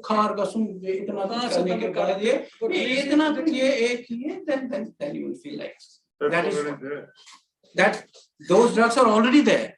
But he says that it will become a challenge, a task for humans too, like they take drugs to cure their headache. They'll take drugs to be permanently happy. And then he says that there is another, that's a much bigger challenge. That is called the Gilgamesh Project. You know, Gilgamesh is a mythical character who was always alive. He never died. He doesn't exist actually. He's like Khazar, as we say. Khaja. In Kashmiri folklore, we say that Khaja. Who is Khaja? There is nobody. Who is Khaja? As Ghalib actually played a dig at Khaja Khazar. He was wonderful. You know, he made joke of all those great mythological facts. He says, "वो जिंदा हम हैं कि हैं रूशना से खल्क ए खिज़्र न तुम के चोर बने उम्र जाविदां के लिए." We live because we meet. We are going to die, but we live because we meet. You know, because you had to hide for an eternal life. We don't hide. We meet. Tomorrow we'll die, but life belongs to us, not to you. So Gilgamesh Project is, they say that humans will be rendered permanently not living. He says that not immortal, immortal. Immortal. And there's a difference between being immortal and immortal. Immortal is I be like this as I am after 200 years, still you'll find me talking like this. Immortal is that it will have no relevance as to whether you die or live. It's immortal. He says, death is a technical problem because there is a gene responsible for that. I wish Dr. Ganai Sharsaab would be here because you know the language of genes and how do they operate in a mind. That's the basic work that medical scientists actually do. But we have Zargar Saab and we have Dr. Manzoor Saab here. No, since he treats patients in that perspective, I say he says that it's a technical problem. And we will have a technical solution for that. We will arrest that gene so that the gene is not held responsible for aging us. We will not rot. Our growth, our aging will be stopped at a point. And then after that, you can't. I mean, it's an imagination. As Einstein said that if you can't find anything absurd about an idea, that idea has no hope. And it will not happen up to 250. Maybe it does. We'll meet after 25 years to see each other as whether it really happens or not. And the third and the final thing he says that we'll be permanently powerful. That's what he calls Homo Deus. We are human gods. He says that all powers will be ours. Now, this triggers a huge debate in the realm of spirituality and in the realm of religion and in the realm of science. That's a different thing. Now, to conclude, in 5-10 minutes more, I'm sorry if I took more time than what was allotted to me, but I know that I have to be in the last, so I apologize for taking a few minutes more. It's a treat, sir. Now, thank you very much. Now the areas, because closer to us, now the areas where the change will happen, no, can happen, or may happen. Okay, because as Carl Sagan said, he was once asked that, Mr. Sagan, do you believe in the hereafter? He said, no, I don't. But still, what's your gut feeling? Sorry, I don't think with my gut. That was Carl Sagan's response to all those questions that are to be treated on merit, on the scientific merit. Our faith, our belief, our allegiance to our respective religions, that's all a personal affair. And whatever, whether we want to learn about religion or science, what is the base? The base has not to be emotion. The base has not to be ignorance. The base has to be what? Knowledge. Knowledge. Because knowledge is the thing that God himself lays a great stress on. And even if you think sometimes that your faith is shaking, don't worry, don't panic. Zahid sharab peene se kafir hua mein kyun? Kya 1.5 chullu pani mein iman beh gaya? This is what Zoc said about it. It's not, faith is not that fragile that if I read about something, hey, you're reading Nietzsche and you're reading Christopher Hitchens and one of the greatest evolutionary biologists, Richard Dawkins, who doesn't believe, it's all evolutionary logic. The greatest show on earth is evolution. There's nothing beyond that. Okay. So the point is that knowledge also makes your faith stronger. But the first, it has to go through the rigors of that sometimes you feel that it's shaking, sometimes you feel you're stumbling, and sometimes you feel that you're on the track. Our immediate field is Professor Shahid Rasool's field. That is the field that belongs to all of us. That is education. I'll confine this in the last few minutes, this debate to the word education. What's going to happen in the next? We will not talk about 100 and 200 and what is happening in the field of education. The question is this. Alvin Toffler wrote back in 70s that the secretary is dead. 70s. That book is as old as 70s. He said that death of a secretary. Why? Because he said that you will have now gadgets on which you will now, remind yourself of all the appointments and assignments that you have. Now, why have a secretary? So what he phrased as the death of a secretary then, the debate was, is the secretary dead? Now the debate is the teacher, Ramna, go. You have no role now. Is the teacher dead? I didn't say teacher is dead. There's a difference. That's what science teaches us. Don't make assertions, raise questions. When you say teacher is dead, it's a statement. It's a declaration that teacher is dead beyond revival. When you say, is teacher dead? That means you have to find out certain answers as to whether the teacher is really dead. We have to bury him, or still he has some gasp of breath remaining there. Abhi saans le raha hai ya mar chuka hai. As Iqbal said that there are 3 stages, and that's my weakness. I waffle into poetry and get yourself tossed between film world and literature and all that kinds of nonsense. Iqbal says, Zindai ya murdai ya jamalab az shahid ra shahadat kun talab. There are 3 stages. Zindai, either you're alive, murda, or you're dead, or jamala, or you're gasping. So the point is, where lies today's teacher? Alive, dead, or gasping? Gasping. Why? Why? That show homework for all young bright students here. Think, why? Why bury a teacher? Earlier we would say that teacher is like God, and earlier people would worship. There was a relation between Peer and Peer or Murid. They would call them that. I'm not your sir student. I'm your disciple. That disciple is gone. That guru is gone. As there's a dig that one of a very very famous humorist writer he makes about this. वो गुरु वो चेला अपने गुरु से पूछता है, गुरुजी मैं आपका बहुत शुक्रगुजार रहूंगा, आप मुझे अपना चेला बना लीजिए।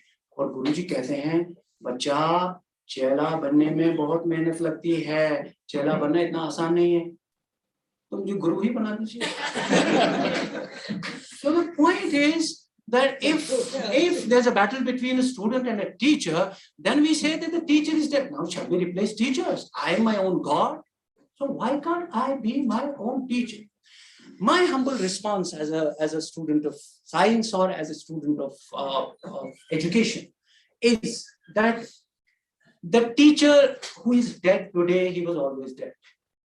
If the teacher relies on information, if the teacher doles out certain things in the classroom and thinks his job is done, if the teacher mucks up certain things from his home and then simply delivers and unrolls like a carpet in front of his students and thinks that now his job is over, that teacher was dead, is dead, will be dead in the future. But like somebody was asked, he had made there's a very famous, that's called whiskey speech. There was a judge, he was called Judge Soggy. I mean, it may sound like a distraction, but you have to bear me and tolerate me for all those distractions. He made a speech, he was asked that, so what do you think about liquor? Well, if liquor snatches your calm, if it intoxicates you, if it makes you a bad person, I'm against it. But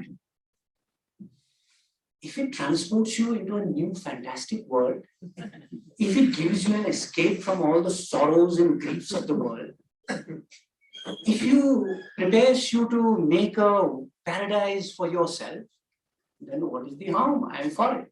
So that same way, if we say that if earlier description is that teacher is dead, but if the teacher assumes the same role as Socrates prescribed for it, it's not some technologist.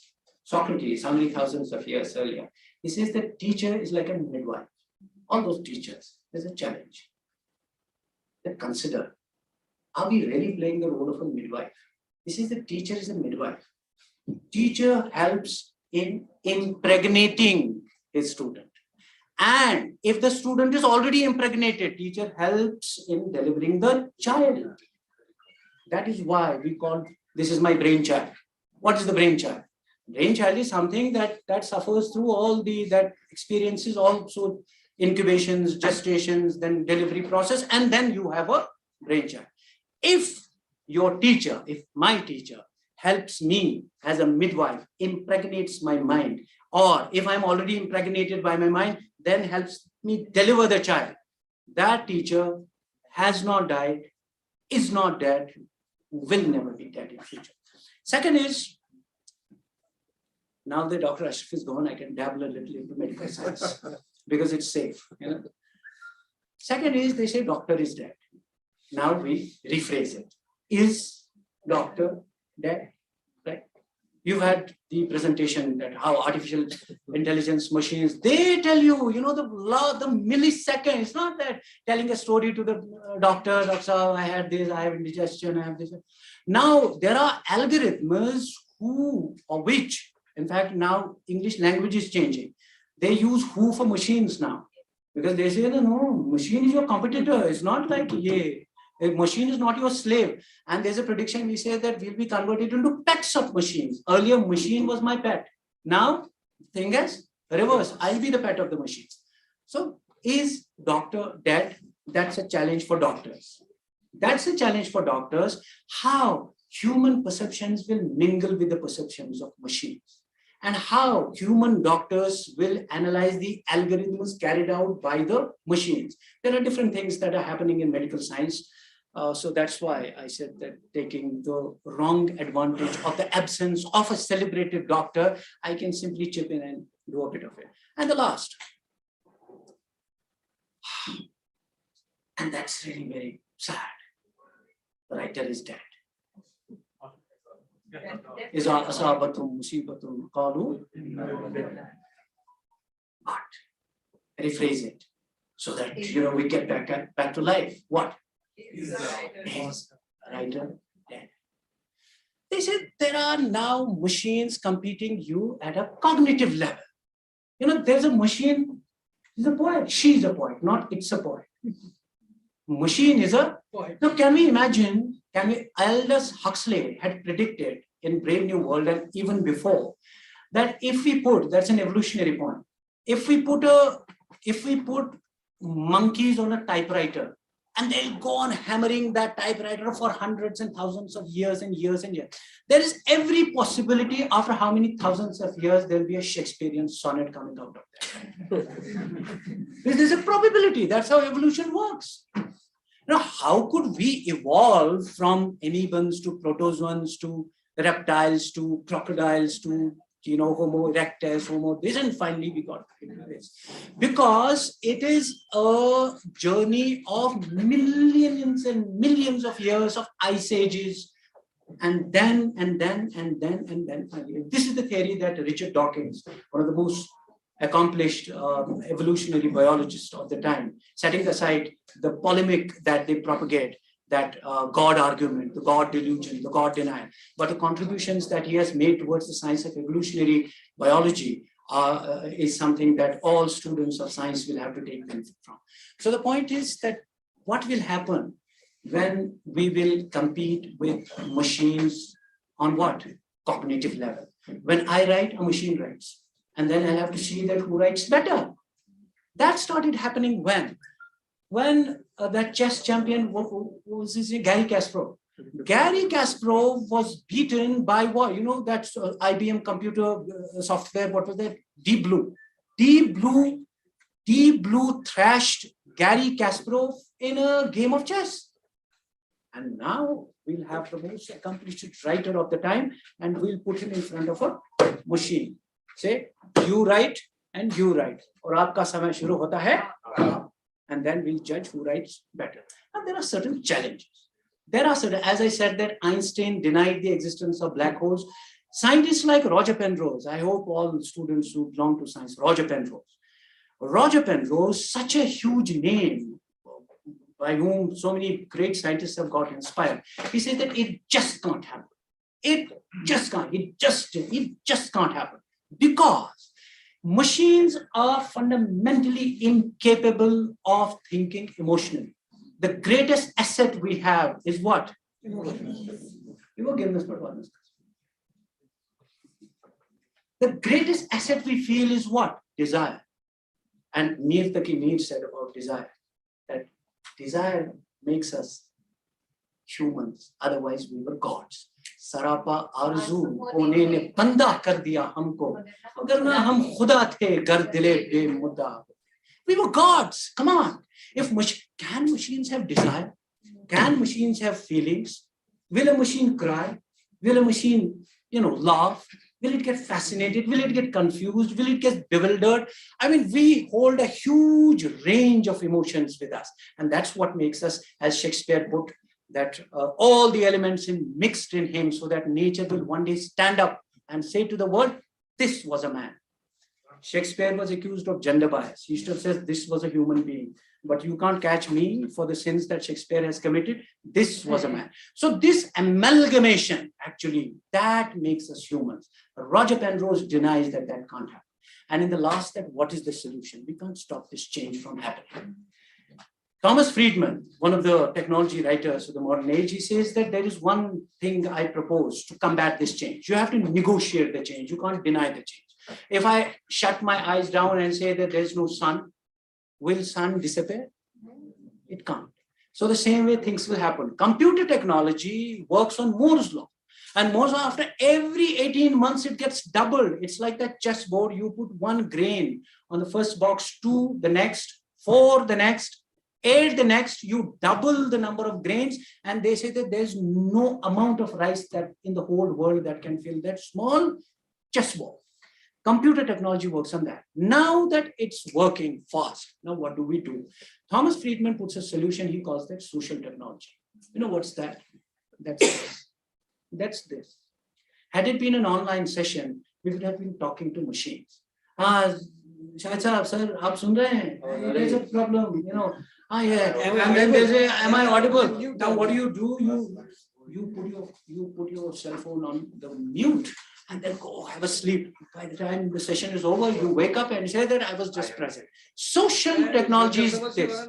Gilani साहब बोलो क्या बोलना है इसमें meeting में जब होते हैं वो भी आप बोलो तो बात क्या था वो इसमें Now who talks? Now he is on the mute and the other person is on the mute. The point is, this is social technology. When you're talking face to each other, I'm looking at the impression of each one of the audience here. And that gives me a constant feedback. And that feedback, you know, extracts certain things out of me.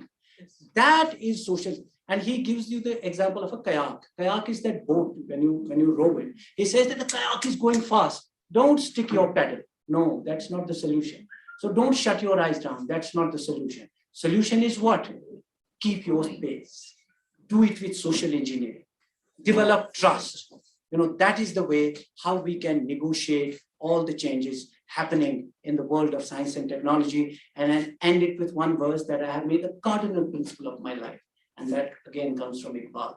He says that what symbolizes life? In fact, I take it and I apply it to science. What symbolizes science? He says, Agar imroz tu tasveer doshast, bakha ke tu sharare zindagi mein. If your today is as unchanged as your yesterday, and if your tomorrow will be as dull as your today, then mind you, bakha ke tu sharare zindagi mein. You don't have a spark in your life. I thank you very much.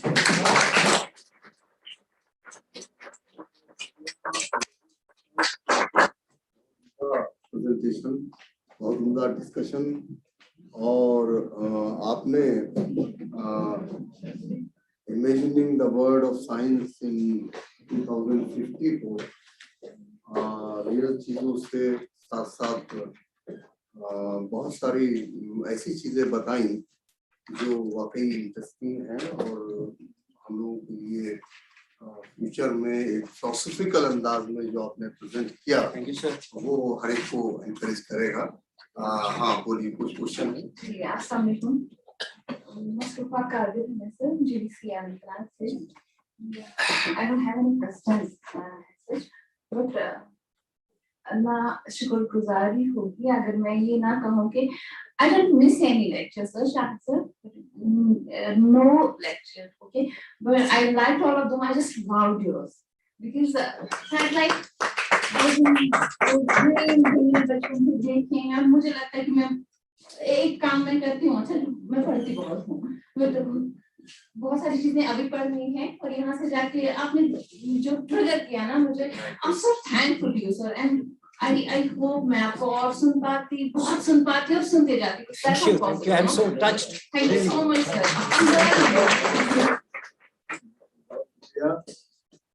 देखिए science बहुत तेजी से आगे बढ़ रही है और इसका इल्म भी हमारे लिए जरूरी है, लेकिन एक चीज मैं यहाँ कहता चलूं कि इल्म बराए इल्म नहीं होना चाहिए, इल्म होना चाहिए बराए फलाह व बहबूद। साइंस का यूज बराए फलाह व बहबूद होना चाहिए। अल्लामा इकबाल ने जो कहा था कि उस खेत के हर खुश है गंदुम को जला दो जिस खेत से कहता तो मयसर न हो रोजी, तो वो इल्म जिसमें फलाह व बहबूद ना हो, मेरा ख्याल है एप्लीकेबल नहीं होना चाहिए और उस पर रोक लगनी चाहिए और साइंस को हम उस डायरेक्शन में ले चलें जिसमें इंसान की फलाह व बहबूद शामिल है। अब इस सेशन को इख्तिताम का वक्त आ गया और मैं थोड़ी सी ब्रीफिंग इसमें करूँ। बहुत अच्छा सेशन रहा, 4 प्रेजेंटेशन हमारे हुए और इसमें इस पूरे सेशन में सेकंड डे का जो सेशन था, तो इसके अंदर जो प्रेजेंटेशन रहे हमारे, पहला प्रेजेंटेशन जो बायोडाइवर्सिटी पे था, और बायोडाइवर्सिटी पे जो मंजूर अहमद शाह साहब ने कंजर्वेशन ऑफ बायोडाइवर्सिटी पे प्रेजेंटेशन दिया, बहुत उम्दा प्रेजेंटेशन था। और लेकिन जहाँ तक मैं समझ पाया कि डॉक्टर साहब जो है चूंकि प्लांट बॉटनी से रिलेटेड हैं और ज्यादातर एग्जाम्पल्स बॉटनी के ही आए, बात सही है कि इन्वेसिव स्पीसीज, एलियन स्पीसीज बहुत इम्पोर्टेंट है। इन्वेसिव बहुत सारे प्लांट्स आए इंडिया में, बहुत सारे इंसेक्ट्स भी आए, ये भी मैं आपको बताता चलूं।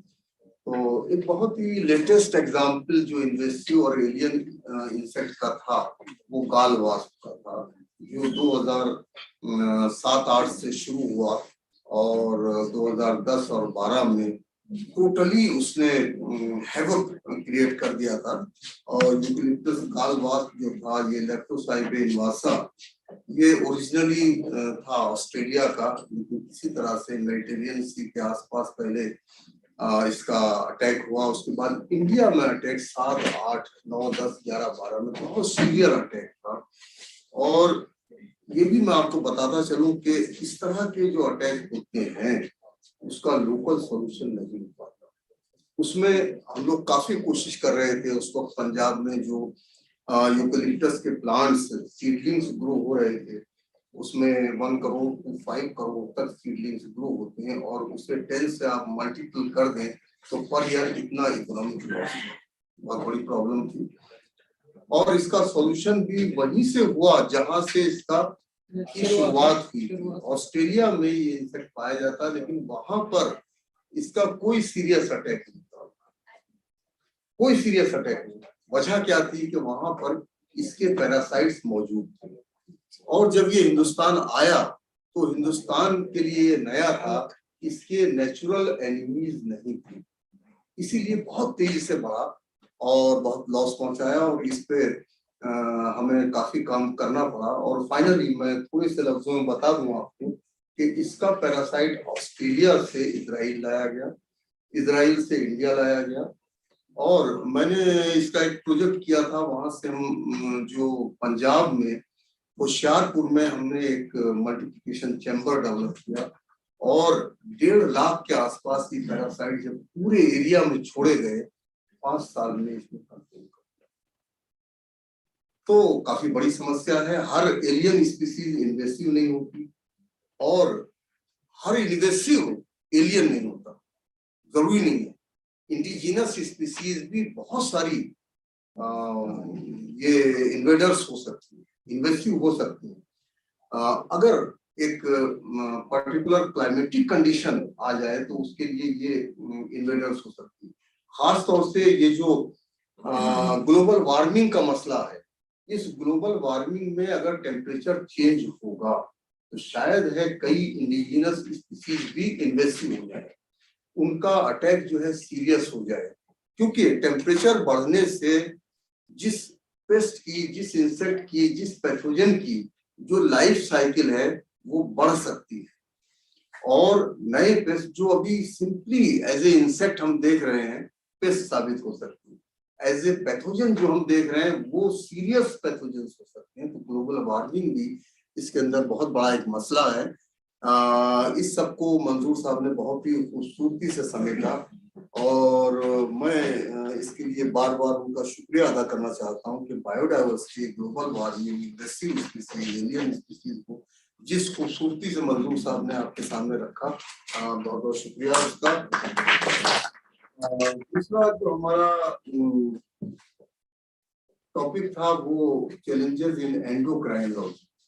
वाकई बात सही है कि प्रोफेसर अशरफ गनई साहब ने इस टॉपिक को बहुत ही अच्छे से समझाया, इंटरेस्टिंग वे में समझाया, और उन्होंने ये पूरा टॉपिक कवर किया कि क्या क्या आजकल हमारे सामने डायबिटीज है, थायराइडिज्म है, और ये थायराइड से रिलेटेड डिजीज हैं।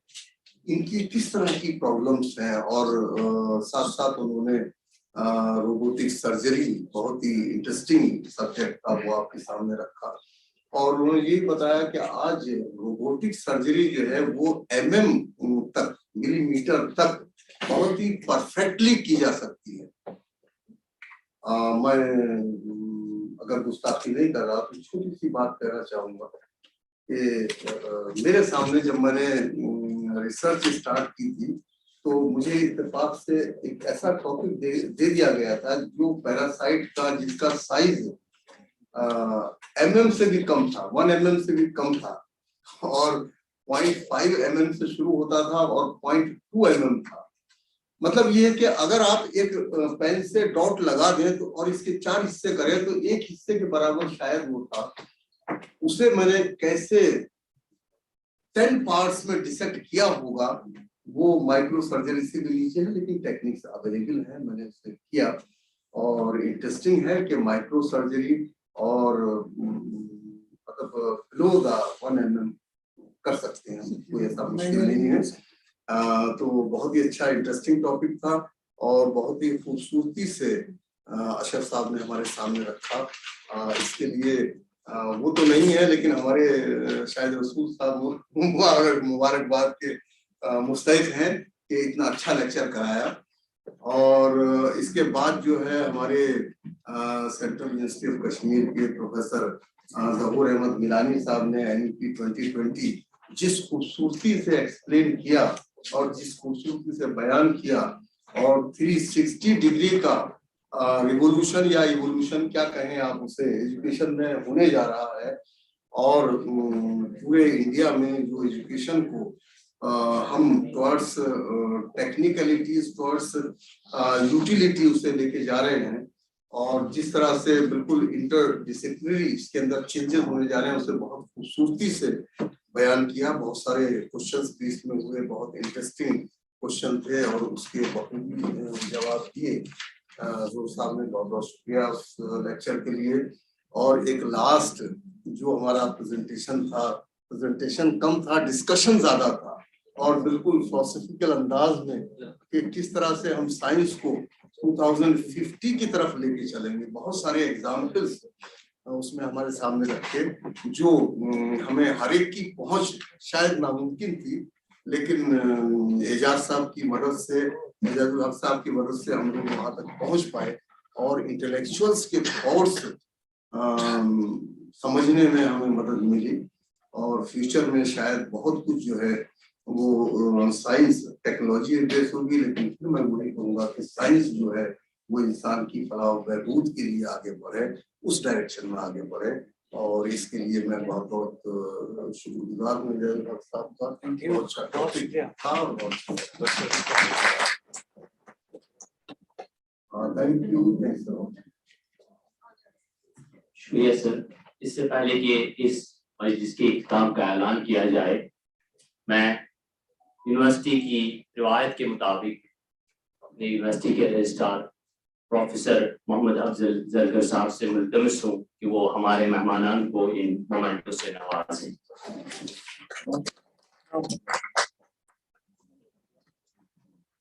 प्रोफेसर मंजूर अहमद शाह साहब, आइए सर, इधर आ जाइए।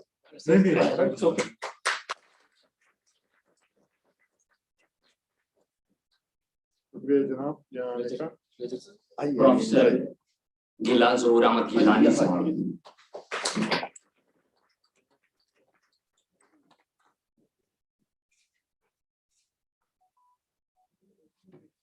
मिस्टर एजाजुल हक साहब,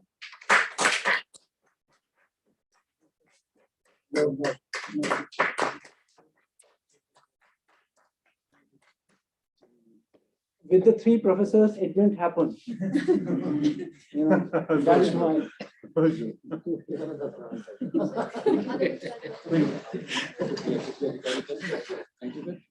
मैं तमाम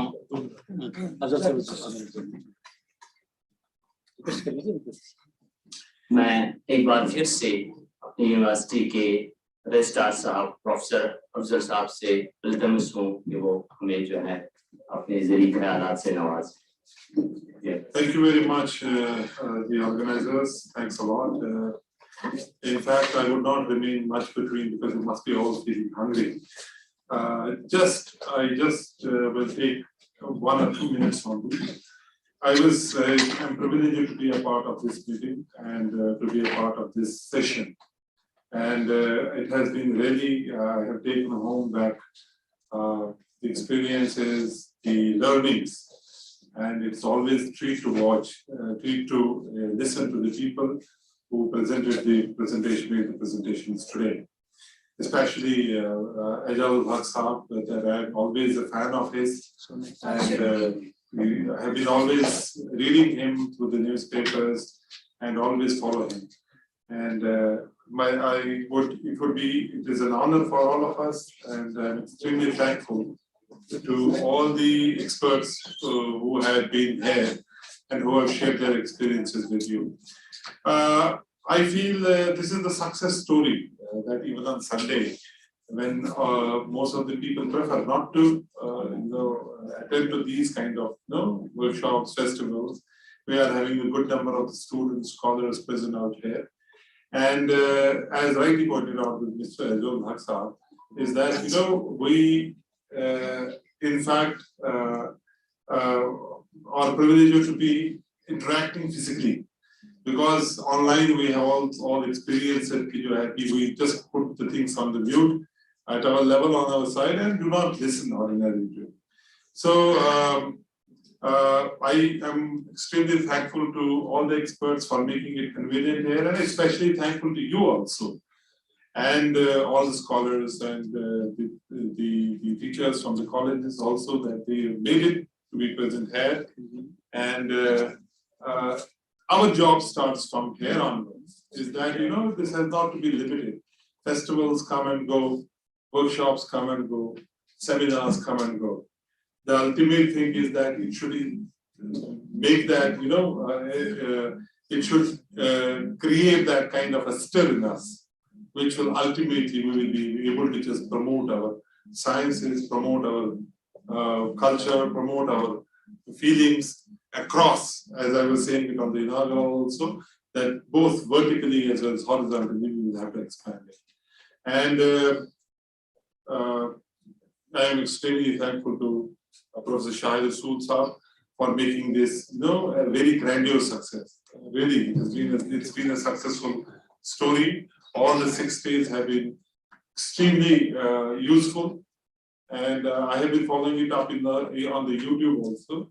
I have listened to most of the lectures also on the YouTube if I have not been present physically here. But this is the beauty of the things, is that ultimately we are active, we are doing something on this count. Once we go back to our normal courses from the day after tomorrow, please ensure it that we will feel honored and privileged, and we will feel that we have been successful when you get ignited further and you just propagate it to the masses.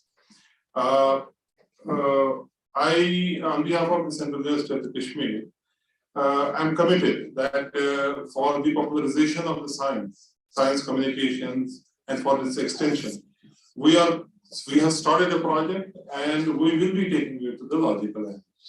And your cooperation is mandatory, and your cooperation is expected.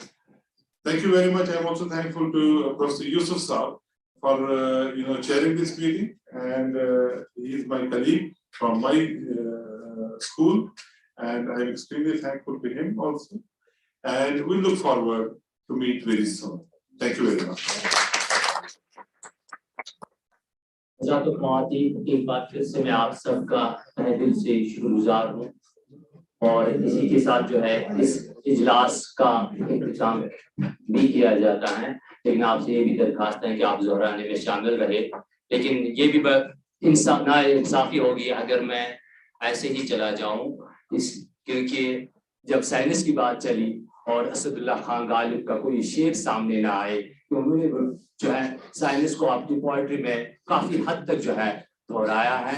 मेरे उस्ताद मोहतरम जो है वहाँ कैसर साहब जिनका हैदराबाद से ताल्लुक है, उन्होंने साइनस और गालिब के हवाले से जो है किताब भी लिखी है। तो इस शेर के साथ जो है हम आपसे दरखास्त चाहते हैं, ऐ कवाकिब कुछ नजर आते हैं कुछ, ऐ कवाकिब कुछ नजर आते हैं कुछ, देते हैं धोखा ये बाजीगर को। शुक्रिया।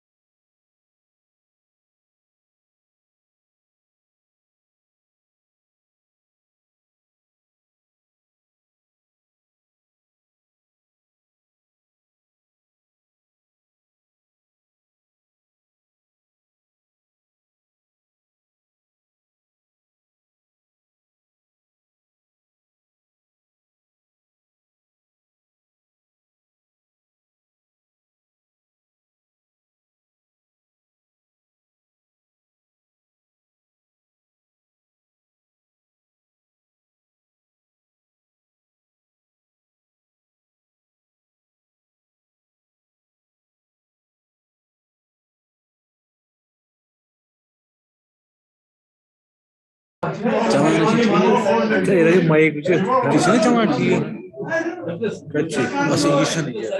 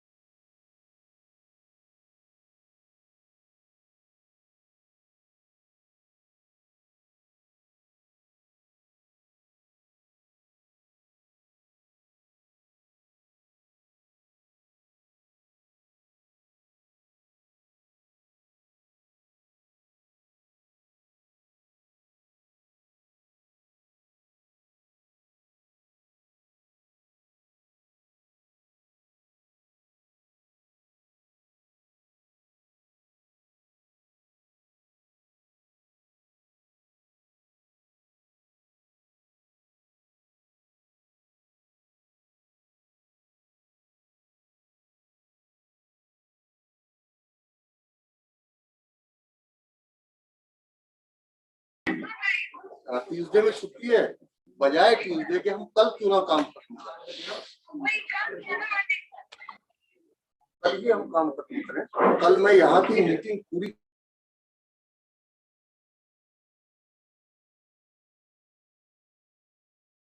साइन करूँगा।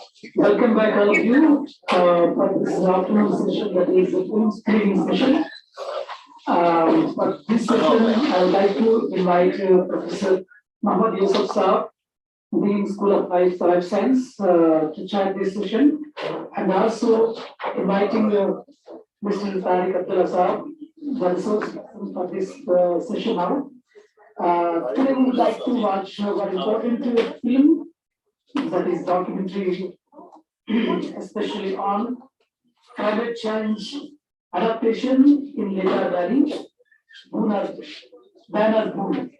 This is the title of for this film, that is climate change adaptation in Ledar Valley. So the film is all about talking about the recession of glaciers in Kashmir Himalayas and how it gives the most impact on especially the climate. So it is an indication that how climate change is impacting us, especially on the human being and also on the climate. So the film actually documented that we have lost 18% of High Glacier, the main source of drinking water and also for the irrigation purpose in Ledar Valley during the last 40 years. You know that Ledar Valley is, I think it is around in Nalgam area. So this climate change is also going to impact on different lifestyles. And we have seen this in Kashmir Valley, we have seen some important waterlands like Anshar Lake, Polar Lake, and also Hokarsar Lake. So when we see these lakes, there is a drastic shrinking in their water areas. So this film is especially documented and produced by Mr. Tariq Abdullah Saab. So as we know that Tariq Abdullah Saab is a very research person and also a documentary education television filmmaker. He is working right now in Educational Multimedia Research Center, that is in University of Kashmir. And he is also a vast experience in making and also production of his films.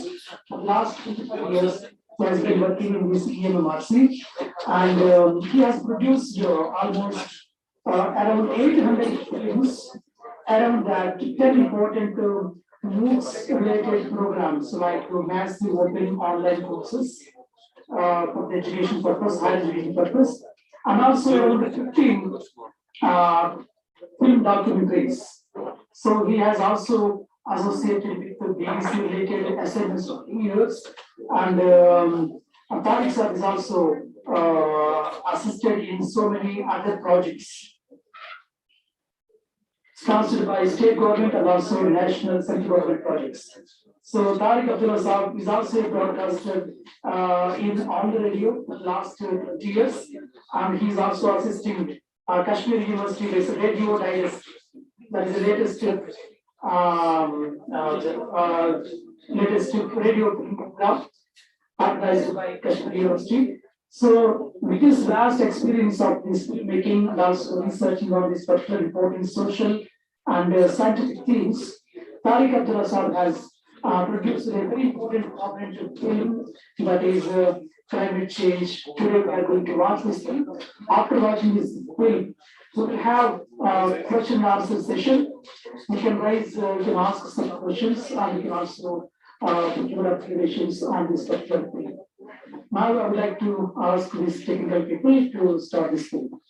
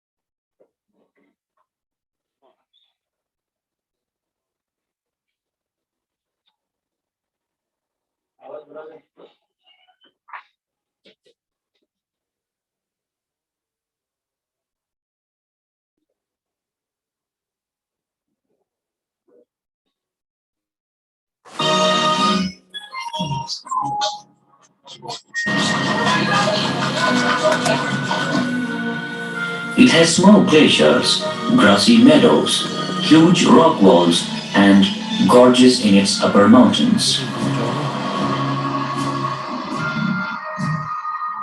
Ledar is one of the main tributaries of Jhelum River. There are still quite a good number of glaciers in the upper reaches of the valley, but the climate change and other pressures on these glaciers may be responsible for their shrinkage.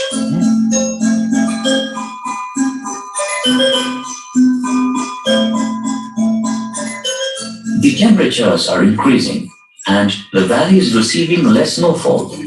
As a result, the glaciers are showing significant recession in the valley. If you look at this 100 years data, or more particularly last 50 years, there are very clear and loud indicators of climate change. In terms of increase in the temperature, the form of precipitation has changed. We are getting less snow and that's converting into the rain. Similarly, if you look at the tree line is shifting up. So they are, all indicators of climate change are very much evident all over Kashmir. Glacier and snowmelt runoff, an important source of water supplies, irrigation, hydropower, and water sports in the watershed is significantly decreasing.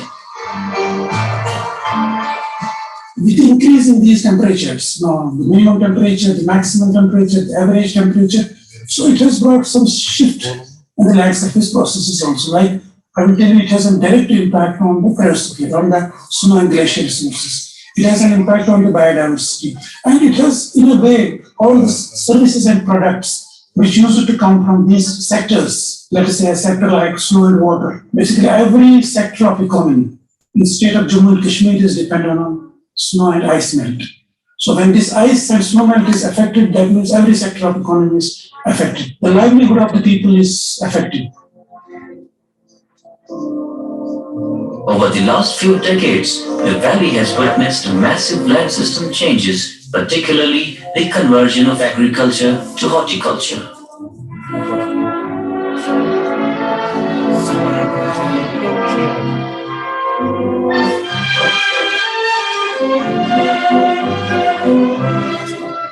यह जमीन जीत किसी लिदरों पहलगाम पे आवाज अह वजूहत गसान पेटी पेटी इलाक आब लागान अमे मूजूब पत गसान आबस गसान अमे पत थल पता पत्म 10-15 वरी पे 10-12 वरी पे ब्लास्ट जमीन ये दान 10 खरस तथस नीर 5 खर 4 खर 3 खर अमे पे लोग लुको वन कर बाग ये वजह आब प्रॉब्लम तिक ये गाँव में सह जमीन सह एरिया लेट थल गए लेट वजह क्या आब प्रॉब्लम ये सैनिस गाँव गई आब किल्लत जबरदस्त गए मजबूर यह तेल पोर्शन पे धान जमीन गई कुल लाने पे मजबूर तकरीबन 9 खर जमीन वाली वनकन वात यह 7 खर पे वजह गो यह एरिया साइडस साइडस अत ना आब वातान वक्त पे जून जुलाई यम सात पनीरस लगान तथ ना आब वातान क्या तमो लुको दपान अमे नश छुटकार लबन तो तमो दी तथ कुल आब कम गसन सतन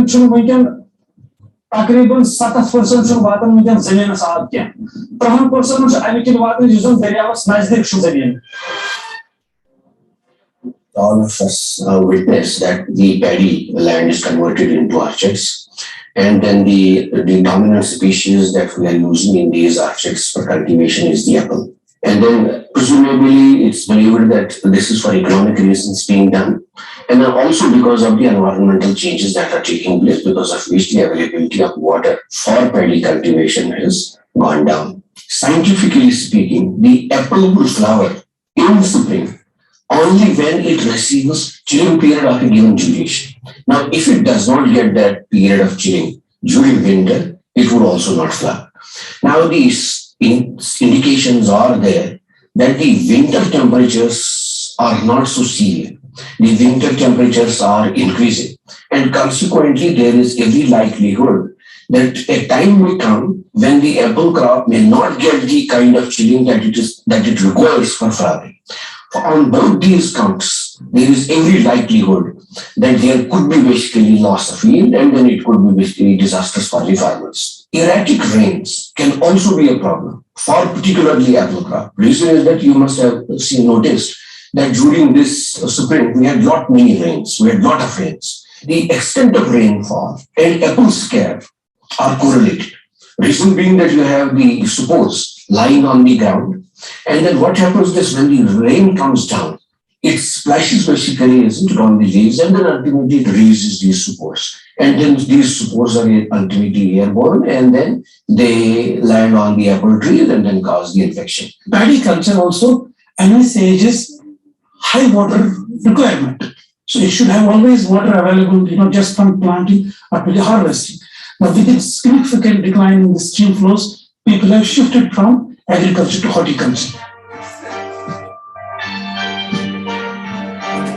The reasons are both declining waters and the economics.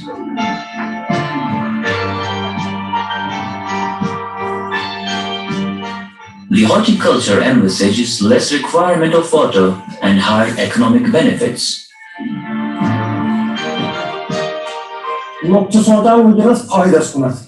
मकानस को सोचने का दानिया से करन या जमीनस वारियास अतोस नेरन खार जखार तखार चोर खंता निगल सोते मुझे सासे सोई हकन करना अपने पर 5 करोड़ बुतरन लिहाजा लोगों सोच मुझे सत बेहतर गो अगर ये कुलगा लागन यस मोचे सिमन फायदे क्या सोच चोर पेट वजन जात पेट वजन सुबनस आत्मज निन ऐसे रोटे जलर दानियास को जोफने सिमन तूत फायदा Don't touch it on the Yatas, Usas, Gasas, Dani Kandini.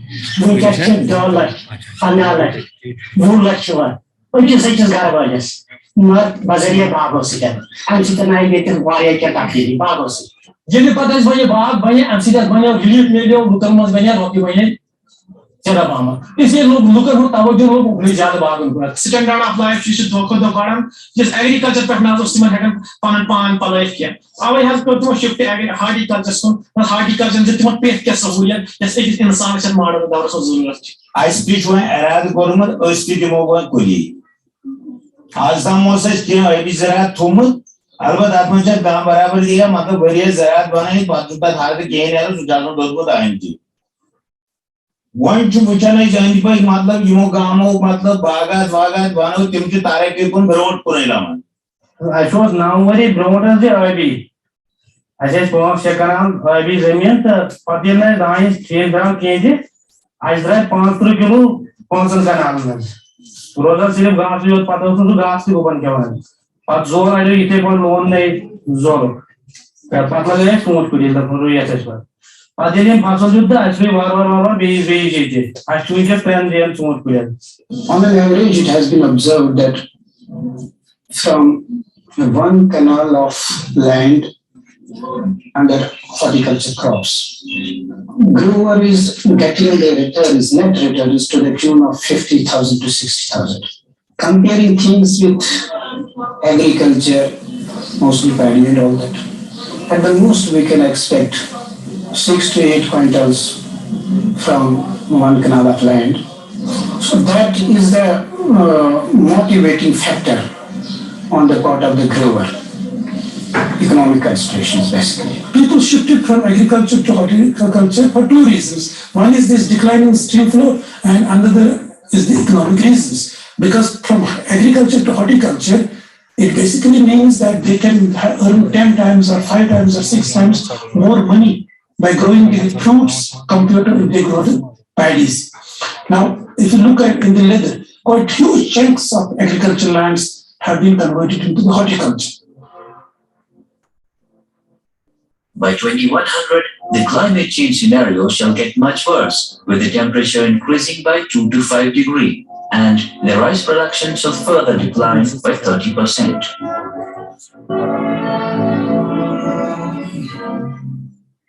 At the Department of Earth Science, we have just run the simulations over Kashmir, which shows that Kashmir will be hotter by 2 to 5 degrees by end of this century. Now, under these conditions, it's going to impact the agriculture further. We have 50% deficit at present. By end of this century, if the present trend continues, we will be deficit by another 30%. That means almost 90% will be deficit. With the region already deficient in food production, is this change of land use sustainable in the long run?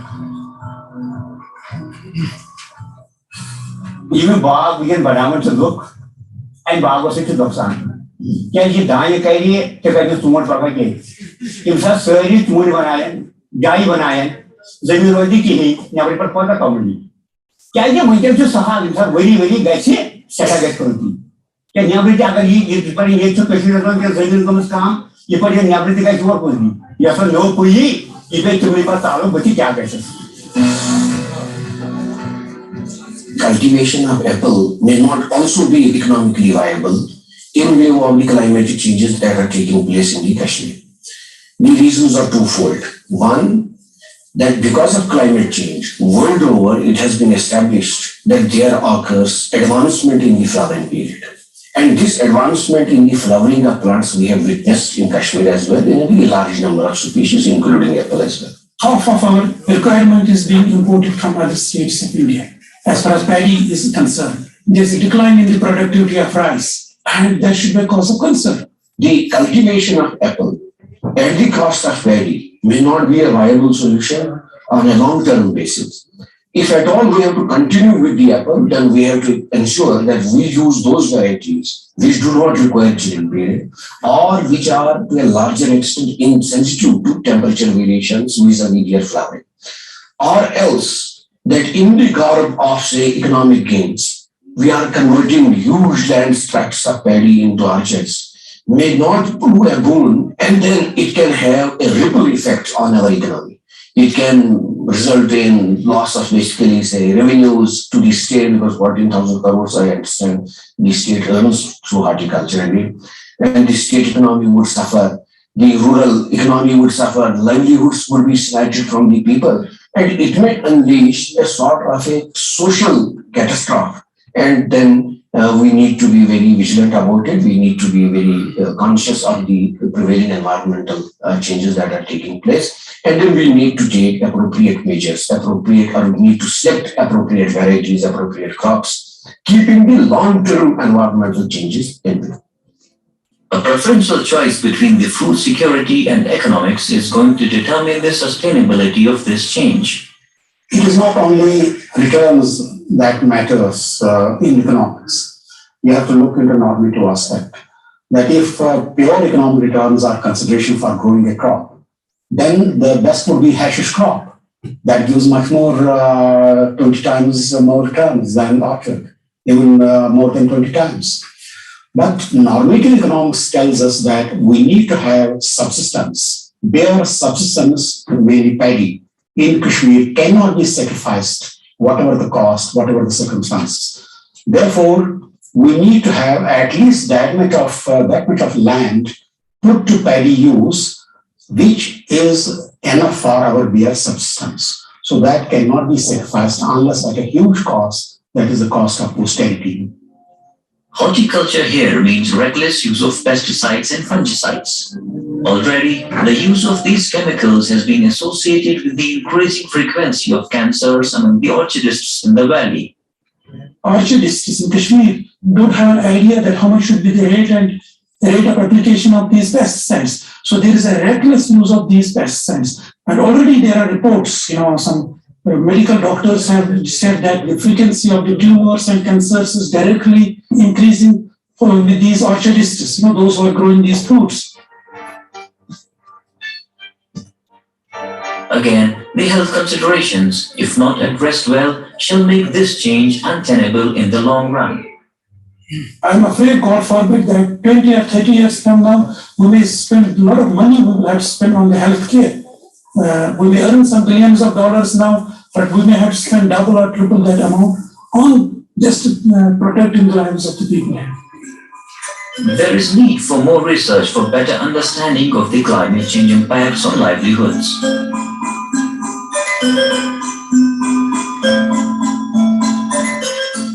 Scientific knowledge can only help us draw long-term plans to better cope up with the economic impact of such climatic changes. We have done some work on the leather, very exhaustive work. We have research work we have done, but we need to expand this work to the entire Kashmir Valley, or I would say the entire Indus Basin. Upstream Indus Basin, downstream Indus Basin. Now, this is very important that we need to generate knowledge that how is climate change impacting not only the agriculture, other sectors also, irrigation, hydropower, horticulture, every sector we need to know. We need to conserve water, we need to conserve snow and ice resources, but at the same time, when we suggest these adaptive measures, we need to make sure that these are sustained in the long run. Once I talk of horticulture, simultaneously, my grower, I would advise him that he should go for a variety of this crop pattern of things. He must channelize and he must put his action program in such a manner that he gets rice also, he gets vegetables, he gets fruits, so that he won't be dependent anymore. Since this is the backbone of the economy of the rural people, now it can lead to very catastrophic consequences, and then people need to be educated about it, and then government also needs to be educated about it, and then particularly the horticulture departments has to be alive to the impending disaster. In spite of the ban and in spite of the laws for not conversion of agricultural land into orchard are existing, but there is no enforcement. So government has to use enforcement machinery, and they have to have a land use policy afresh to press into service so that it dictates producers how much of paddy they have to produce and how much of apple they will have to produce, or how much of land can be put to orchards. There need to be a holistic strategy, adaptation strategy. I mean, in which sectors we need to adopt and how we need to adopt and what measures need to be taken up. Until and unless we come up with that type of robust adaptation action plan or strategy, probably these type of adaptation which people are taking on their own, we call it self-adaptive measures, may not be sustained in the long run. In some areas of Kashmir Valley like Lidar, the people are self-adapting to the climate change, but at what cost? It has to be guided in a manner that is sustainable with the potential to improve livelihoods and ameliorate the environment.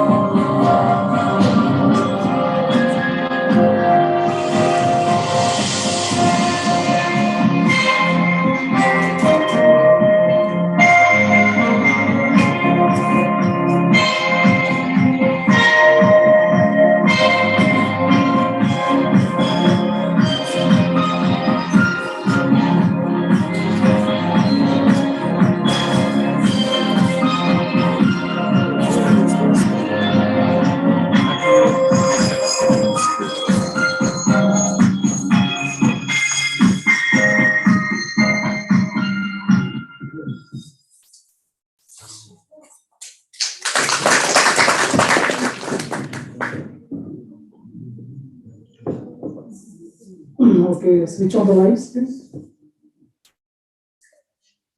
Now you can ask any questions. Tariq Saab is here. Tariq Abdullah Saab is here, the producer of the film. And you can ask some questions and also put your observations.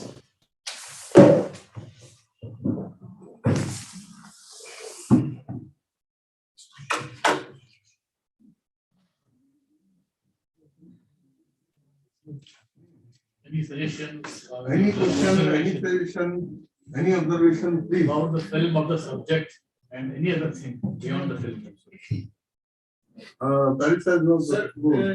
Tariq says no. Mention किया था कि there should be a law ये इस बात पे करें कि किसानों को कितना लैंड प्राइवेट करना चाहिए या नहीं करना चाहिए। भाई पॉलिटिकल चेंज आप उनकी बिल को एक्शन उनकी बिल के खिलाफ जा रहे हैं। उनकी जमीनें उनकी मर्जी है। Why we are supposed to fail the laws ऐसा against the law? Okay, see my dear, every state has a policy. And जो हमने इसमें डिस्कशन पॉइंट लिया है ना कि unendingly हम कोई चीज मनमानी तो नहीं कर सकते for economic gains.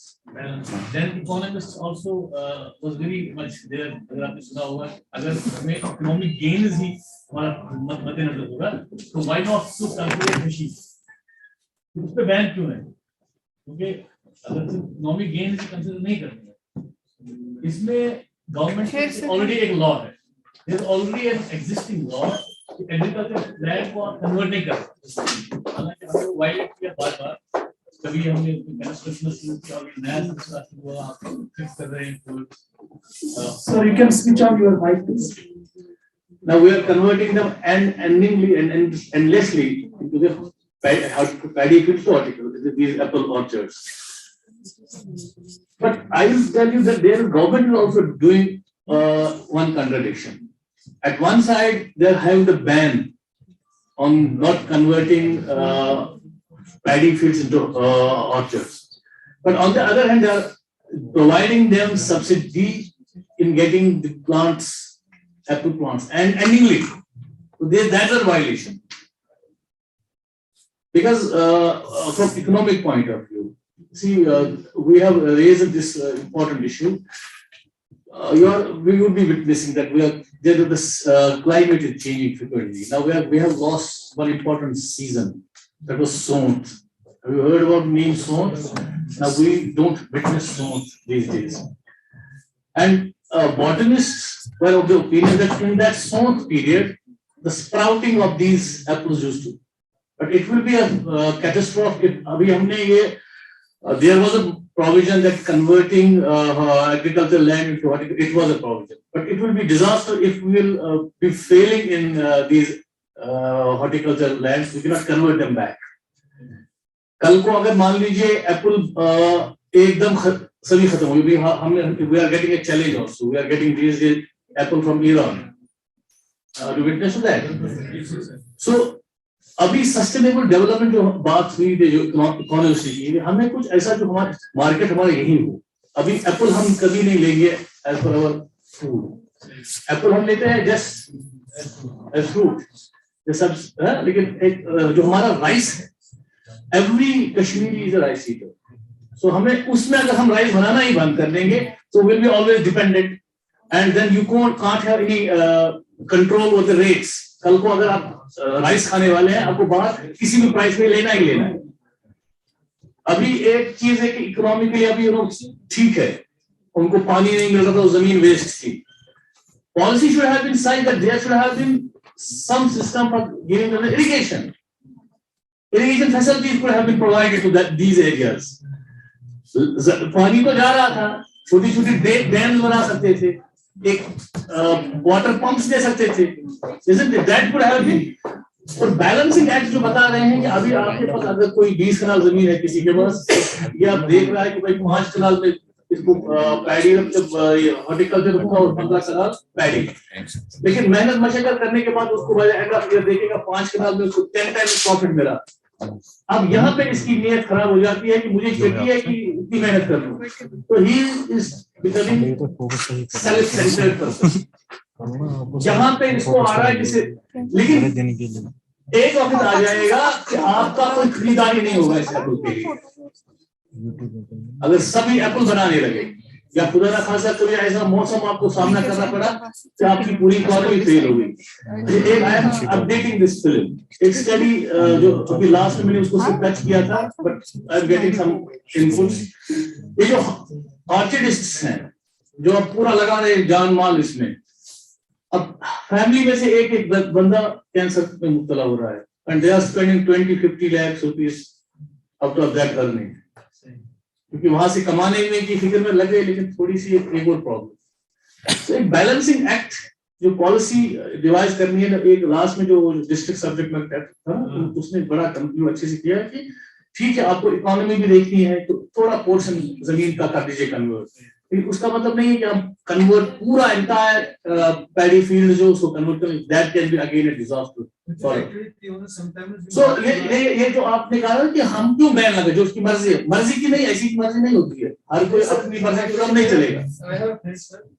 तुम्हें घर ज़बान एक सी मकान तो शिट पड़ना एंड आप बोल रहा है ठीक मिस्टर में मकान शेयर इस गए आज मेरे पास डोड़ वरी was use permission सारे agriculture land उसके पास वही जमीन है सिर्फ ने आप पद्धति सुधार कर खुशबू में क्या शुरू होता है ये सर सपोज इशू लॉज कुंजा जैसा एनफोर्स कुंजा इशू नहीं करना इससे यहाँ पे बहुत आपने देखा नॉर्मल से जो एरिया है ना बारामूला तक ये पूरा एग्रीकल्चर हुआ करता था पूरा लैंड अगर कभी आपने आज से 20-25 साल पहले सफर किया होगा 25 साल छोटे थे वहाँ आगे से मुश्किल थी ये पूरा जमीन जो थी ना ये आपने कन्वर्ट हो गया पूरी कंस्ट्रक्शन आ गई यही वहाँ पे हमारे ध्यान नहीं रहा लेकिन अब जो एरिया बचा था पॉलिसी जब बनाते हैं ना अब हमें गलत क्या हुआ उसमें नहीं जाना है अब हम बाकी को कैसे बचा सकते हैं that is a debate so I that is why मैंने एक इकोनॉमिस्ट को भी लाया है बॉटनिस्ट को भी लाया है ग्लेशियोलॉजिस्ट को भी लाया है इसमें तो एम इज एक फिल्म मेकर के लिए एक सॉल्यूशन नहीं देना उसको एक रेज करनी प्रॉब्लम अगर आपको as a student of media studies अगर दूसरे इकोनॉमी का कोई यहाँ पे है आपको एज ए स्टूडेंट एक अपनी रिस्पॉन्सिबिलिटी है एक प्रॉब्लम आप रेज कर ले you don't have to be judgmental let others speak, let specialists speak, let experts speak. So this is how you can make a problem in terms of film or write-ups. अभी कोई film maker judgemental नहीं बन सकता है उसको solution नहीं देनी है अगर सोल्यूशन देने वाला कोई बेहतर है आपसे then get from his mouth. Okay? So that's why this is only a debate, but there are laws. अभी निसार साहब प्रोफेसर निसार अली साहब है have you heard the name? He was a professor of this university and he was advisor to JK Bank chairman also for some time. He's a very renowned economist. So इनका ये मुझे बहुत अच्छा लगा कि अगर सब economic returns ही मद्देनजर है then Hashish could have been the best crop.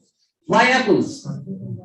अब ये चूंकि एक ट्रेंड होती है हमारे कश्मीर में प्रॉब्लम है उसने किया उसने बनाया तो मैं भी इसीलिए अब जिसने बनाया है अब ये नॉर्म नहीं बनना चाहिए क्योंकि सभी अगर वो कन्वर्ट करते जाए तो we will lose the paddy fields and that is the strength उसमें हम मतलब एक हमें बताऊं आपको एक फिल्म के दौरान में कोई 30-40 फार्मर्स से ना इंटरव्यूज दिए बात की आउट ऑफ दोस 30-40 only 1% उसको मैंने यहाँ इस्तेमाल किया है आपने देखा होगा कि he was the only person मैंने उसको अपन बागी उसने कुछ और भी वर्ड्स बोले मैंने वो एडिट किए हैं वो मैं यहाँ नहीं बोलूंगा आगे लेकिन he was logical एक बंदा लगा मुझे कि अगर सही के परफेक्ट मोड सूल बात लगा तो हमें अपनी फ्यूचर जनरेशन के लिए भी सोचना है okay anything else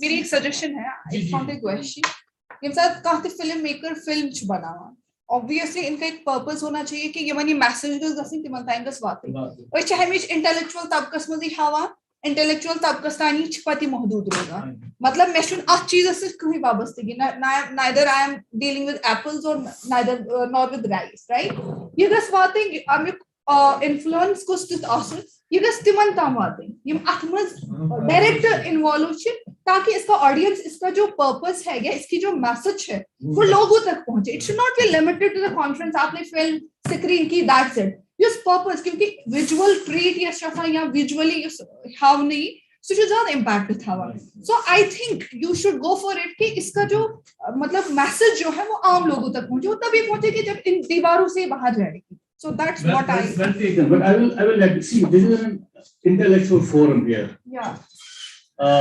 here we have teachers scholars students so now they have to become the brand ambassadors of these thoughts whatever they have generated during this festival अब being a सोसाइटी के concern जो उनको है उस तरह ये तो एक आपकी सजेशन बहुत अच्छी है कि हमें इस फिल्म को स्क्रीन करना चाहिए कहीं फॉर्मर्स फोरम पे भी लेकिन यहाँ पे भी एक सैनिटाइज करने की जरूरत है तो हमने स्टूडेंट्स को यहाँ के स्कॉलर्स को ये फिल्म ऐसी फिल्में दिखा के और भी फिल्में आपने देखी होंगी ताकि ये भी कोई कल को जैसे यहाँ पे राइटर्स भी हमें बहुत है तो they can generate the debate they can now right things on these issues you will be getting some good ideas out of it.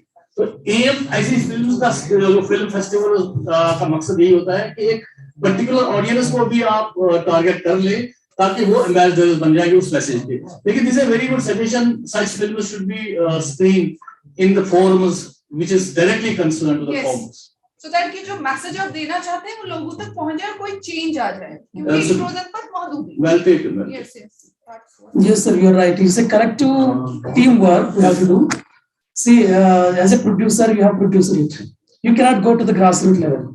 Somebody, other people can take up this responsibility and they can spread this message to the grassroots level. And also you can convert this film into regional language like Urdu, Kashmiri. I'd like to add one thing, how this film was planned and how this idea came. In fact, I must be very thankful to the present Vice Chancellor of Islamic University of Science and Technology. He has got a project of glaciers. Then Ramshu sir, Professor Shakiri Ramshu. So he invited me and discussed that this is my project and I want to have this film. So basically, it was his idea. Then I did a research.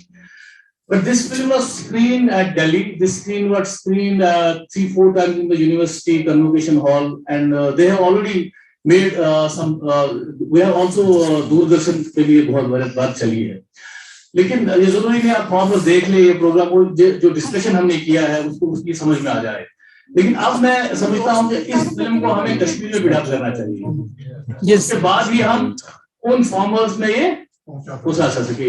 So there is a scope of dubbing it also. I take that responsibility. Inshallah, I will be dubbing it very soon. And Sabrina ji will write a script for me in Kashmir. That is good. Good. That's nice. See, sir मेरा एक question है sir. Question ये कि film में आपने दिखाया कि रैंपेंट conversion हो रहा है एग्रीकल्चर लैंड्स के साथ साथ में क्लाइमेट चेंज भी देखी इसके साथ. मगर एक और चीज इसमें सर ये नहीं मिस हो रहा है सर, जो टूरिज्म है और जो डिफरेंट सेक्टर्स अभी जो कंपनीज आ रही है यहाँ पे, या फिर अभी देखो खैबर के यहाँ पे बन रहे हैं फैक्ट्रीज बन रहे हैं, बड़ी बड़ी फैक्ट्रीज उस एरिया पे, जैसे कि क्योंकि यहाँ पर हम जाएंगे थर्ड लाइन पे देखेंगे तो काफी इम्पैक्ट आया उस साइड से. और उसका नेचुरली अलग फिल्म बनानी पड़ेगी. तो एक आइडिया आपको और मिला ना, तो then we can think of another film. और ये फिल्म बनी है 5-6 साल पहले. अब हम जो फिल्म बनाएंगे करंट सिनेरियो के हिसाब से, तो उसमें देखेंगे इम्पैक्ट क्या पड़ सकता है. सर जो अभी मेरा ये भी मानना है कि जो अगले कुछ एक दहाई के अंदर जो जितना ज्यादा टूरिस्ट इन्फ्लक्स यहाँ पे आ जाएगा तो उससे भी ज्यादा इंफोजनिक एक्टिविटीज और सर अब जो वही जब हम बात करेंगे ना सस्टेनेबल ग्रोथ, तो we have to be balance tax. जहाँ पे हम टूरिज्म को बढ़ावा देंगे हमें साथ साथ ये भी देखना चाहिए कि हम इकोसिस्टम को खराब तो नहीं करेंगे. जहाँ से हाँ वो भी देखना है. We have to take care. इसीलिए मतलब we have to generate a debate. तो जो पॉलिसी मेकर ऐसा कर हम डायरेक्टली बात नहीं पूछेंगे, लेकिन ऐसी फिल्में बनाकर ऐसे राइटअप्स देकर एक डिबेट, एक सोशल कंसर्न जो हमारा होना चाहिए वो हम कभी नहीं भूलने चाहिए. हाँ, as a conscious citizens, isn't it? So ये चीजें आ रही हैं. अब नई चीजें जो टूरिज्म को बढ़ावा दिया जा रहा है या कंस्ट्रक्शन वर्क्स हो रहे टूरिस्ट प्लेसेस पे, तो इसके भी नेगेटिव इम्पैक्ट क्या है, we should highlight this. Sir, one more observation. You have highlighted that in the film that agricultural land is converting into horticulture land. I would like to add one more point from South Indian perspective. When I went to South India after 1 year, of course, the last 10 years, 9 years I was here only. When I went there, the entire fertile agricultural land has been converting into, one is real estate lands, second one is they are producing prawns and fish instead of rice. Because prawns and fish, they are giving a lot of income for the people. And even real estate business is also booming in South India, especially in Andhra Pradesh. So here, I think converting into agriculture to horticulture, a slight difference is there. But I think agricultural production is drastically reducing in entire India, not only in Kashmir, entire India. There are different reasons, and there is no any proper guidelines from the central level and from the government side. Thank you. Similarity between the two regions. Yes, sir. Not only two regions, everywhere such type of practices are being followed. हर जगह ये हो रहा है कि जैसे जैसे ही उन्हें कोई अपॉर्चुनिटी मिलती है वो कन्वर्ट कर रहे हैं. तो बहुत अच्छी फिल्म आज प्रेजेंट की गई. तारिक अब्दुल्ला साहब ने एक अच्छी फिल्म बनाई और एक सेंसिटिव इशू है, एक सोचने लायक इशू है और वाकई इसमें भी अलग अलग पहलू निकले. कि इसलिए जो है लोग पैडी फील्ड को कन्वर्ट कर रहे हैं एप्पल ऑर्चर्ड में। और एक और जो ऋषि साहब ने बताया कि एप्पल ऑर्चर्ड भी ये देखना पड़ेगा कि अगर इसमें विंटर सीजन में चिलिंग कम हुई तो एप्पल प्रोडक्शन भी कम हो जाएगा। तो वो भी एक पहलू है कि इसे कन्वर्ट करना कहाँ तक यूजफुल है, कहाँ तक सक्सेसफुल रहेगा और कहाँ तक बेनिफिशियल रहेगा, वो भी एक एंगल है इसमें। बहरहाल इसमें अभी एक थॉट्स हैं जो सबके सामने रखे गए हैं, वो भी चीजें हैं जो फैक्ट्स हैं सबके सामने रखी गई कि किस तरह से लोग कन्वर्ट कर रहे हैं एप्पल में। और जो एक बहुत बड़ा इससे थॉट निकल के आ रहा है कि इनडिस्क्रिमिनेट यूज ऑफ पेस्टिसाइड जो है वो हमेशा हार्मफुल है।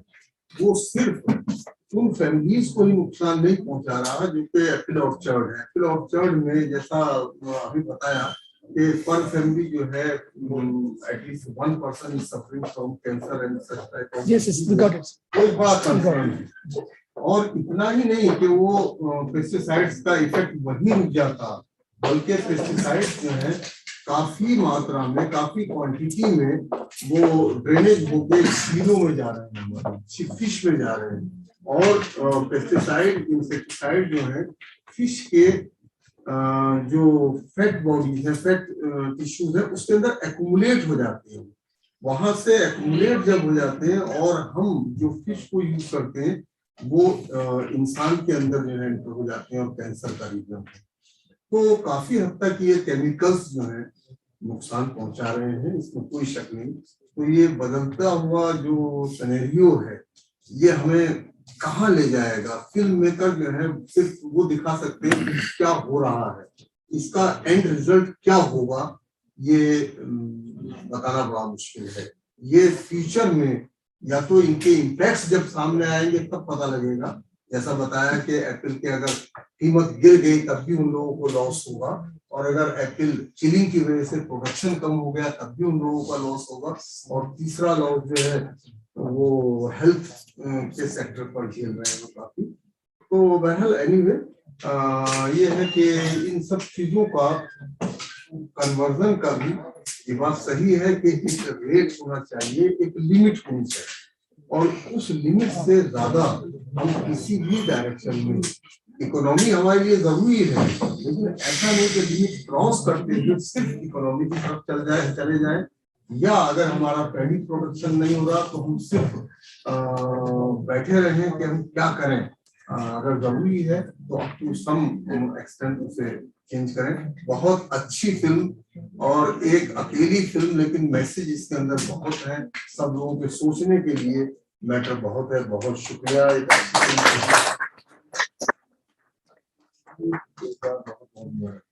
Thank you, sir. Thank you very much, Tariq Abdullah sir.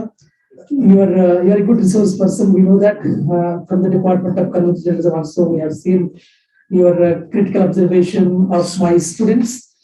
I think, yeah, one thing you have said that we need to do some updation of the film. Second thing, we need to convert it to regional languages like Kashmiri and Urdu. If these two things are happen, then it will be easy to bring to the grassroots level, and especially the target audience there in Pahalgam area especially. So this is the important message you have brought to us through this film. Thank you very much, sir, once again. And I would like to request Professor Yusuf Saab to present as a token of respect from the Festival of Sport for All. I would like to request Yusuf Saab to present a memento to Tariq Abdullah Saab, please.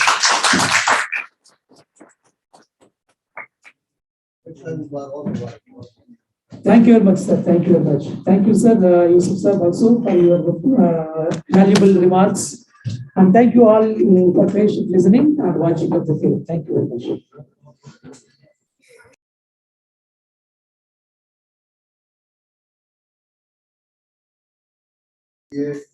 और special thanks to my film maker Tariq Abdullah sahab, और thanks to the team of the organizer John Babu, Arif sahab and all the team, and especially the media persons. I am very thankful that they are completing our all that our